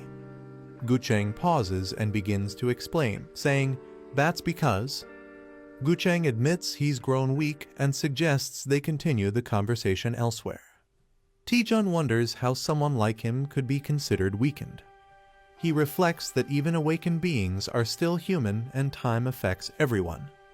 As he thinks this, he tries to scan Gucheng's status using a QR reader. The scan fails, revealing that Gucheng's level is far beyond what the system can detect. Taejun is shocked that Gucheng can't be scanned, something only top hunters can resist. He recalls other legendary hunters whose stats also remain hidden from him. He wonders if Gucheng is still powerful enough to stand among them. A shadowy figure looms behind Gucheng, making Taejun question what secrets he might be hiding. Taejun is amazed as they enter a glowing, hidden underground room. He's surprised that such a space existed beneath the mansion. Gucheng calls it humble compared to the other major guilds. He then tells Taejun that his initiation gift has been prepared inside. Gucheng offers Taejun a choice from powerful items, warning some have penalties. Taejun considers his options carefully and picks Magnetus's skull. The skull grants boosted stats, dagger mastery, and King Slayer's power. Taejun notes that even the other items are stronger than typical rare ones. Gucheng reflects that any ordinary hunter would be overwhelmed with gratitude for this opportunity. Taejun feels disconnected from the close combat-focused items on display. He asks Mr. Gucheng if there are any items related to blood magic. Gucheng is surprised and questions Taejun's interest in such a rare field. Taejun explains that blood magic has mana-free benefits and is useful for dungeon raids. Gucheng, looking serious, apologizes and tells him to choose something else. Taejun protests, but Gucheng tells him to take anything he likes and leaves to prepare food. Suspicious, Taejun senses something is off and wonders if Gucheng is hiding something. He starts to feel frustrated and restless about the situation. Taejun screams in desperation, admitting that only blood magic excites him now. Taejun begs desperately to be taught blood magic. He wonders if it's possible to learn it without using an item. He's told that blood magic can't simply be taught like a skill. Without the passive ability Mana Blood, it's impossible to use blood magic, no matter how hard one tries. Taejun searches for a skill book that might awaken his Mana Blood. His system's newly added flash function activates and detects a hidden device. Surprised by the function, he recalls adding it after getting stuck in a dark dungeon. The light reveals a secret compartment with something unusual inside. Taejun finds a red button and hesitates, fearing it could be something dangerous. Taejun jokes that a secret button can't possibly be a nuke and decides to press it. With a playful grin, he pushes the button, saying it's all or nothing. Suddenly, sirens blare and an air raid warning goes off, startling both him and the spirit. They rush toward the sound and discover a glowing device as Taejun mutters, "This is..." Taejun finds the Codex of Blood, a forbidden book that grants mana blood and enables blood magic. Delighted, he clutches it like a treasure, calling it "my honey." At dinner, Gucheng questions his choice, calling it underwhelming for an initiation gift. Taejun insists it's perfect for him, especially because he needs mental contamination resistance. He also receives Banjir's Onyx, which boosts his stats and grants resistance to mental corruption. Gucheng accepts Taejun's choice and calmly ends the dinner, telling everyone to rest for the night. The group thanks Gucheng for the delicious meal and leaves the dining hall. As night falls over the island, something ominous begins to stir. A mysterious hand drenched in blood appears, and a voice reflects on past memories involving Gucheng's Skeleton King. A dark entity confronts Gucheng, claiming Lee Taejun seeks to learn blood magic. It reminds Gucheng of his own past desire for power and accuses Taejun of having the same hunger. Gucheng resists, shouting that Taejun has nothing to do with the entity. The entity reveals that Taejun has already found the Codex of Blood, the key to forming a blood magic contract. Shocked, Gucheng realizes Taejun might already be on a dangerous path he tried to avoid. Gucheng is restrained by the dark entity as it declares it's no longer content with his offerings. The entity senses a new, more suitable host has emerged, one stronger than Gucheng's aging body. With a sinister tone, it says it will temporarily take control of Gucheng's body. Gucheng, now under possession, walks quietly into a room where a girl sleeps unaware. The entity expresses hunger for a greater feast, hinting at dark intentions as it approaches her. The possessed Gucheng looms over the sleeping girl, driven by the entity's growing hunger. The entity mocks Gucheng for only feeding it weak souls, calling them trash. With a sinister grin, it prepares to consume the girl's soul slowly and completely. Just as the situation turns critical, someone enters the room and calls out to Gucheng. The sudden interruption snaps Gucheng's attention, putting the entity's plan at risk. Taejun walks in, catching Gucheng off guard while he's dangerously close to the unconscious girl.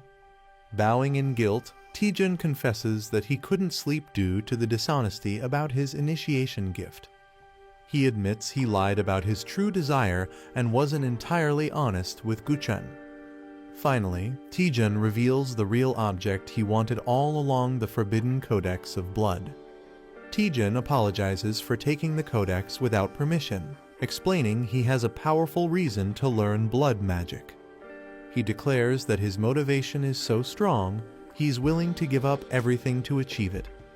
Gucheng, concerned, warns him that blood magic is far more dangerous than he can imagine. He questions whether Taejun is truly prepared to bear the enormous cost that comes with such forbidden power. With unwavering resolve, Taejun grips the codex and affirms that he's always been ready to face whatever price it demands. Gucheng smirks ominously and agrees to begin the ritual, signaling the start of something dangerous. Taejun is confused and questions what exactly is about to begin. A monstrous voice suddenly speaks to him, asking if he can hear it. Taejun recoils in shock as a massive dark entity introduces itself as a legendary blood sorcerer. The entity declares it once ruled over countless deaths, and now it's the one who will grant Taejun a new and terrifying power. The dark entity announces that it will now reside within Taejun's body and demands a small amount of energy to stay alive. Taejun is alarmed as tendrils shoot out from the codex and begin wrapping around him. He panics, realizing this possession wasn't mentioned in the agreement. The demon dismisses his concerns, laughing and saying it's too late to turn back now. As the cursed book glows with runes, the contract begins, binding Taejun's body to the ancient sorcerer. The entity forcefully begins fusing with Taejun's body, claiming his flesh as its own. Taejun struggles and cries out, but the synchronization starts regardless of his resistance. The entity mocks Taejun, pleased with the superior vessel compared to its old one. As the possession takes hold, Taejun briefly smirks, revealing he hasn't fully lost control. Laughing maniacally, Taejun surprises the entity, leaving it confused by his unexpected reaction. Taejun bursts into uncontrollable laughter, moving chaotically as the entity inside him panics. The sorcerer, now trapped, screams in confusion, realizing he can't control Taejun's body at all. A man screams in panic as his body moves against his will. He discovers a magic book hidden deep within a secret location. The girl's spirit feels uneasy and warns him not to touch it. He realizes the Skeleton King never meant for anyone to read this dangerous book. Blood magic backfires on a man, causing him intense pain and risking his life. The boy is shocked as his eye glows, sensing danger from the book. The book reveals it's a unique forbidden text that unlocks blood magic at a deadly cost. He finds it unusual for a magical item to clearly warn about its risks. He nervously wonders just how dangerous the book's price truly is. The boy asks if powerful items like the book exist in other dimensions. The manager explains that ancient tomes are usually collected by experts. She suggests getting the book appraised at Parsley Market. The boy remembers and agrees to check Parsley Market. They begin connecting to the Parsley Market system for appraisal. The boy posts a question online asking for information about the mysterious item. He learns that sharing more details could lead to better rewards. A user named Knowledgeable Wanderer quickly requests a chat. When asked if he's selling it, the boy replies he wants to check its details first. The boy chats online and learns the book is a soulbound codex. He's told the book grants skills, but at the cost of the user's life. Shocked, he realizes his life might be the price. He anxiously asks what that actually means. When a contract is signed, the mage's consciousness merges with the user's body. This allows the user to access the mage's magic without limits. The boy realizes the book lets someone overwrite another's mind. But he's told the book is outdated and considered trash. Modern systems would block it instantly due to security risks. The boy smirks and says thanks after learning about Magic System 2.0. He promises to send a generous reward with a creepy grin. Suddenly, he hacks into the system, triggering an alert. The attacker laughs, thinking he's winning, but a virus is detected. Shocked and burning, he realizes too late that something has gone terribly wrong. The intruder is denied access and panics, realizing the system isn't normal. He suspects everything was a setup from the beginning. A fiery force strikes and sends him flying violently. Stunned and confused, he utters Lee Taejun's name, demanding to know who he really is. The firewall blocks the virus, preventing the system from being hacked. The attacker watches in disbelief, thinking the outcome is impossible. He mocks the failed attack, calling it pathetic until the end. The boy grabs the magic book with confidence, ready to claim it. A golden glow appears as he successfully acquires the Tome of Heavenly Blood and gains the passive skill Blood Magic. Lee Taejun unlocks a new feature called Horizon of Communication after completing a quest. He thinks the new function seems useless at first. Someone rushes to him in concern, asking if he's okay. Smiling, he reassures them and checks on the Skeleton King's condition instead. The older man is shocked, insisting he saw a demon's soul enter Lee Taejun's body. He questions why nothing seems to be happening afterward. He's confused how Lee Taejun is unaffected despite making a contract. Surprised, he asks if Taejun defeated Azazel on his own. Smiling, Lee Taejun replies that he simply chose not to listen to the demon. The man is shocked as Lee Taejun explains he broke the contract at the last moment. Taejun says the demon's soul was rejected from his body. He refused to sell his soul, no matter how powerful blood magic is. He declares that true strength comes from within. He jokes that the demon might now be lost in the afterlife, searching for a new host. The older man realizes the dark voice haunting him has vanished. He's amazed that Lee Taejun removed it with such a simple method. He thanks Taejun, recalling how he struggled with the contract for 30 years. During the Great Cataclysm, he had made a dark pact to protect the world. Now, he reflects that Taejun has shown him a better path. Mr. Guchen reflects that none of the power he wielded was truly his. Lee Taejun acknowledges the heavy burden Guchen has carried for so long. He reassures him that even without blood magic, he's already strong. Taejun gently urges him to finally let go of that burden. Suddenly, a girl complains about the noise, waking up and interrupting their moment. The girl wakes up and panics upon seeing Lee Taejun and Mr. Guchen in her room. She yells, demanding to know why they're both there. Taejun awkwardly laughs, trying to explain the misunderstanding. Embarrassed and fuming, the girl hides under her blanket in frustration. Everyone panics as a terrifying sound echoes through the room. A sinister voice calls them foolish mortals, declaring its immortality. It claims that without a vessel, it still cannot be destroyed. The demon vows to be reborn using their flesh and blood. A monstrous, heavenly blood tree begins to emerge, summoned by blood mages. The group is stunned as they realize the massive figure is actually a tree. The system identifies it as the Thousand Blood Tree, a powerful blood sorcery entity. It reveals that summoning it usually requires 100 human sacrifices.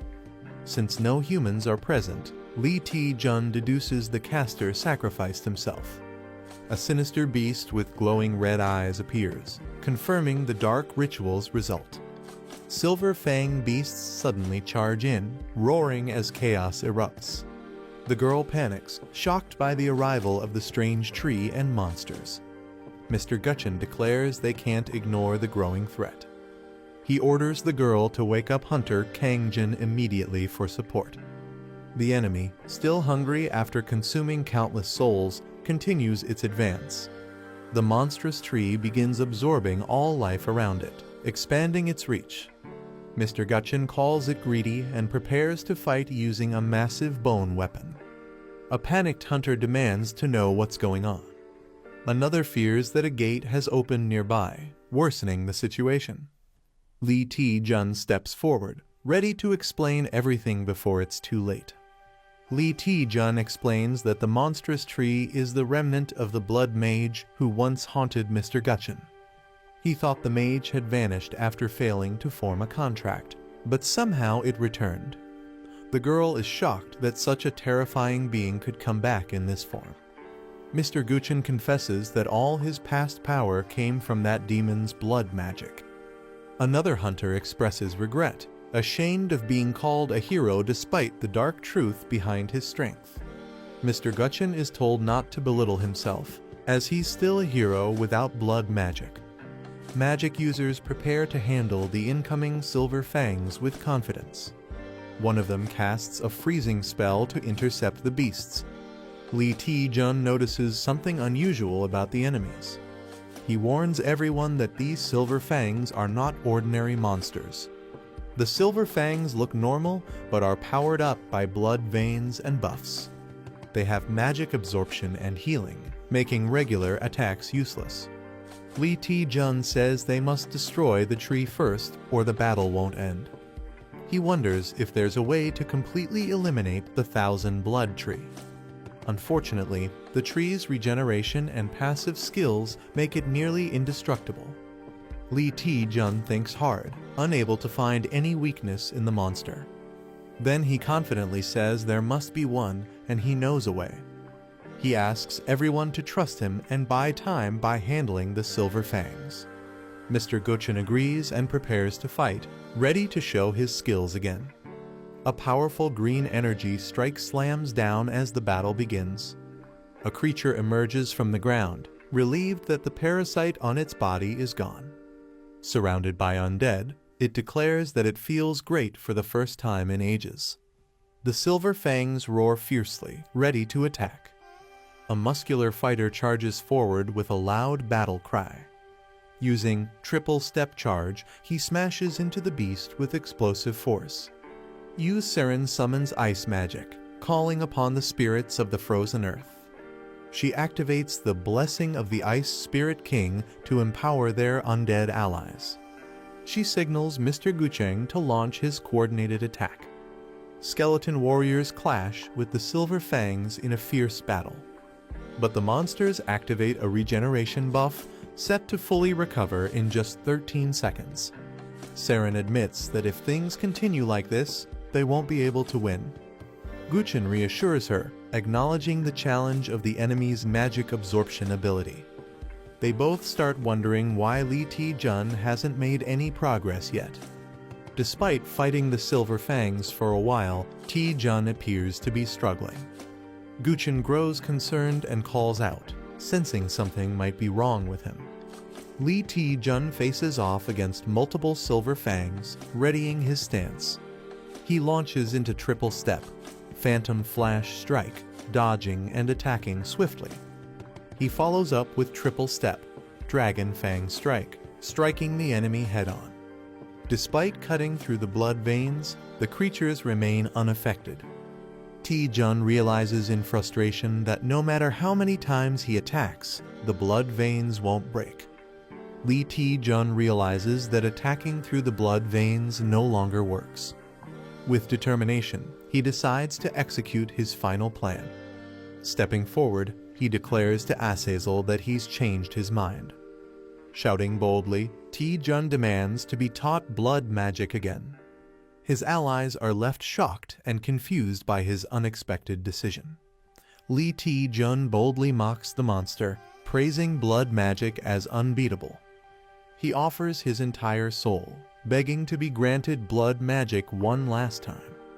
The demon attacks, furious that Ti-jun would try such a trick again. Ti-jun is pierced violently, shocking his allies as they cry out. But despite the pain, he forces his way toward the core, blood veins latching onto him. The demon rejects Li Ti-jun's body, claiming it's no longer useful due to his low blood levels.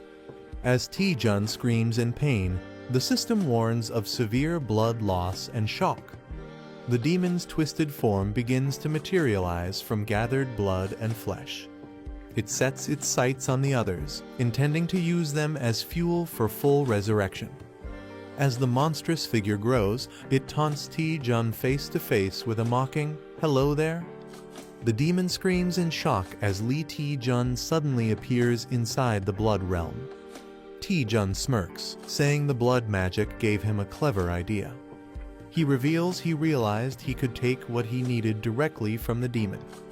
The demon panics, confused by Ti-jun's words and sudden confidence. Ti-jun mocks him, telling him to experience the pain for himself, laughing darkly. Ti-jun grins maniacally as he declares control over the blood tree, revealing he now holds an overwhelming 14,573 milliliters of blood magic. Seren and the older man witness a terrifying red monster hanging Ti-jun in the air. Seren screams Ti-jun's name in shock as he is badly injured. Angry and desperate, she blames the enemy's magic absorption for the failure. The older man insists there's no hope left now that Ti-jun has failed. Refusing to give up, Seren dashes forward, determined to rescue him herself. The older man warns Seren that rushing in recklessly will put her in danger too. Crying, Seren asks if she's supposed to just stand by and let Ti-jun die. She shouts that she would rather die fighting beside him than do nothing. The man silently reflects, blaming himself for waking the enemy and causing this. Meanwhile, Ti-jun remains impaled and motionless, trapped by the monster. A deep sound echoes as the giant red eye monster begins to speak. It introduces itself as the legendary mage, Azazel, addressing everyone. Seren and the others watch in shock as a strange green aura surrounds them. Azazel pretends to show regret, claiming he wants to apologize for his past actions. The old man and another hunter don't believe him, warning others not to be fooled. Azazel cries out in pain and claims he is truly apologizing to everyone. He says he no longer wishes to cause harm and wants to leave peacefully. Shouting farewell, Azazel begins to retreat into the sky. The older man stares in disbelief, trying to process what just happened. Confused and suspicious, he questions why Azazel would suddenly apologize. Saren doubts Azazel's sudden change, saying the one she knew would never act like this. She wonders if he's deceiving them or if something deeper is going on. She notices the silver fangs returning to their original spots, signaling a shift. The environment begins returning to normal, which surprises everyone. The old man reflects that Azazel could have fully revived if he waited, making his retreat suspicious. Someone notices a hidden figure near the tree and starts to suspect something. They wonder if everything that happened was part of a larger plan. A man laughs from the center, joking about the situation being like an avatar blind date. A system message reveals that the user's mana now exceeds the original entity, and all its powers have been transferred to him. The man laughs maniacally, saying he now understands why fame feels so good. Azazel tries to fight back, screaming for him to leave the body immediately. The man refuses and tightens his grip, mocking Azazel as he takes control. He uses blood magic to drain Azazel's power and claims its payback. A system alert appears, warning that the 1,000 blood wood can no longer be sustained due to low blood supply. The 1,000 blood wood begins to collapse, its power unraveling violently. Azazel is shocked, unable to believe a human could take control of his power. He laments that if he had just a bit more time, he could have fully revived. Screaming in frustration, Azazel fades as the blood supply completely runs out. A system message confirms the entity has been fully deactivated due to blood loss, and the sky starts to clear. Blood is transferred from the 1,000 blood wood to Taejun, stabilizing his condition. Taejun coughs and gasps, realizing he barely made it out alive. Looking at his hand, he reflects on how dangerous blood magic truly is. Saren and the others rush toward him, overjoyed that he survived. Saren hugs him tightly, crying in relief that he's alive and safe. Saren cries in Taejun's arms, saying she truly thought he was going to die. Taejun smiles and says he was just unconscious for a bit. Embarrassed, he politely asks her to let go while they talk, making Saren flustered. Saren quickly apologizes and tries to change the subject. She wonders if Azazel truly changed, noting that he restored the silver fangs before vanishing. The group admits they don't understand Azazel's actions, but are glad things ended well. Hangjin proudly claims all the credit, saying it was thanks to him. Saren and Taejun give awkward smiles, clearly not taking him seriously. The elder approaches Taejun, saying he has many questions after witnessing his actions. He acknowledges that while strength matters, what Taejun achieved tonight was something no solo hunter could have done alone. The old man hints that an unknown entity might have helped Taejun during the battle. He smiles and admits he can only guess, hoping Taejun's hidden power continues to grow. Taejun nervously thanks him while thinking the old man might have figured something out. They shake hands in mutual respect, with Taejun wondering how much the Skeleton King actually knows. Taejun reflects that the Gutchen Skeleton King seems to understand everything about him. Suddenly, Azazel's presence returns, declaring that he's not finished yet. Taejun reacts in shock and frustration, wishing Azazel would stay dead. The Skeleton King calls out Azazel's name, realizing he's still clinging on. Azazel swears vengeance, saying he will forever haunt them, even from the abyss. Azazel begins casting a massive spell, calling the mortals to join him in the abyss. Saren and Taejun are frustrated that he still won't die peacefully. They realize the giant red magic sphere is formed from Azazel's remaining life force. If the sphere explodes, it will destroy everyone and the entire battlefield. Taejun panics, knowing his mana is depleted and the situation is extremely dangerous. Taejun yells at the management team, demanding to know where they've been. They respond that they were conducting investigations and assure him there's no need to worry now. Suddenly, something strange happens and Taejun turns, asking, "What is this?" Time itself appears to have stopped, confusing everyone present. A mysterious figure appears, commenting on how long it's been, possibly 150 years, since they last saw a distribution site like this. A mysterious figure steps forward and accuses someone of being an illegal status window user. The agents casually prepare to finish their task quickly so they can head home early. The boy looks at unfamiliar people and wonders if they work for the same company as Manager Mai. He becomes suspicious as the strange individuals don't resemble anyone he knows. One of the newcomers checks a digital interface while a green creature watches, saying something seems off. A conversation reveals confusion about a police line setup and ongoing activity on the system.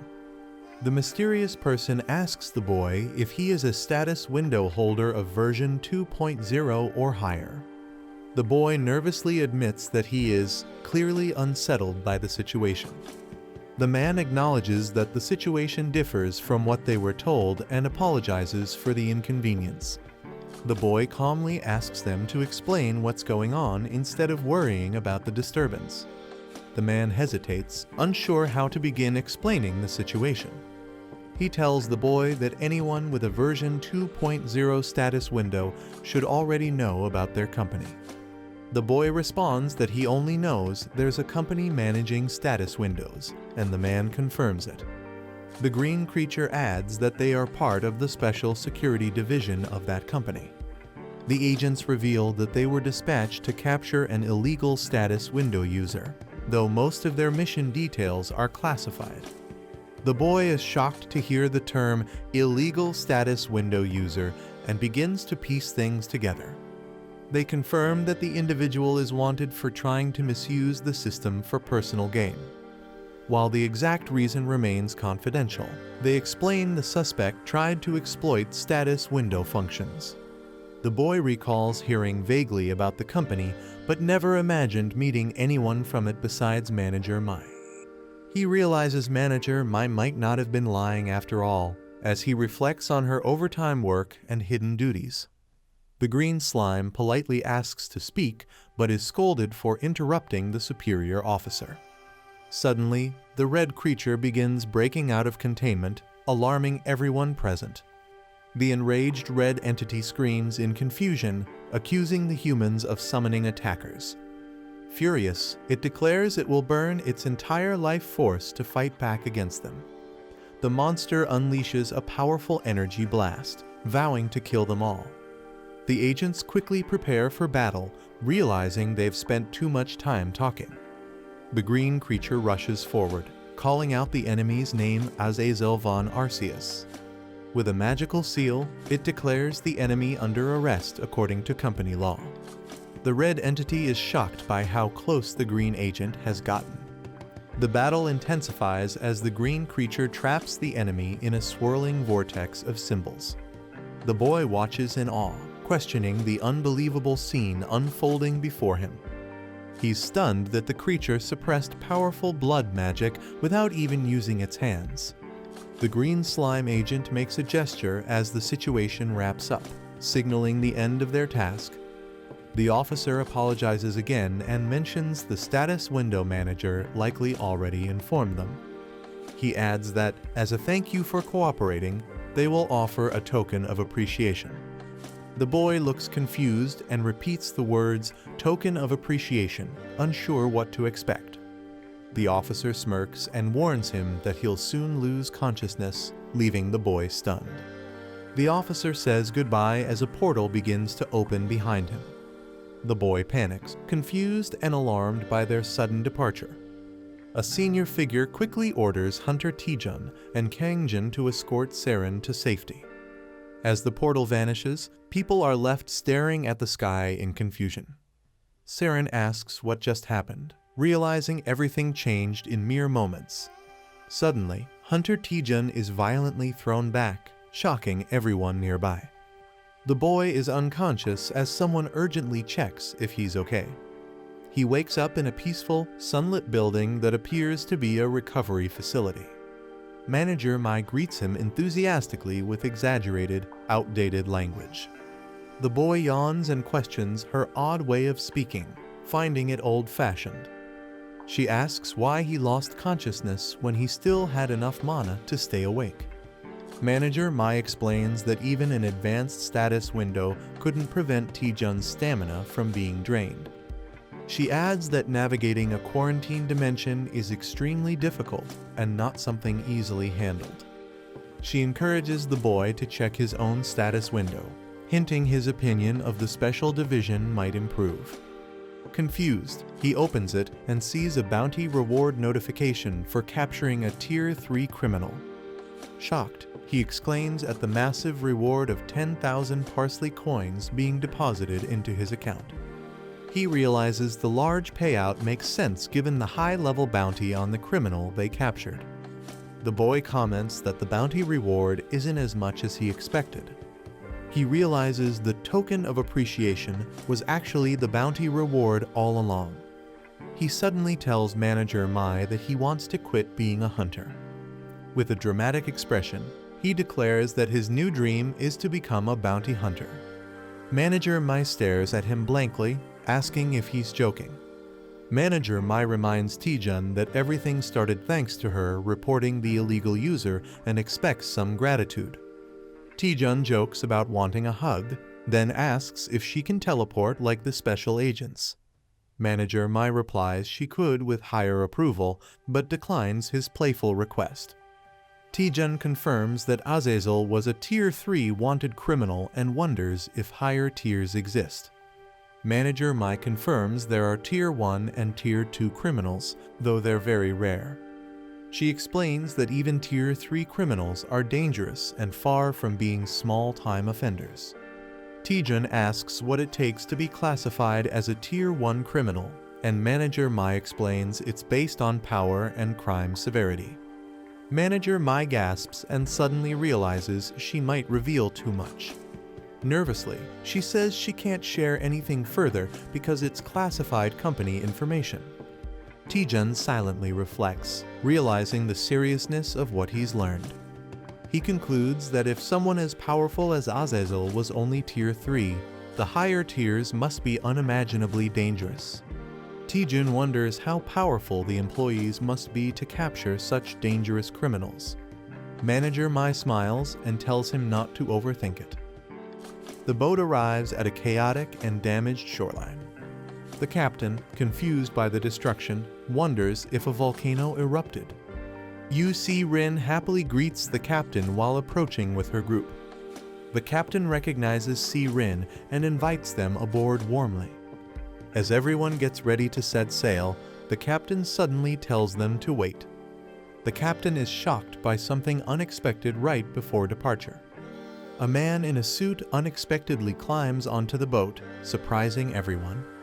The crew questions why he's boarding, jokingly asking if it's for fishing. The captain refuses to go fishing today because it's his wife's birthday. The suited man says he's just hitching a ride for business inland. A confident woman with blue hair and stylish clothes appears at the dock.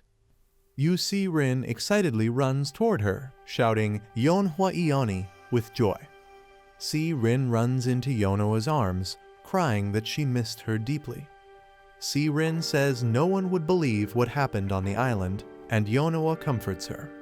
Si-rin wishes she could share more, but she's bound by a confidentiality clause. Yeonhwa gently notes that Si-rin has traces of undead magic and drained mana. Shocked, Si-rin asks how Yeonhwa knew, but Yeonhwa chooses not to press her. A man acknowledges Yeonhwa's efforts and respectfully calls her Guildmaster Asio Yeonhwa. The old man asks if anyone else came, and she replies it was just her and a knight guarding the Skeleton King. He's relieved the media isn't present and appreciates the privacy. Yeonhwa says she expected that and handled everything discreetly. The man thanks her, acknowledging the difficulty of setting everything up alone. He assures her he's still working on a solution to her request, and she humbly says it was her honor. Yeonhwa quietly thanks the man with a grateful expression. She waves goodbye and says they're heading back to the guild, while Si-rin replies politely. Si-rin shyly calls out to Taejun, who looks surprised and curious. She admits she's been calling him Appa without permission and wants to grow closer to him. Taejun smiles and says this experience helped strengthen their bond, including with Kangjin and the Skeleton King. Si-rin shyly asks if she can keep calling him Appa, and he happily agrees. Taejun tells her to call him whatever she likes, making her feel relieved. Si-rin smiles warmly and says goodbye while waving from the car. As the car drives off, Hangjin runs after it, begging to hitch a ride too. He respectfully addresses Taejun as Master T and compliments his martial skills. Hangjin passionately declares that he will surpass Taejun the next time they meet. He runs off dramatically, shouting adios, while Taejun watches silently. The older man tells Taejun they should move quickly since everything is ready. He then asks Taejun if he's prepared to be the center of attention. Taejun is surprised for a moment, but quickly regains his composure. With confidence, Taejun responds that he's always prepared. A press conference is being held for the return of the Gutchen Skeleton King. The reporters prepare in excitement as the event banner is revealed. Cameras start flashing the moment the Skeleton King appears on stage. A shocked reporter recognizes someone and quickly zooms in. Everyone is surprised to see Lee Taejun on stage with the Skeleton King questioning his involvement. Reporters are surprised that the Skeleton King looks normal, unlike the rumors. He asks the media to lower their cameras and promises a cue and a later. He explains that although he's back, he won't return as a hunter. Instead, he plans to train a successor to inherit his rare blood magic. He reveals that his chosen successor is none other than Hunter Lee Taejun. The audience is shocked, whispering that Taejun is learning blood magic and must have had a deeper reason for joining Whirling. Reporters agree that someone like Lee Taejun is worthy of the Skeleton King's trust due to his high standards. One reporter calmly notes that everything happening was within expectations. A panel explains that blood magic requires international certification, and only the Skeleton King can use it in Korea. For Taejun to legally wield it, having the Skeleton King's support is crucial. The Skeleton King begins an official announcement during the press conference. He declares Lee Taejun as a special candidate for the rank evaluation, shocking everyone. The press is shocked that Lee Taejun is nominated for a special rank evaluation. Reporters quickly rush in to ask questions about Taejun's promotion. Reporter Hong Sujin raises her hand and formally requests to ask a question. The Skeleton King grants her permission to speak. She asks about the requirements for a rank promotion, which include clearing dungeons, slaying rank monsters, and owning S-rank items. It's revealed that a special evaluation allows candidates to bypass these usual conditions. A reporter questions the true reason behind nominating Taejun for the special evaluation. She warns that if Taejun fails, the one who suffers most will be the Skeleton King himself. Taejun realizes the weight of the risk failure means a 5-year ban from taking another rank test. On top of that, his recommender would face serious fines and consequences. The guild's reputation would plummet, and the public would ridicule them. Despite the risks, the Skeleton King confidently states that Taejun is more than capable of passing. The reporter thanks the Skeleton King for his answer and prepares to move to the next question. She announces that the next question is directed at Hunter Lee Taejun. Taejun, slightly nervous, gives permission for the reporter to proceed. The reporter points out that the Skeleton King's return drew major media attention. She then asks Taejun what makes him worthy of a rank evaluation, given all the eyes on him. The reporter asks Taejun to briefly introduce himself in front of the press. Another reporter comments that it's a sharp question, basically asking, "Who do you think you are?" The room murmurs, realizing it's a clever way of questioning his special treatment. Taejun feels the pressure, knowing this is a question he absolutely can't dodge. Overwhelmed, Taejun screams loudly, shocking the entire audience. The press conference is suddenly disrupted by unexpected noise. One of the reporters expresses frustration, saying this isn't a place for childish behavior. A woman questions the speaker, confused about his random mention of ice. The man jokingly tells her to chill out, comparing it to ice in cold coffee. She's stunned and doesn't know how to respond. The man mocks her further, saying she's not chill and just uses fancy words to persuade others. He grabs a drink and says hunters should prove themselves with their skills, not their words. The man confidently raises his drink, saying he'll stay chill and let his skills do the talking. Reporters swarm him with cameras as one steps forward to ask a question. The woman at the table watches him, surprised by his attitude. Despite his ordinary appearance, he handles the pressure with confidence. A reporter acknowledges, it's been a long time since a rookie stood out like this. The scene shifts to Moscow, Russia, hinting at a global scale. A mysterious person holds a drink, saying they haven't lost a single night of sleep in 3 years. Sergei Mavrodi says he unexpectedly woke up at dawn today. He wonders if his awakening is related to the Bone King. He feels pain in the shoulder that was wounded by blood magic. His subordinate asks if they should take care of the situation. Jin Woo-young, a team leader, confirms the name of the disciple, Lee Taejun. Sergei asks if they have any information on Lee Taejun. Jin reports that Lee Taejun broke records during a rigged B-rank test and got a double promotion, even clearing an S-rank dungeon within 2 months. Jin adds that Lee also defeated a dangerous villain team and even overpowered a powerful vampire noble. The man explains that Lee Taejun earned his Vice Guild Master title through pure skill. He acknowledges Taejun as someone truly worthy of the Skeleton King's recognition. Another man asks if there's a plan moving forward. A woman suggests proposing a collaboration with the Hwaryeong Guild for an upcoming 72-gate expedition. She adds that if they refuse, they can use it to stir up a scandal and damage the Skeleton King's reputation. The man smirks and says he likes the idea. With flames in his hand, he vows to see how the Skeleton King's disciple survives from now on. Taejun lives in a luxurious apartment gifted by Manhwa. He enjoys a big bite of fried chicken, savoring it. Relaxing at home, he watches himself on TV while eating. A spirit questions if he's really okay just lazing around. The spirit warns that enemies are likely scheming against him right now. Despite upcoming challenges, Taejun is carefree and says he'll deal with it later. He knows people are targeting him after the press conference, but shrugs off the pressure, saying he can't fight everyone. Taejun believes taking a break now will help him grow stronger later. He decides to relax, eat chicken, and binge-watch some dramas. Suddenly, a notification pops up, catching his attention. The system says Horizon of Communication has been downgraded to version 1.1. Taejun is surprised and confirms that it's really a downgrade. The spirit wonders if the previous version wasn't already 1.1.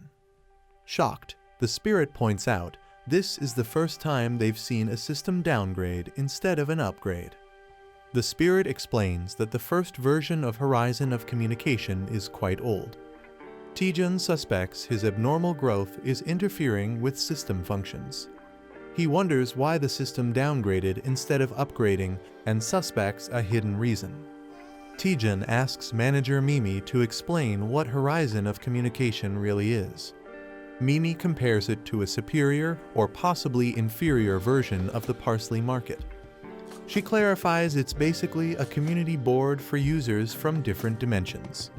Curious, she taps to activate it and launches Horizon of Communication version 1.1. Taejun sees the Horizon of Communication and realizes it's just a basic forum. He notices that all the posts are extremely old and nothing new is there. Mimi explains the forum was already shut down before she even started working. Taejun wonders why he was given a dead forum as a feature. Suddenly, they receive a notification that a new post has been uploaded. Surprised, Taejun and Mimi rush to check it, realizing someone is still active on the forum. Mimi is shocked someone actually posted, while Taejun jokes she's panicking more than he is.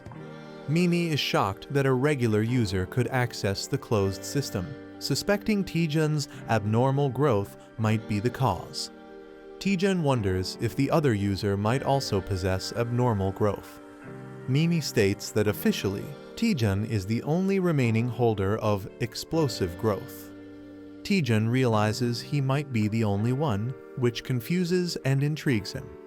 In the forum comments, a user named Sky Thief notices someone is reading and asks for a reply. Taejun responds. Sky Thief wants to start a face-to-face chat with Taejun, asking if he wants to accept. Taejun is shocked by the sudden face-to-face chat request, while Mimi warns it's dangerous. Unlike regular item markets, this feature allows users to physically enter a shared space. Some used it for deadly duels, while others misused it for money laundering. Because of the risks, this function was removed from newer versions. Taejun wonders if the other person is targeting his resources. He imagines the other user could be a crazy fighter seeking thrills. Despite the danger, Taejun hesitates but ultimately decides to accept the request. Taejun confidently accepts the face-to-face chat, claiming he always wins anyway. Despite Mimi's warnings, he's excited and pumped with adrenaline.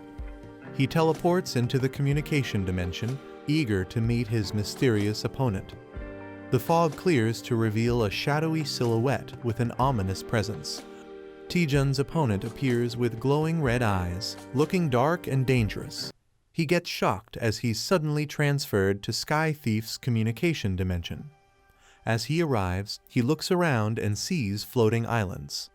He's surprised and thinks the place looks better than expected. He wonders where Sky Thief is and questions his absence. Annoyed, he decides to teach Sky Thief a lesson once they meet. Suddenly, a mysterious figure dashes past him with incredible speed. He's stunned by how fast the figure moves. He questions if the fast-moving man is Sky Thief. He watches silently as the man walks away without saying a word. The man mutters bird names with a chilling aura around him. The boy smirks, saying he didn't expect an attack right after arriving. He charges up his magic and prepares the greedy Fireball X. A massive energy blast shoots toward the opponent. Someone smells the magic and instantly recognizes it. The man swiftly draws his sword to counter the spell. The boy is shocked as his attack is easily nullified. The chicken leg he was holding floats midair due to the blast. Calmly, he bites into the chicken while the intense moment settles. The man panics as he realizes the mysterious object is actually chicken. Shocked, the boy repeats it in disbelief. "Excuse me." The man takes a bite of the chicken drumstick. He's stunned by the overwhelming flavor coursing through him. He praises the mystical taste and juicy texture of the chicken. Curious, he asks what the divine food is called. Hearing the name chicken, he finds it fascinating despite its plainness. As they sit peacefully, the boy laughs while wondering what's up with this guy.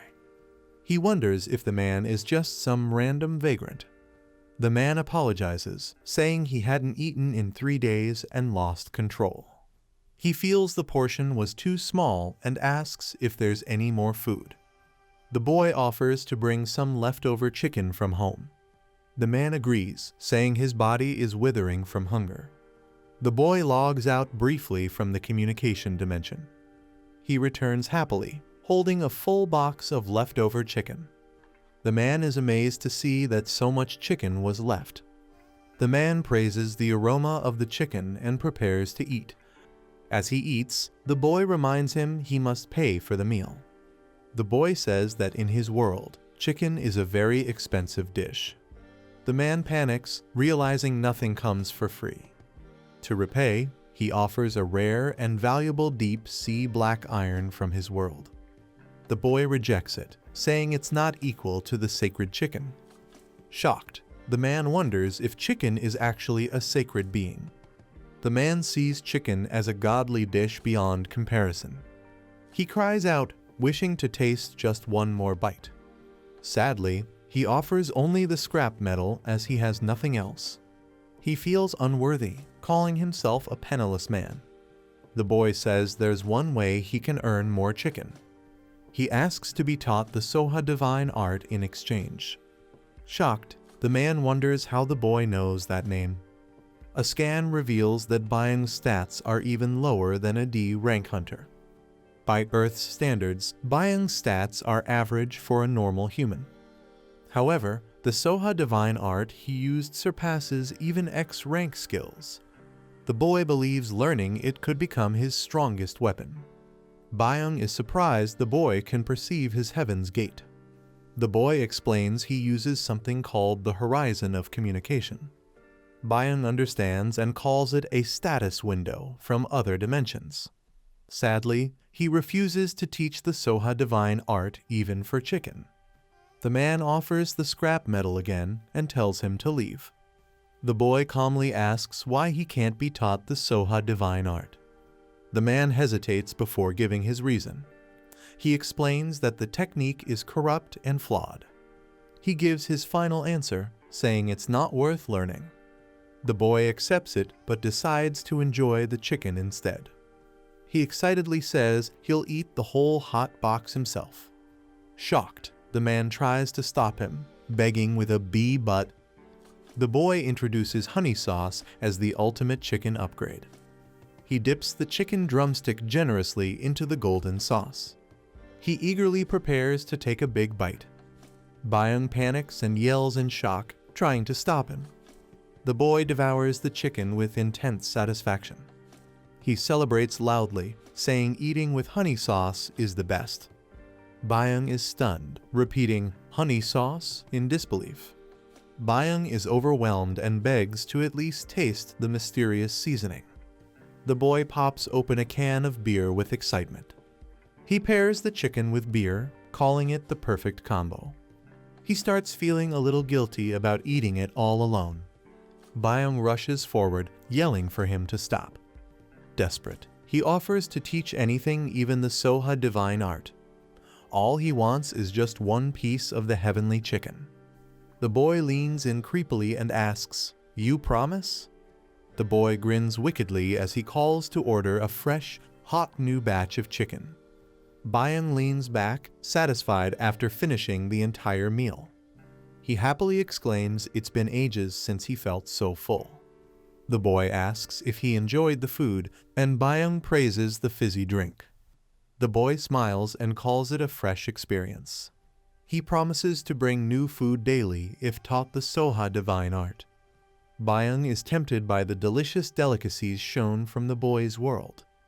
Honoring his promise, Byung agrees to teach the Soha divine art. But before starting, he asks why the boy wants to learn it so badly. The boy stays silent, and the fairy says there's no need to hide the truth. The boy explains he can read special information from the heavenly tome. According to it, Byung's power levels should not be this low. He sees information about the Soha divine art connected to Byung. Byung confirms it's a passage from the tome only the boy can read. The fairy asks if he'll explain that passage more in the future. The boy agrees, promising to share more when the time comes. Byung begins teaching, saying materials are needed to start the art. He points out the boy lacks internal energy and even a danshan to learn martial arts. Byung explains that an elixir is needed to open the acupoints and build internal energy. He begins listing the ingredients as the communication session ends.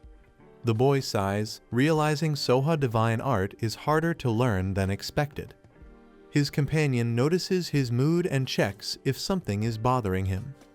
She explains the system upgrades the status window and unlocks a hidden message board. The boy realizes it's not just a skill, but a full growth system. He gains a breakthrough quest that will enhance his horizon of communication. The system makes it clear that Byung's case revealed a sealed-off communication feature. Learning Soha divine art unlocks a new breakthrough growth quest. There's even a mysterious message written beneath the skill itself. Gwarnami finds it strange and questions Taejun about it. Taejun admits it seems weird, but hasn't caused him any harm so far. He tells Gwarnami to investigate and report back with any findings. Gwarnami confidently tells Taejun to focus on getting stronger. Taejun cheers her on and counts on her to handle the rest. He begins checking the ingredients Byung mentioned by opening the parsley market. Taejun searches online for the rare elixir ingredient 1000-year Hishuwu. He finds multiple listings, but all are extremely expensive. He groans in frustration, realizing how costly it will be. At the Hwaryong Guild building, someone rushes in urgently. The man shouts that there's a situation and calls for Deputy Guild Master Lee Taejun. Taejun, in the middle of training, asks what's going on. The man explains that the Russian Mercenary Guild has sent a request for a joint expedition. The Russian Guild representatives have arrived in person to meet Taejun. Taejun realizes someone has been monitoring him all along. While making money through combat, he decides to see what they want. He agrees to meet them and prepares to head inside. They are informed the guests are waiting on the 19th floor. The elevator opens, and Taejun is greeted by a new presence. A man introduces himself as Jin Waijong, team leader from St. Winters. Taejun silently observes Jin Waijong, recalling his name. Jin is introduced as one of the top disciples of the Heavenly Stream Sword Saint. Taejun greets him, impressed that Jin operates on a global scale. Jin responds with a smile and handshake, recognizing Taejun. Internally, Jin mocks Taejun, doubting his strength. Jin tries to expose Taejun's weaknesses using a mana scanning technique. A firewall blocks the intrusion, and Jin is thrown back by a shockwave. Startled and sweating, Jin shouts in disbelief, "What?" Jin is shocked that his mana probe was completely blocked. Taejun jokes that it must be static electricity causing the interference. After introductions, he invites everyone to get to the point. Jin confirms they're here to collaborate on the 72-gate expedition. Taejun notes the gate was auctioned for over 1 billion won. Yet Jin is offering expedition rights for less than 10% of that value. Taejun finds the offer too favorable and grows suspicious. Jin explains the dungeon is inhabited by dangerous Russian giants. The representative explains that Russian giants are tough enemies. He adds they're weak to undead-type summons used to provoke them. Since Hwaryong is known for necromancers, they request the guild's help. Taejun confirms the payment will follow proper international contracts. Jin agrees, saying they only have one small request. They want Hunter Lee Taejun to personally join the expedition. One advisor whispers that something feels off, but Taejun accepts. Smiling slyly, Taejun asks if he can adjust the terms just a little bit. In Moscow, they're surprised that Taejun accepted the offer so easily. A man questions if Taejun agreed without hesitation and gets confirmation. He suspects the Gutchin Skeleton King must have warned Taejun. Another man asks if there were any unusual demands. Jin explains Taejun only requested mana stone distribution based on contribution. Surprised by the simple request, the man questions if that was all. He approves the contract and tells them to proceed immediately. Jin, frustrated, walks away while Taejun smirks silently. Someone is shocked that a rookie B rank like Taejun could block their mind-probing technique. The enemy swears to come after Taejun, no matter who or what he becomes. Taejun unleashes a powerful technique called Rising Dragon Divine Fist, Spider Silk Palm. A quiet town is shown with people walking through the streets. A dirty bone lies on the ground with some leftover food stuck to it. A hungry boy named Chindo notices the bone and moves toward it. As he picks it up, someone yells and strikes him from behind. The boy is knocked down while a group watches him angrily. A leader orders someone to bring the bone to him. The leader calls Chindo a worthless thief and holds up the bone. He mocks Chindo, saying he'll return the bone only if Chindo answers his question. The boy mocks Chindo, saying he was cursed by the heavens. He claims Chindo has no heavenly outer gate and must be slow and useless. Laughing, he says someone like Chindo couldn't even catch a weak monster. He demands an answer from Chindo while shoving the bone near his face. Chindo stays silent, and the bully angrily kicks him hard. While Chindo lies in pain, the boy says he heard an interesting rumor. He mocks the rumor that Chindo has a gate, but it gives no stats. Chindo stays silent, holding his torn clothes tightly, refusing to speak. The boy challenges Chindo, saying if his gate stat is higher, he'll return the bone and apologize. He mocks Chindo again, saying even a low gate stat user would get hit only once. Chindo remains silent while the bully presses for an answer. The first boy's stats appear, showing low values and no skills. The second boy's stats show much higher values and a grappling skill. The crowd rushes in to compare their stats with Chindo's. Chindo is beaten again, and the boy laughs, saying he lost once more. Chindo gets hit hard, bleeding as the bully mocks him for thinking he had a chance. A boy smirks while introducing a dish with excitement. He dramatically announces the name, Royal Pigs Trotters and Bossum. The food is shown sizzling, looking delicious and tempting. Another boy calmly points out that it's just a bone. A peaceful scene shows someone sitting alone beside a river. That person experiments with something while sitting quietly in nature. A boy suddenly asks what kind of life someone named Byung lived. Another boy guesses it must have been very hard, remembering something unpleasant. The person admits they're unsure but confirms Byung's stats are extremely low. They recall checking Byung's status window before and not being surprised. In Byung's world, checking others' stats seems to be normal. The girl explains people instinctively look down on those weaker than themselves. When someone weak suddenly gains power, it usually causes problems. She reveals she has created a special item called the Spirit Pill. The boy asks what kind of problem she meant, but she says it's hard to explain. She offers to let him check the item himself instead of explaining it.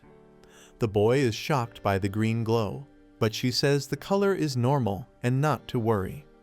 The boy groans as the strange green pills are being analyzed. The system identifies them as linked cycle pills used to restore inner energy. Though effective, the pill appears rough and is now contaminated. The system warns that eating it without caution could be deadly. The boy notices it's poisoned and asks if there was a mistake. The creator is confused, saying the pill wasn't poisoned before and decides to try again. Confidently, the boy says he's good at detoxifying and prepares to purify it. He uses a skill called Spell Dispel C to remove the curse. As magic activates, everyone is shocked by the strong energy the spell releases. The boy proudly says he's still using the skill given by CEO Seo Yon HWA. The curse removal process on the pill progresses with glowing energy. The curse on the linked cycle pill is fully removed by Spell Dispel. The boy admires the pill's pretty green color now that it's purified. As someone suggests trying it, another person shouts to wait. The boy bites the pill and immediately feels a strange, intense reaction. He is shocked by the horrible taste and questions what it is. Even without chewing, a sewer-like smell makes him gag. A warning appears, saying the elixir must be chewed 20 times for effects to work. The boy thinks he might die if he chews the pill and considers spitting it out. The other person explains he should have taken sweet dew grass first to make it taste like honey. The boy suffers badly, saying it's hard to breathe after swallowing the disgusting pill. The boy sits cross-legged as power surges through him after taking the Yonwon pill. The girl confirms he has properly consumed the pill. He shyly admits he did take it, with a small smile. She explains it's time to fill his empty energy center now that his internal energy is reset. She hands him a wooden sword and tells him to take it. He looks confused and wonders what to do with a wooden sword. He asks if she's going to teach him an internal energy technique. He recalls that in martial arts comics, people gather energy by sitting and breathing. The girl explains the Sowa technique is different and not based on quiet meditation. Instead, it builds energy by pushing the body to its limit through calmness and action. The girl explains that Kai must be gathered amidst crashing waves and storms. She unleashes a powerful red energy blast, shocking the onlookers. A red-haired boy reacts in fear as a strong force rushes past him. He thinks it felt like something amazing just happened. A massive shockwave destroys a rock into pieces. The girl stands calmly with her stick while the dust settles. She reveals the move is the first form of Sowa divine art. The boy is shocked she turned a rock to dust using only a twig. The spirit beside him can't believe this power is possible with internal energy. The girl tells him to stop asking questions and try to follow her now. The boy looks shocked and wonders if the training is progressing too fast. He swings his wooden sword with full force toward the large rock.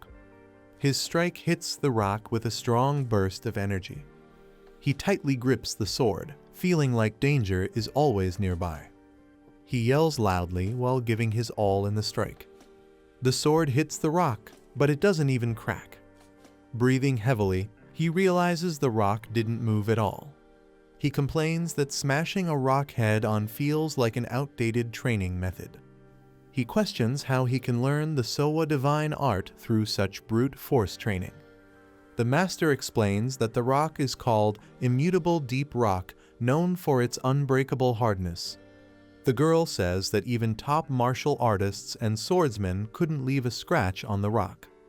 The boy casually responds with a bored so, showing no surprise. She tells him to keep repeating her move until the rock changes.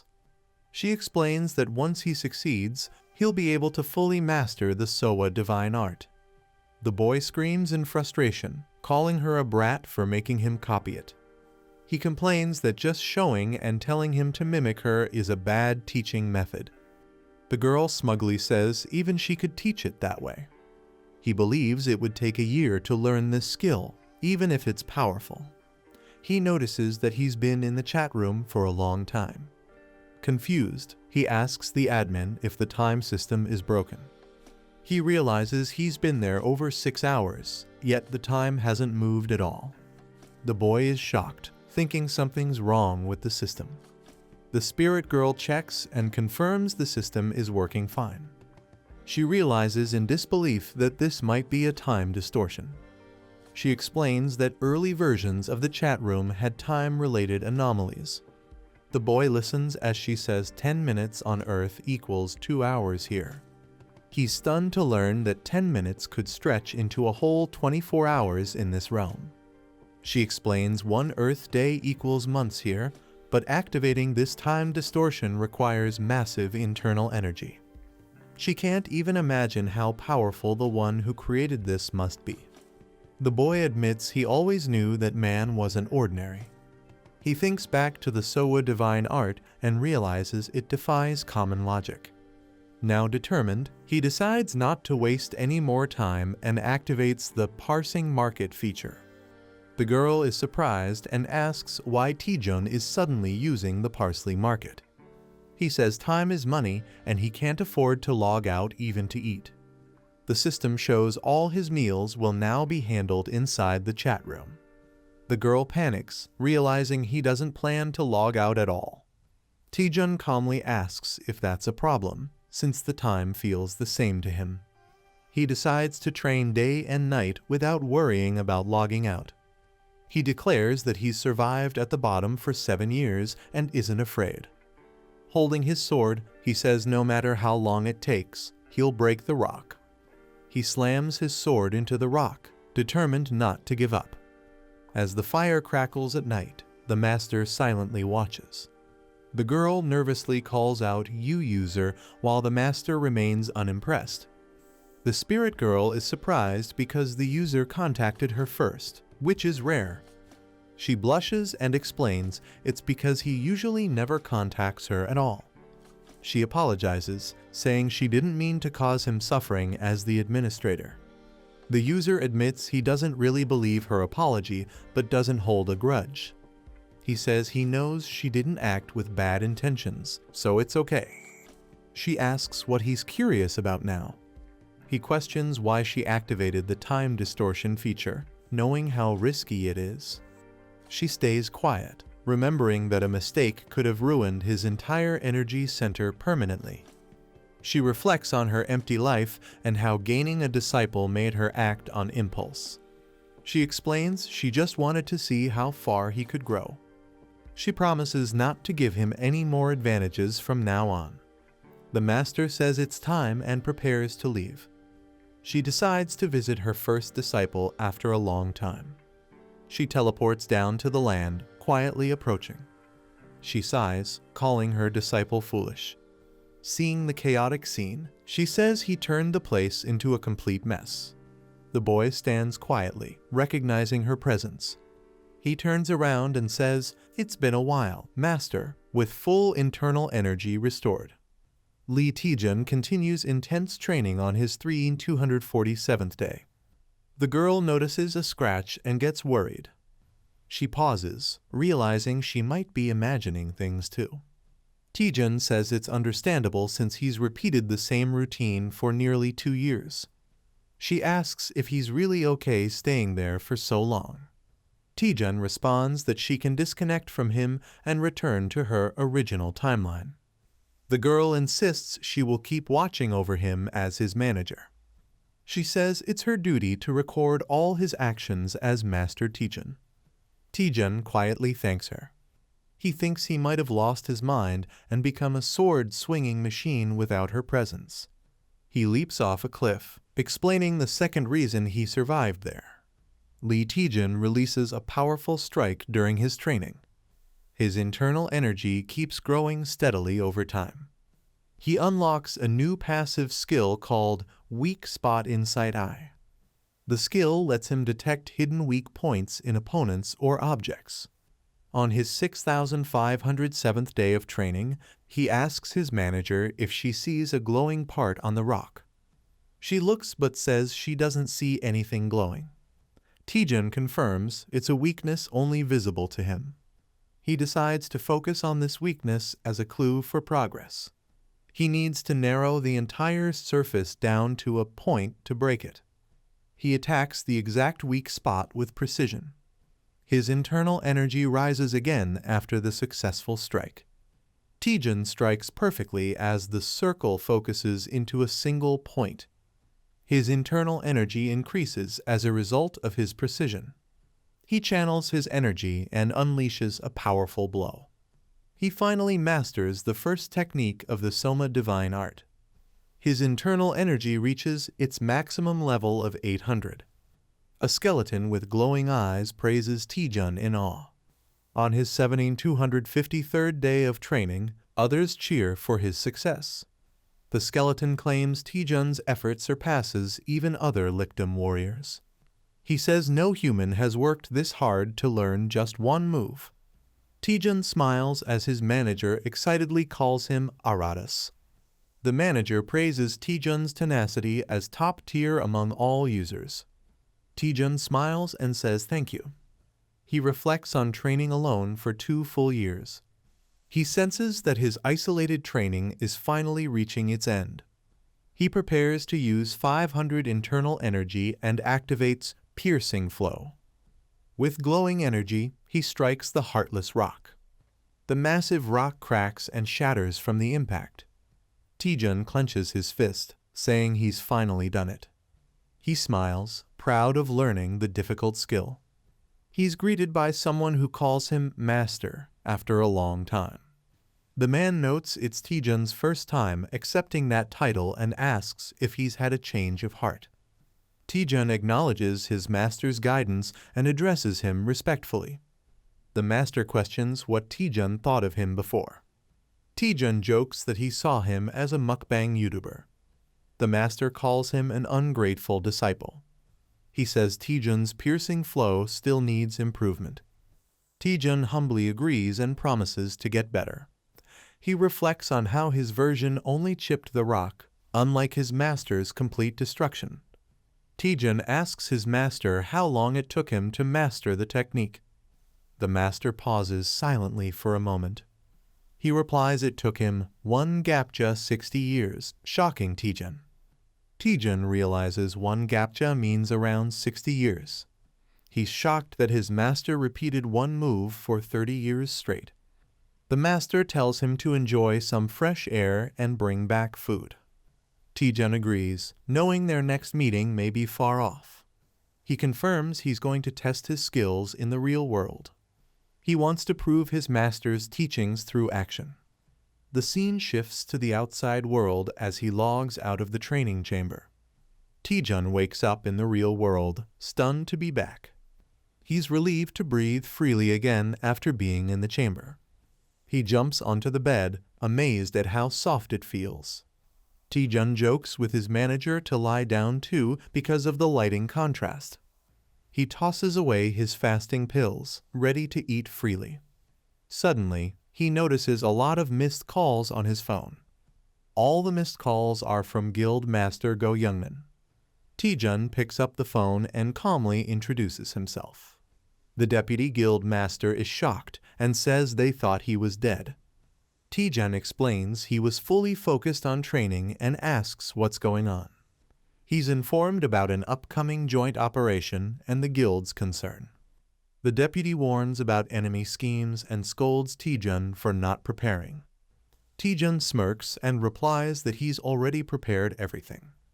Taejun tells the guild master to relax while he handles everything. With a crazed grin, he declares he'll wipe the floor with all of their enemies. A car arrives at an old, abandoned location near a ruined entrance. A man steps out of the car. The girl, shocked by the surroundings, asks Taejun what this horrible place is. Taejun says it feels like a place straight out of a nightmare. He explains it used to be a popular theme park, but was destroyed when a gate appeared 10 years ago. Since then, the place has been left in ruins. Taejun adds that this ruined theme park is the site for their joint expedition with St. Winters. The girl realizes this is the infamous T-274 gate. Taejun confirms that gate activity was recently detected here. At a glance, Taejun observes it's a fairly ordinary precursor-type gate. Unlike random gates, precursor-type gates show signs before opening. These signs allow researchers to gather data in advance. However, exact gate details remain unknown until activation. The Dungeon Observer System, created by the International HQ, helps detect these signs. It can even predict what kind of monsters might appear. The timer shows how long remains before the gate opens. Taejun looks ahead as something unusual catches his attention. The girl is shocked and confused by what she sees. Someone yells at the broadcast crew to set up cameras quickly. Taejun is annoyed to see the media already there and mutters about the broadcast crew being creepy. Taejun activates the ring of the Howling Hound as the girl urges him to leave quickly. The scene shifts to the Hwarang Guild's base camp area. Inside the camp, someone stares at a screen, overwhelmed by the situation. A shadowy figure calls out to the boss. The stressed-out boss is frustrated and muttering about losing his mind. Taejun appears and surprises the boss with a greeting, causing the ring to deactivate. The boss recognizes him with shock and stutters, "TT." The girl shouts Taejun's name dramatically and rushes toward him using a spinning hug attack. A monster suddenly charges in and gets slammed to the ground by Taejun. The boss complains that Taejun didn't react to his hug, saying he was just excited to see him. Taejun awkwardly replies that he's not really into hugging. The boss notices that Taejun seems different and stronger. Taejun admits he's been doing some secluded training. The boss asks about the expedition plan and if Taejun has any details on the T-274 gate. The boss explains the gate will activate in 17 hours and the target monsters are biodescent giants. He reveals the real goal of the expedition is to damage the H-Warring Guild's reputation.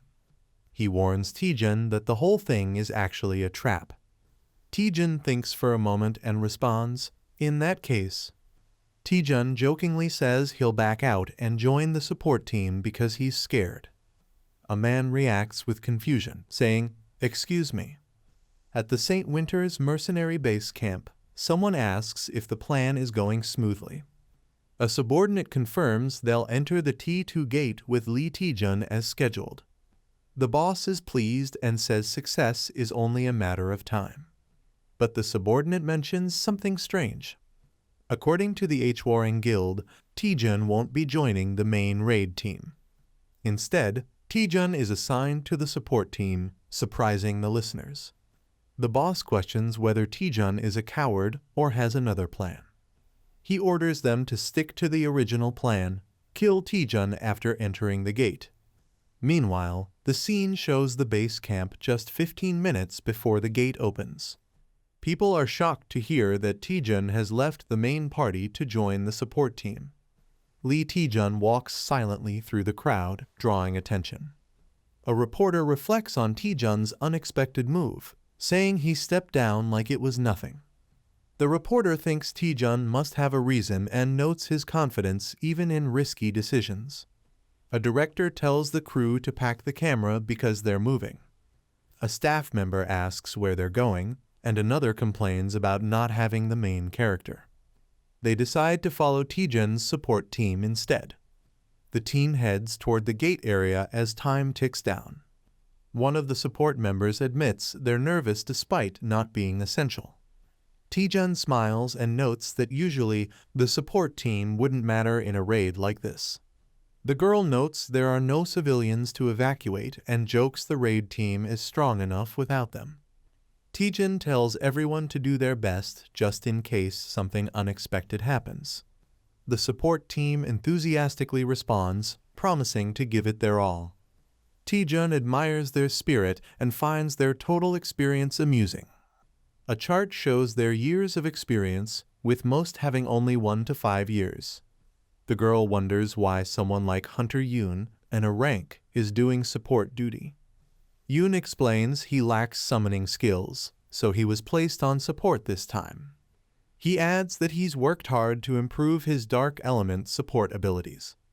Taejun tells him that his skills will actually be quite useful. Yoon is surprised and curious, asking what Taejun means. Suddenly, something shocks Yoon before Taejun can explain further. One of the team members says the gate is about to open, and Taejun agrees. Taejun tells everyone to stay calm and focus in case something unexpected happens. The countdown to gate activation begins from 5. The team is shocked as a secondary dimensional portal suddenly opens. Someone screams that it's a top-level emergency. Taejun immediately commands the support team to follow him and attack the Birazan giants. He charges forward with a crazed smile, shouting about collecting all the magic stones. People look up in shock, wondering what is happening. Someone realizes it's not a transfer-type deployment. Another explains it's a pre-deployment. They conclude the main gate has limited defenses. Ferocious Burosan hounds appear, attacking. Chaos erupts as the monsters charge forward. A giant Burosan creature roars loudly. Someone panics, saying they'll all be wiped out at this rate. A powerful monk of the ascending dragon fist strikes the giant. A man checks if everyone is all right. He warns them not to fight the giant directly and to focus on rear support. He tells them he'll be counting on them. Some doubt what they can do against the monsters from the backline. Others agree they might just get in the way. A girl tells them not to be afraid and to listen closely. She says even if they work together, they'd still struggle against one giant. She points out that they have Deputy Guild Leader Lee Taejun with them. She rallies everyone to give their all in support. A giant roars as she prepares her weapon. She traps the giant with a skill called Bone Prison. Someone checks if the Deputy Guild Leader is all right. He notes that the situation is good enough to call a specialty. He thinks it's now much easier to hunt. He says the table is nicely set for battle. He prepares to farm like crazy using his skill. The attack, Greaseter X, is unleashed. The giant roars as the attack hits. Spectators are amazed, saying they never expected such a pre-deployment type. They praise his instincts, saying their stream will blow up. One notices something odd and asks why the strange look. Another explains the giant isn't part of a swarm but a lone unit. They realize it almost certainly appeared through a direct transfer. Hunter Lee Taejun acted as if he knew everything from the start. He even patrolled the site without any clear reason. Observers watch him in surprise, saying his name. They wonder how far ahead he can see. His battle map analyzes the closest gate and its details. The display shows a pre-deployment gate with time remaining and monster details. He notes they won't have to worry about such gates anymore. He adds that's not all and checks further information. They can now investigate other dungeons before entering. He launches a powerful attack with his skill. His strike lands on the giant, causing a heavy impact. He laughs, saying that was some satisfying action. He notes that the giants drop big mana stones too. He tells everyone to move to the next dimensional gate. A call comes for Hunter Taejun to return to the main squad. They report the monsters are transferring in an unexpected direction. They ask everyone to regroup so they can assess and respond. Taejun claims he can't hear well and decides to give the briefing himself. He explains the gate is a pre-deployment type. The officer is shocked to hear they took down 4 giants so quickly. Taejun estimates it will take about 15 minutes to finish the remaining 3. He says he'll regroup with the support team. Someone wishes him good luck as they part ways. A person yells for Hunter Taejun to get over there immediately. Another warns that the monsters keep coming. Taejun's name is called out in urgency. An enemy accuses him of thinking they're just clowns dancing in his palm. The enemy says that today will be different. They claim the clown will kill Taejun with his own hands. Taejun looks determined as monsters fall around him. He finishes off the remaining creatures. Taejun reports that he just finished patrolling and there are no more monsters nearby. They ask if they should proceed into the gate and inquire about the other Hwarang Guild members. They inform him that he missed the communications. The boss subjugation will be handled by their squad and Hunter Taejun. Taejun responds casually, saying it can be helped. He's asked if he's really that clueless. They explain that a critically injured guild member was part of his support team. Taejun admits he was so focused on fighting that he didn't notice. He laughs, revealing he made up the story himself. The bluff was to enter the gate alone with the others. Taejun says he's ready to start the mission. He thinks to himself that they're still dancing in the palm of his hand. A figure sits on a grand throne inside a hall. He catches a scent and recognizes it instantly. He identifies it as the blood of his subordinates. The team enters a large hall, surprised by the unusual boss field. They note that the room resembles some kind of temple. The glowing green aura suggests the boss monster is inside. They realize the boss hasn't been activated yet. One member hesitates, unsure whether to deal with Lee Taejun before or after the boss fight. He considers that, now that they're inside, outside help won't reach them. Just as planned, he secretly disables the communication on the team members' suits.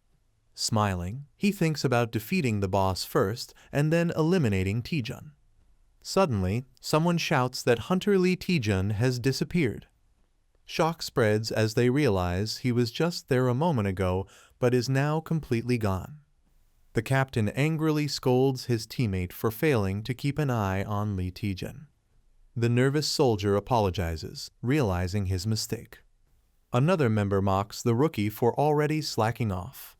The captain asks when was the last time anyone saw Lee Taejun. They recall entering the gate together, but don't remember exactly when he vanished. The captain grows tense, wondering where Lee Taejun could have gone.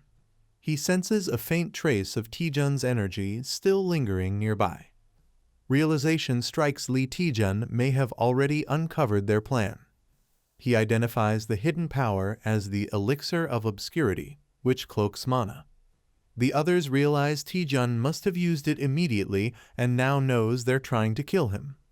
A soldier nervously wonders if Lee Taejun is now planning to hunt them instead. The captain dismisses that idea, saying it would be reckless. He explains that the Elixir of Obscurity loses its effect if the user is detected. They realize they cannot leave the gate unless they defeat the boss. The only exit available is through the dimensional portal that opens after the boss is killed. The soldiers decide to secure the exit and wait until Taejun's potion wears off. For now, the captain orders them to focus on eliminating the boss first. The team advances toward the throne, preparing to confront the monster. Suddenly, the boss grips its massive weapon, signaling the battle is about to begin. The giant boss suddenly swings its weapon, smashing a soldier brutally to the ground. The team is horrified by the overwhelming power of the monster. Another soldier trembles, realizing the dire situation they're in. Screams echo as more teammates are struck down without mercy. From above, they notice the giant isn't just strong, it's wielding a spear like a warrior. Shocked, one exclaims that the broken giant is actually using a weapon. Fueled by rage, a soldier powers up, determined to strike back. He launches forward, shouting that he'll kill the monster right now. But the giant effortlessly counters, gripping him tightly. The soldier struggles desperately, shouting for the beast to let him go. Meanwhile, the rest of the team watches in alarm, realizing how hopeless the fight has become. The giant slams its weapon down, crushing soldiers mercilessly. A terrified teammate stammers, calling out to the captain. They question if the creature is truly a broken giant. Another soldier screams for help as his body is torn apart. The horror spreads as blood and chaos fill the room. Shocked, someone wonders what kind of monster they are facing. Observing closely, the captain realizes its strength, speed, and intelligence far surpass normal. He concludes it is several times more advanced than the original giant. With determination, he prepares himself, knowing this is the only chance to use a secret technique.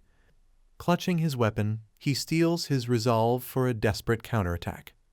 Blood splashes violently as the forbidden technique activates.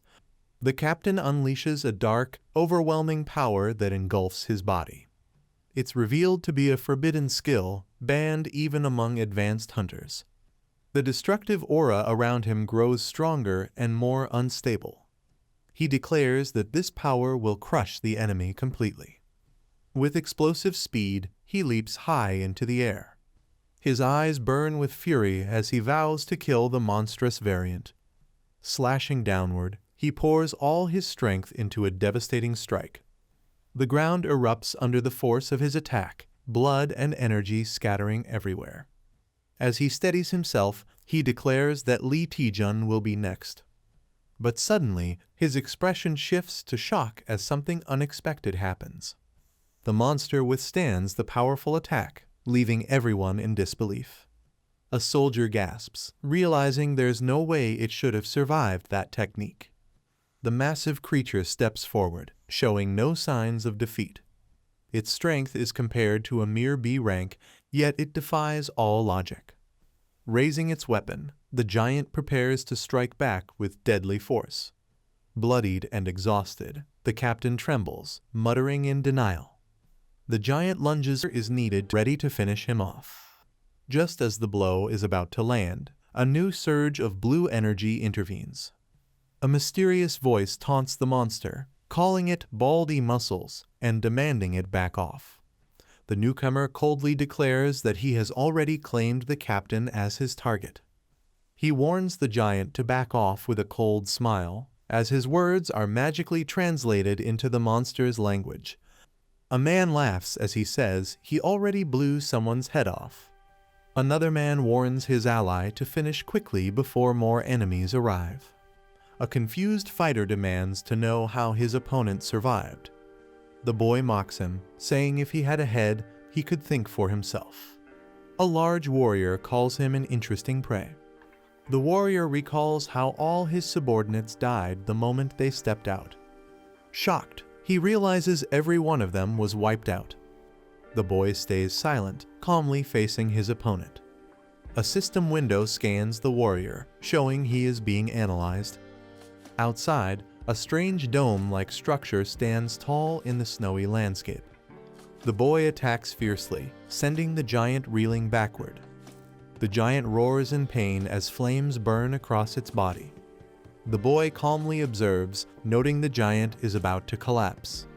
The dying giant struggles to speak broken words. The boy and his spirit companion are shocked by its attempt to communicate. The system translator activates to interpret the giant's final words. The giant says their king is waiting. It warns that all humans will die before their king. The boy realizes this is new information he has never heard before. He concludes the real danger is not the dungeon's monsters, but the dungeon boss itself. The boy reflects for several minutes, deciding whether to act. He realizes the giant had been using subordinates as bait. With clarity, he understands the enemy's entire strategy. He smirks, pointing out how the giants were being transferred elsewhere. The giant laughs, impressed at the boy's sharp observation. Since the giant's body cannot be scanned, only brute force will work. The boy's hand glows with immense power as he prepares to strike. Flames swirl around him as he launches a fierce attack. His body shoots upward, channeling overwhelming strength. With a roar, he unleashes the rising dragon strike. The boy's fiery punch clashes against the giant's defense. The giant grabs him tightly, declaring he's been caught. The boy smirks, saying he caught the giant instead. He channels his strength and unleashes Divine Power X. A massive impact smashes into the giant with explosive force. The giant groans in pain, shocked by the attack. The boy launches upward with incredible speed. He unleashes a devastating combo, the Rising Dragon 100 Strike. The final blow strikes with overwhelming power, leaving the giant reeling.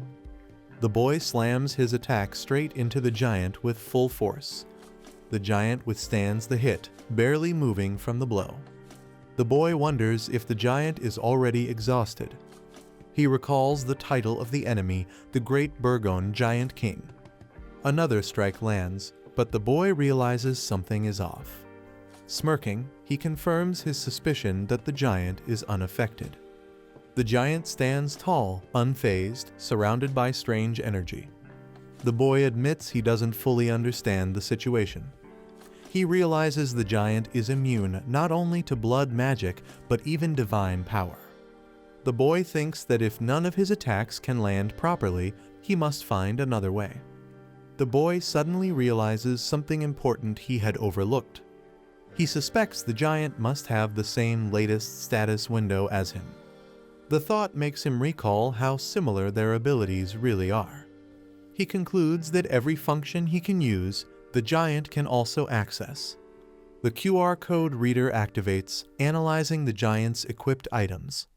The scan reveals the armor of the dragon's heart, granting immense resilience. The armor reduces incoming damage by 90% and provides S-rank regeneration called Dragon's Tears.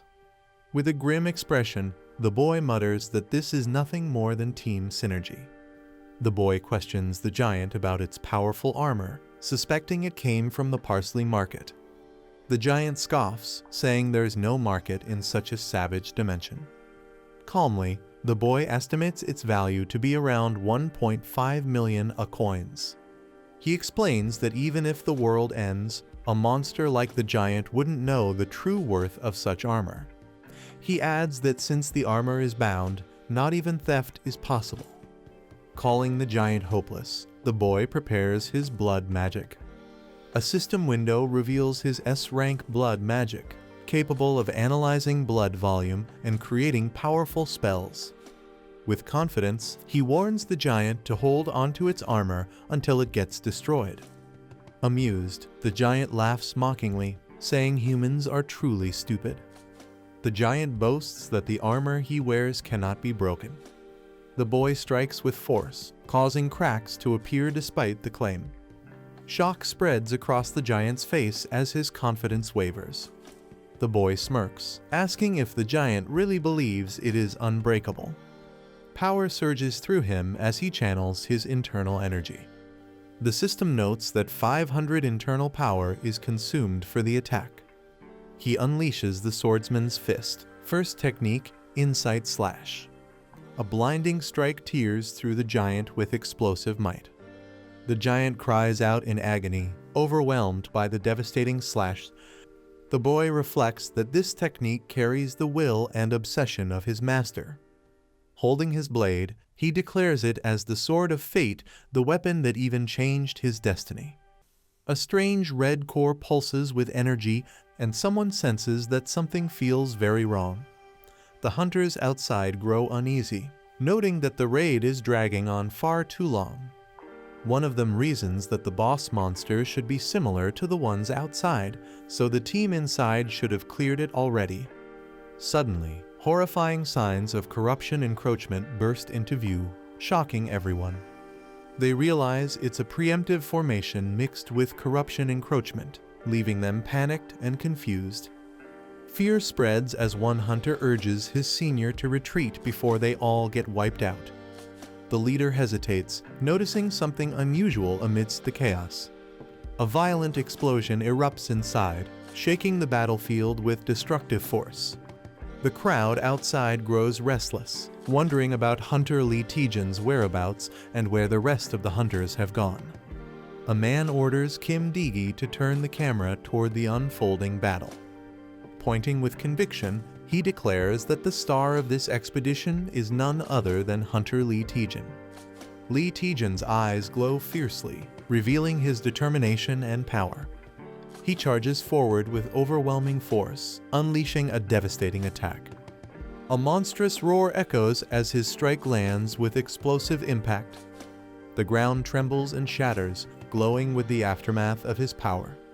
His opponent, stunned, mutters in disbelief at what a mere human could do. The creature admits that such strength is absolutely impossible to comprehend. With a thunderous crash, the giant monster is violently thrown to the ground. The blonde spirit scolds him for nearly shouting about resurrection scrolls, while he nervously wonders if they killed the monster. The giant creature lies on the ground in a pool of blood, while his ally complains about him jinxing things. Its head drops heavily to the floor, confirming its death. He checks with relief, saying the monster is definitely dead. The spirit admits that without insightful flow, he would have been finished, amazed at how it reduces 90% of all damage. They laugh together, joking about how broken Sohashin arts are, while he proudly says 2 years of training paid off. A pool of blood spreads across the ground, hinting that something is still wrong. Though victorious, his body is heavily damaged, and a warning shows he can no longer continue fighting. A system message reports a complete muscle rupture and fracture, recommending swift use of Usamata's potion. He reflects that while he took the boss down in a single strike, he underestimated the backlash on his body. Admitting he still can't fully handle the technique, he acknowledges how far he has to go. Deciding to heal, he pulls out the mythical grade Eusimatus potion. The system announces a reward for the illegal status window user, granting him an upgrade point. Surprised, he wonders about being labeled an illegal status window user. He then realizes the earlier vampire wasn't the only one, as another menacing presence appears. Embarrassed under his administrator's sharp gaze, he hesitates and stammers, unable to explain himself. He hurriedly insists he didn't know the enemy was using an illegal status window. The administrator awkwardly excuses herself, disappearing as soon as things get complicated. He holds up the potion, pointing out how she always vanishes whenever things don't go her way. Confused, he stares at the fallen boss, wondering what exactly she is hiding. Noticing something unusual, he bends closer and questions the strange symbol on the monster's body. The mark reads Alpha, leaving him puzzled about its meaning. He realizes this boss had 2 eyes and an upgraded status window, perhaps branding itself with a unique mark. Despite these discoveries, a chilling unease washes over him, as something about it feels deeply wrong. He examines the strange marking and notes it looks less like a tattoo and more like a brand. Suddenly, a wounded hunter calls out his name, catching him by surprise.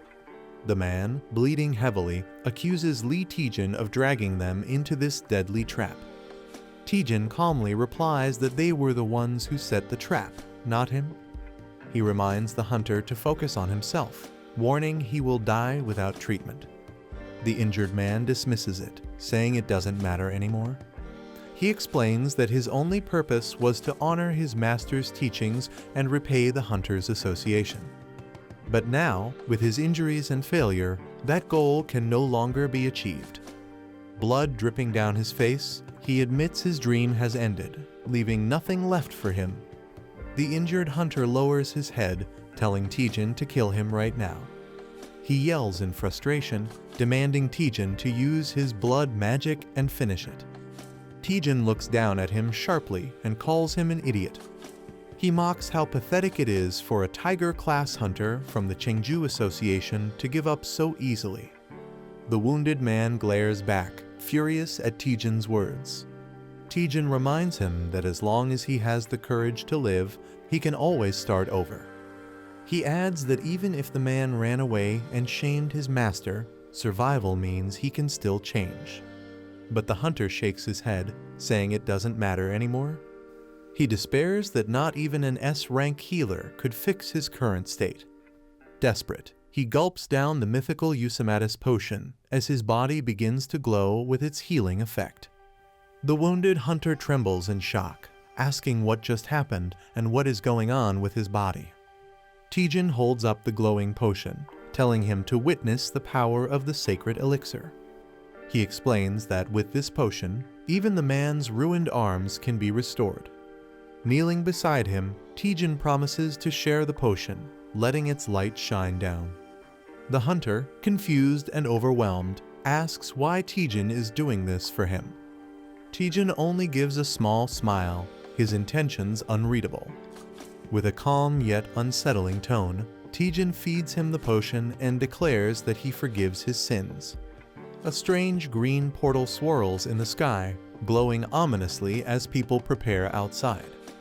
Reporters and onlookers panic as someone begins to step out of the gate. A cameraman shouts in shock, urging to capture the moment immediately. From within the portal, Hunter Jin Waijung emerges alive, covered in green energy. People are stunned, recalling he was supposed to be fatally injured inside the gate. Others wonder if he somehow used a healing skill to recover from his wounds. A guild member rushes to help, but Jin Waijung calmly insists he is fine. The guild asks him to attend a press conference right away to address the public. Jin Waijung refuses, saying he has something more important he must do first. Meanwhile, reporters gossip about another hunter, Lee Deokian, who was seen coming out earlier. Jin Waijung begins his speech by offering a heartfelt apology to everyone present. He explains that the expedition plan for Gate 72 was led by St. Winters. The team ignored warnings and carried out the raid recklessly, overconfident in their experience. Instead of defeating the boss, their mistake caused the gate's monsters to rampage further. He admits their arrogance and carelessness put countless lives in danger. Reporters question if all the blame truly lies with St. Winters. Jin Waijung reflects on being saved by Lee Taejun and acknowledges his past sins. He vows to expose the dark side of St. Winters and reveal all their wrongdoings. With determination, he declares that only through truth can salvation be found. The crowd is shocked and confused as Jin Waijung speaks of St. Winters' filthy underside. He raises his voice, declaring that the guild is nothing but a villainous group. He reveals that many members, even in his own team, were dangerous ex-convicts. These criminals pretended to be heroes, fooling the public with false justice. He accuses the representative, Sergei Mavrodi, of corruption and manipulation. The shocking statement causes chaos among reporters and listeners alike. Cameras flash as media rush to capture every moment of his confession. Jin Waijung addresses Hunter Lee Taejun directly, asking if he is watching. With tears and regret, he begs for forgiveness, saying he has finally atoned. The news spreads quickly, flashing breaking news with Guild St. Winters under fire. News reports announce that Hunter Jin Waijung, once praised as the light of the Far East, has exposed corruption within St. Winters. According to his testimony, Sergei Mavrodi, the guild leader, was illegally distributing banned Class 1 awakening drugs. The revelation shocks the public as the press uncovers even more hidden scandals. Sergei Mavrodi sits silently, enraged, as he recalls sparing Jin Waijung in the past. He explodes in anger, screaming that he once treasured Jin but was betrayed. Furious, Sergei realizes the assassination plan against Jin has failed. Meanwhile, Jin Waijung, now the only survivor, appears like a completely changed man. Observers speculate whether Lee Taejun orchestrated the entire downfall.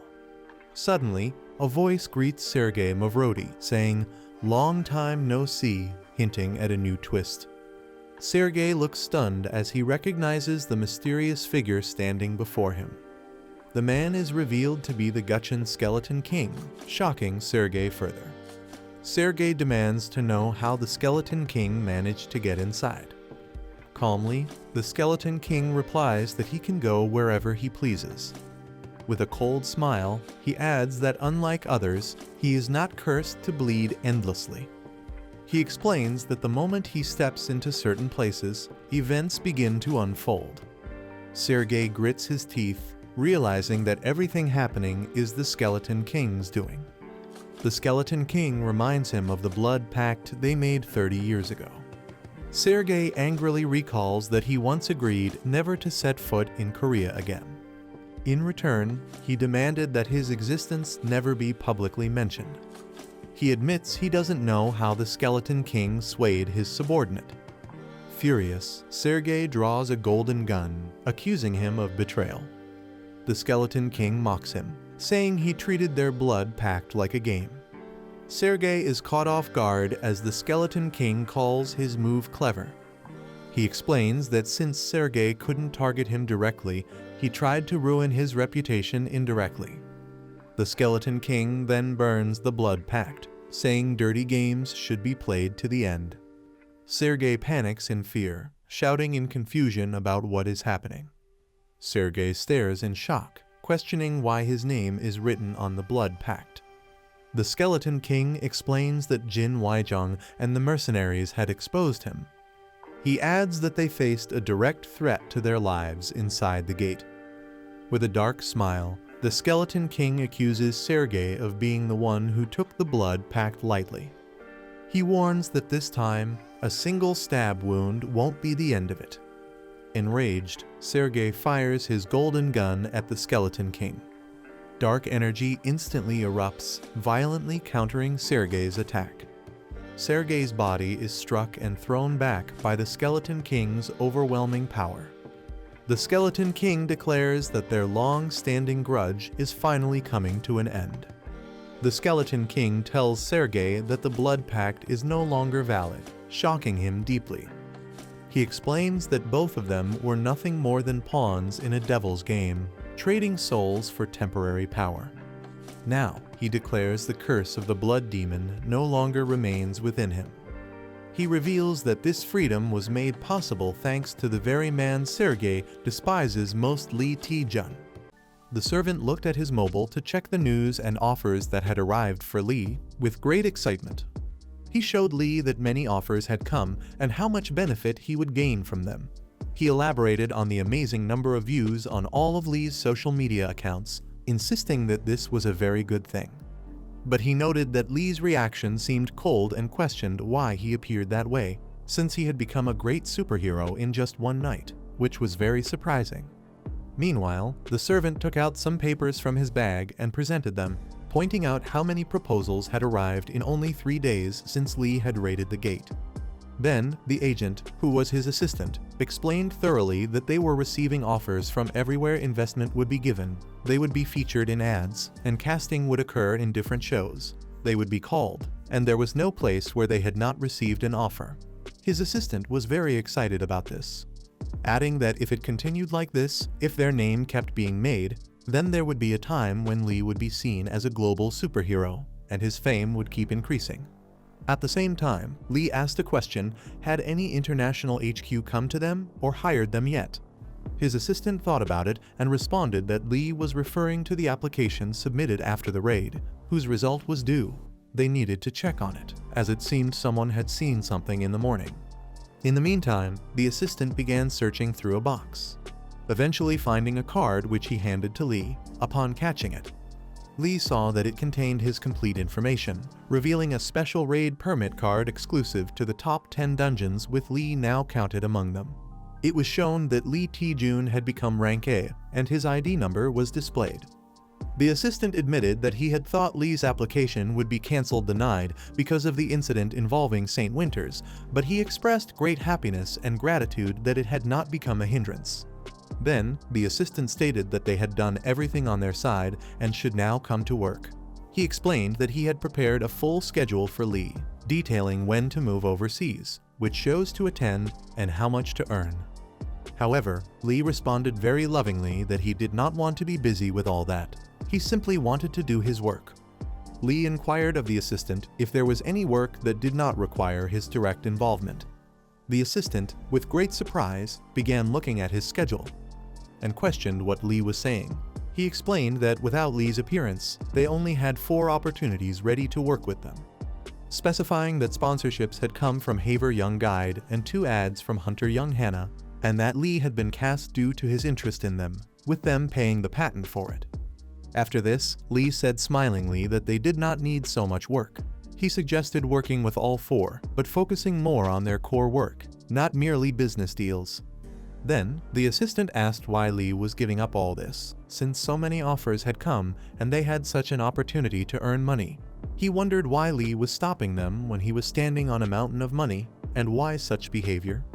Lee cut his words short and expressed that he was very embarrassed and sorry for this, but he was not in a condition to handle that money or make it further.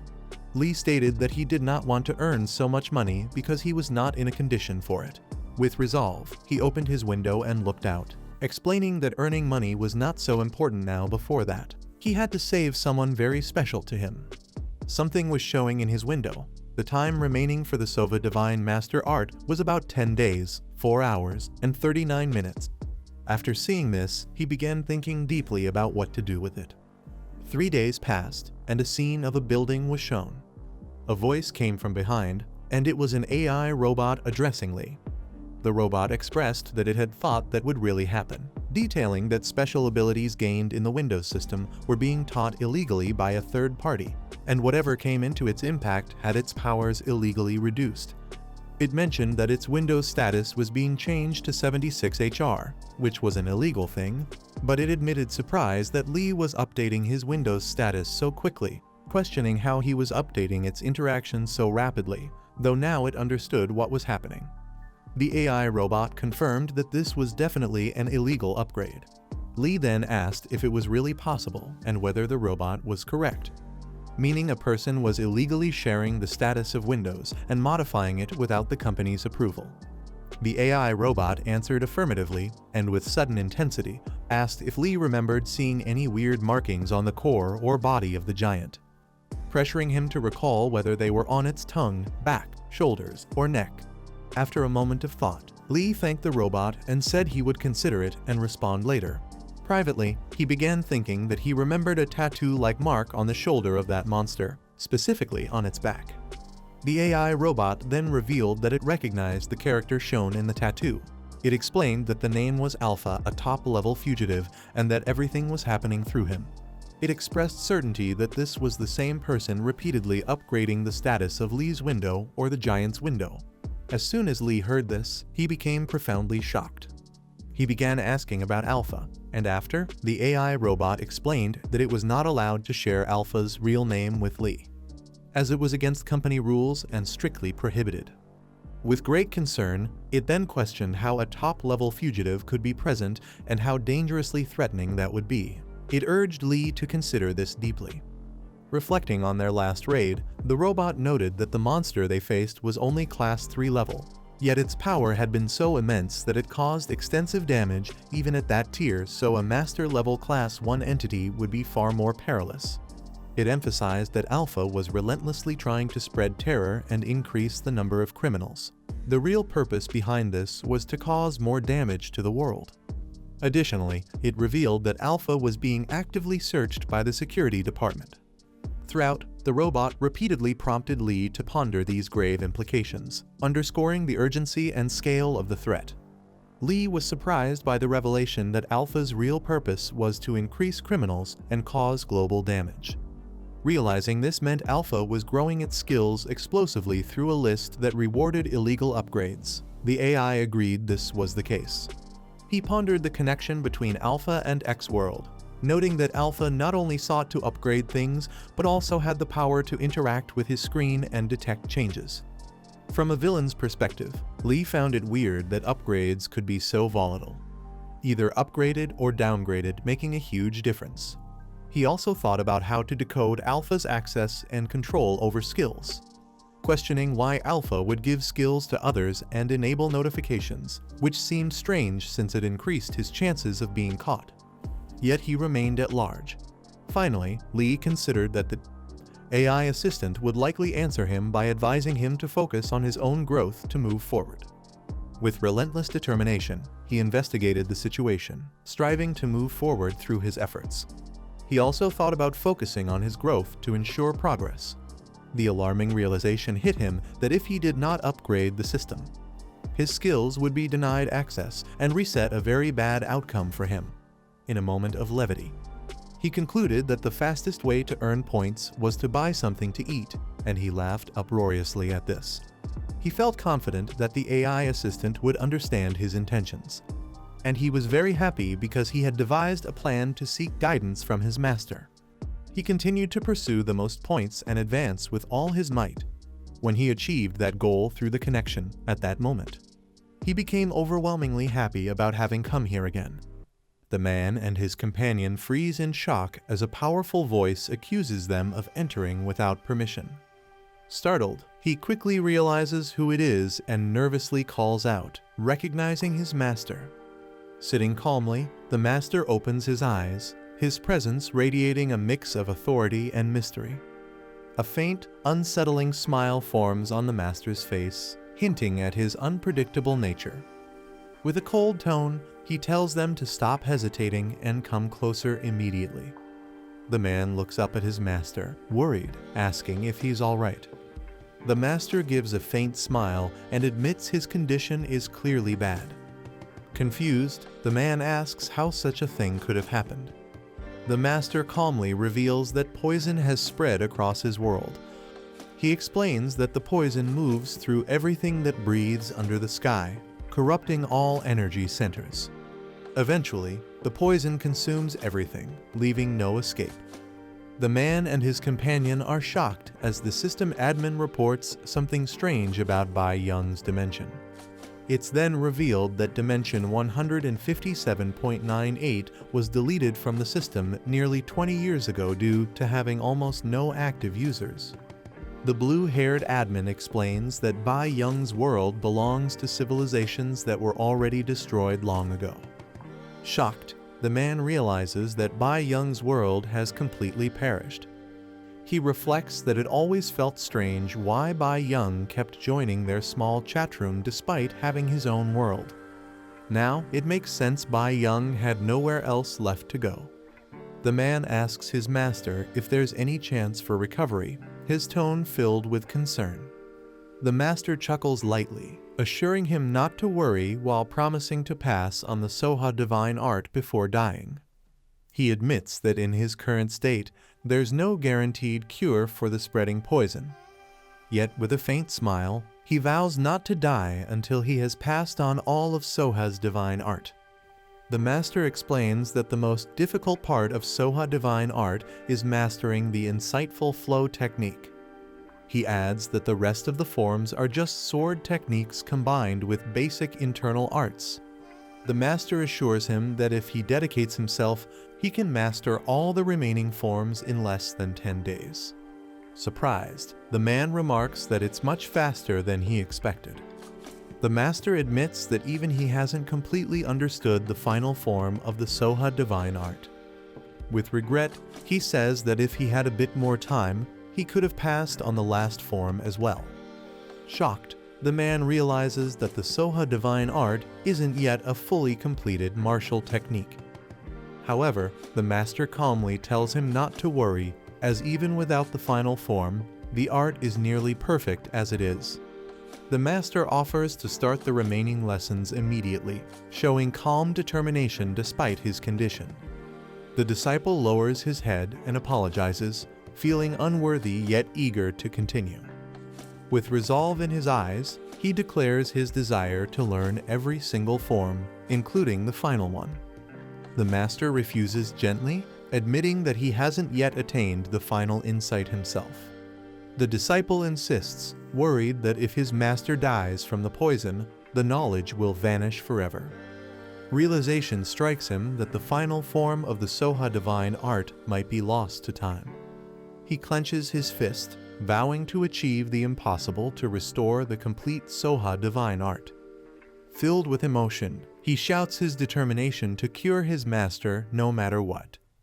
Watching his disciples resolve, the master smiles faintly, murmuring that this is indeed a strange but touching feeling.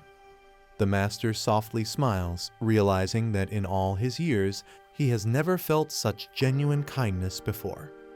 He thinks that through his determined disciple, he might finally uncover the last secret of the Soha divine art.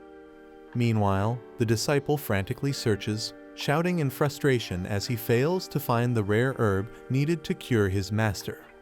The system displays no results for the pure heart herb, leaving him in panic. With only 11 days left, he realizes there's barely enough time to complete the quest. Sitting at his desk, he feels overwhelmed and shocked to learn that Soha divine art isn't even a finished technique. He panics, knowing that if he can't find the herb, his master will die and he'll lose all the progress he's made. A warning flashes before him if the quest isn't completed in time, all the benefits of his explosive growth will be revoked. The man clutches his head in frustration, knowing he must find the herb to save both his master and his hard-earned stats. Determined, he sends out an urgent message requesting help in locating the pure heart herb. A notification appears from a herbalist who claims to know a little about rare herbs. He quickly asks where the pure heart herb might be found, hoping for a clue. The herbalist replies that the herb doesn't exist in the current market or even in his entire dimension. Confused, the man asks for the reason behind its disappearance. He learns that the pure heart herb can't be found in any enlightened dimension under the company's control. Realization hits him since his dimension is one of those enlightened ones. The pure heart herb simply doesn't exist there. The man realizes that in any dimension with an advanced status system, the pure heart herb doesn't exist. He sighs, thinking how ironic it is that in a world full of information and technology, such a rare herb has disappeared. Yet, a sudden thought crosses his mind. Maybe the answer is much closer than he imagined. He asks an expert if they know where the pure heart herb naturally grows. The herbalist explains that it grows near cliffs beside the nest of a creature called the walking serpent bird. However, the herb dulls human senses, which is why it's rarely used in medicine. Curious, the man asks for a picture of the creature to confirm his suspicion. The herbalist sends an image of a strange, serpent-like bird known in their world. Seeing the picture, the man smiles with relief, realizing that everything perfectly matches his theory. The man thanks his teacher for the detailed information about the serpent bird and its nesting habits. Using the clues about the herb growing near the bird's nest, he finally determines his next destination. When his companion calls out to him, he confidently replies that he has found what they need. He explains that the herb wasn't far away. After all, it was much closer than expected. His companion warns that the next dungeon might be the toughest one they've faced so far. With determination in his eyes, he declares that their next target is the Byakuok Labyrinth. Meanwhile, the scene shifts to the Celestial Flow Society's headquarters in Henan Province, China. There, the renowned figure Jin Wai-Yung addresses a large crowd during a major press conference. The disciples confirm to their master that they clearly witnessed the incident shown in the broadcast. They express their anger toward Jin Wai-Yung, accusing him of stealing secret sword techniques and tarnishing their reputation. Enraged, one of them shouts that he wants to storm the international headquarters and take Jin's head as revenge. The master, Yong-il Ryang, listens silently, lightning flickering around his eyes as tension fills the room. He finally mutters Jin Wai-Yung's name, causing everyone to fall silent in confusion. The disciples look uneasy as the master questions what nonsense they are all spouting. Raising his hand, the sword Saint Yong-il Ryang declares that the sword technique they just saw was actually demonstrated by Lee Taejun. The scene introduces Byakuok Labyrinth, also called the Arctic Maze, one of the top 10 dungeons recognized worldwide. It's known for its deadly terrain, with a survival rate so low that even elite hunters rarely return. Many have challenged the labyrinth for its legendary rewards, but all failed at the towering cliff called the Millennial Wall. Taejun studies the data carefully, analyzing the herbalist's information for any clue about the pure heart herb. He deduces there's a high chance the herb might grow near that very cliff, where no other vegetation survives. Cross-referencing the records, Taejun realizes the herb's location aligns perfectly with his findings. After a moment of thought, he confirms the place Shanghai his next destination. Taejun meets with an associate who assumes he's talking about a job offer from the Chinese Hunter Association. But Taejun surprises him by revealing he's heading into a dungeon instead. When asked which one, Taejun calmly replies the Byakuok Labyrinth in Shanghai. His companion is completely shocked, unable to believe Taejun would attempt one of the top 10 dungeons. Taejun confidently says he's already submitted his application to the international HQ. His friend warns him it's too dangerous to go alone, suggesting he reconsider. Taejun laughs it off and playfully pulls his friend closer, saying he's coming with him. The friend's horrified reaction echoes through the cafe as he shouts in disbelief. A group of friends is shocked to hear that Taejun is heading to Shanghai. One of them confirms the news, saying Taejun left without informing anyone. They assume he's avoiding media attention to keep things quiet. Another realizes the dungeon he's entering is one of the top 10 ranked ones. Everyone is stunned, wondering why Taejun always takes such extreme risks. The girl worries something bad might happen to him again. Her friend smirks, saying there's no need to worry. He reminds her that Taejun always survives, that's just the kind of person he is. The girl recalls how Taejun used to act recklessly in the past. She admits, however, that the current Taejun seems far more composed and mature. Determined to see what record he'll achieve this time, Taejun boards a flight to Shanghai. Upon arrival, his companion Go Young-min cheerfully remarks how long it's been since he last visited China. Go Young-min, however, is too relaxed, suggesting they grab food before the mission. Taejun eyes him suspiciously, realizing Go Young-min might have ulterior motives. As Go nervously laughs, Taejun coldly asks if he's really in China just for vacation. Go Young-min insists that eating something good boosts morale, teasing Taejun for being too serious. The narration reveals the real reason Go joined this expedition. A new rule requires a senior guild officer to accompany hunters entering top 10 dungeons. Since Go is the only high-ranking officer in their guild, Taejun had no choice but to bring him along. They walk through the airport as Taejun explains they're heading to Heian, where the gate to Baekgak Labyrinth is located. Taejun tells him to save the food tour for after the expedition. Go reluctantly agrees, pretending his intentions were purely friendly. But before they can leave, someone suddenly calls out to them from behind. Taejun and Go Young-min are confronted by two stern officers at the airport. The officers ask if they are the hunters who applied to challenge the Baekgak Labyrinth. Taejun confirms it confidently, unaware of the tension rising. The officers introduce themselves as members of the Shanghai branch of the Chinese Bureau of Paranormal Defense. They claim Taejun's expedition request wasn't filed with their bureau, making it invalid. One officer warns that without their approval, entering the labyrinth is impossible.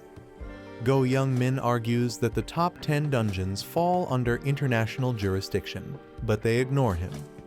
The officer coldly threatens him, saying if he keeps talking, he'll be dragged off immediately. Taejun and Go Young-min realize they're dealing with the powerful Chinese Bureau of Paranormal Defense. The narration explains that after the Great Cataclysm, this bureau gained full control over dungeons and hunter activities. Their system is described as extremely rigid, leaving no room for negotiation or resistance. Taejun glares silently, thinking about how these officials abuse their authority. Go nervously asks how they can obtain approval to enter the dungeon. The officer smugly replies that they must file paperwork at the Shanghai branch's management office. He then adds with a smirk that the approval process takes no less than 4 weeks. Taejun reacts in disbelief after hearing that the approval process would take 4 weeks. He immediately asks if there's a faster alternative. Go Young-min nervously hints that they could offer a small fee to speed things up. The officer smirks and asks how much they're willing to pay. Taejun offers 2 mid-grade mana stones, but the man greedily raises his hand, demanding 3. Pretending to agree, Taejun calmly says he'll hand them over once they reach their lodgings. The officer, pleased, tells them to follow him so they can reach the gate by tonight. But before proceeding, Taejun glares and asks for the man's name, his tone suddenly cold. Taejun clicks his tongue, calling the officers a bunch of thugs. Go Young-min vents his frustration, wondering how they can act so arrogantly. Suddenly, one of the officers appears behind him, reminding him about their deal. The man extends his hand, demanding the promised mana stones. Taejun stays silent, watching as the officers block their way. Both of them awkwardly admit that they don't have the stones with them. The officer's expression turns dark, clearly not believing a word they say. He smirks menacingly, asking if they're seriously trying to fool him right now. One of the officers grabs Taejun by the collar, angrily demanding payment while threatening him. Taejun smirks, then suddenly strikes, sending the man flying across the area in a single brutal blow. With a cold glare, Taejun declares that he doesn't hand over mana stones to imposters like them.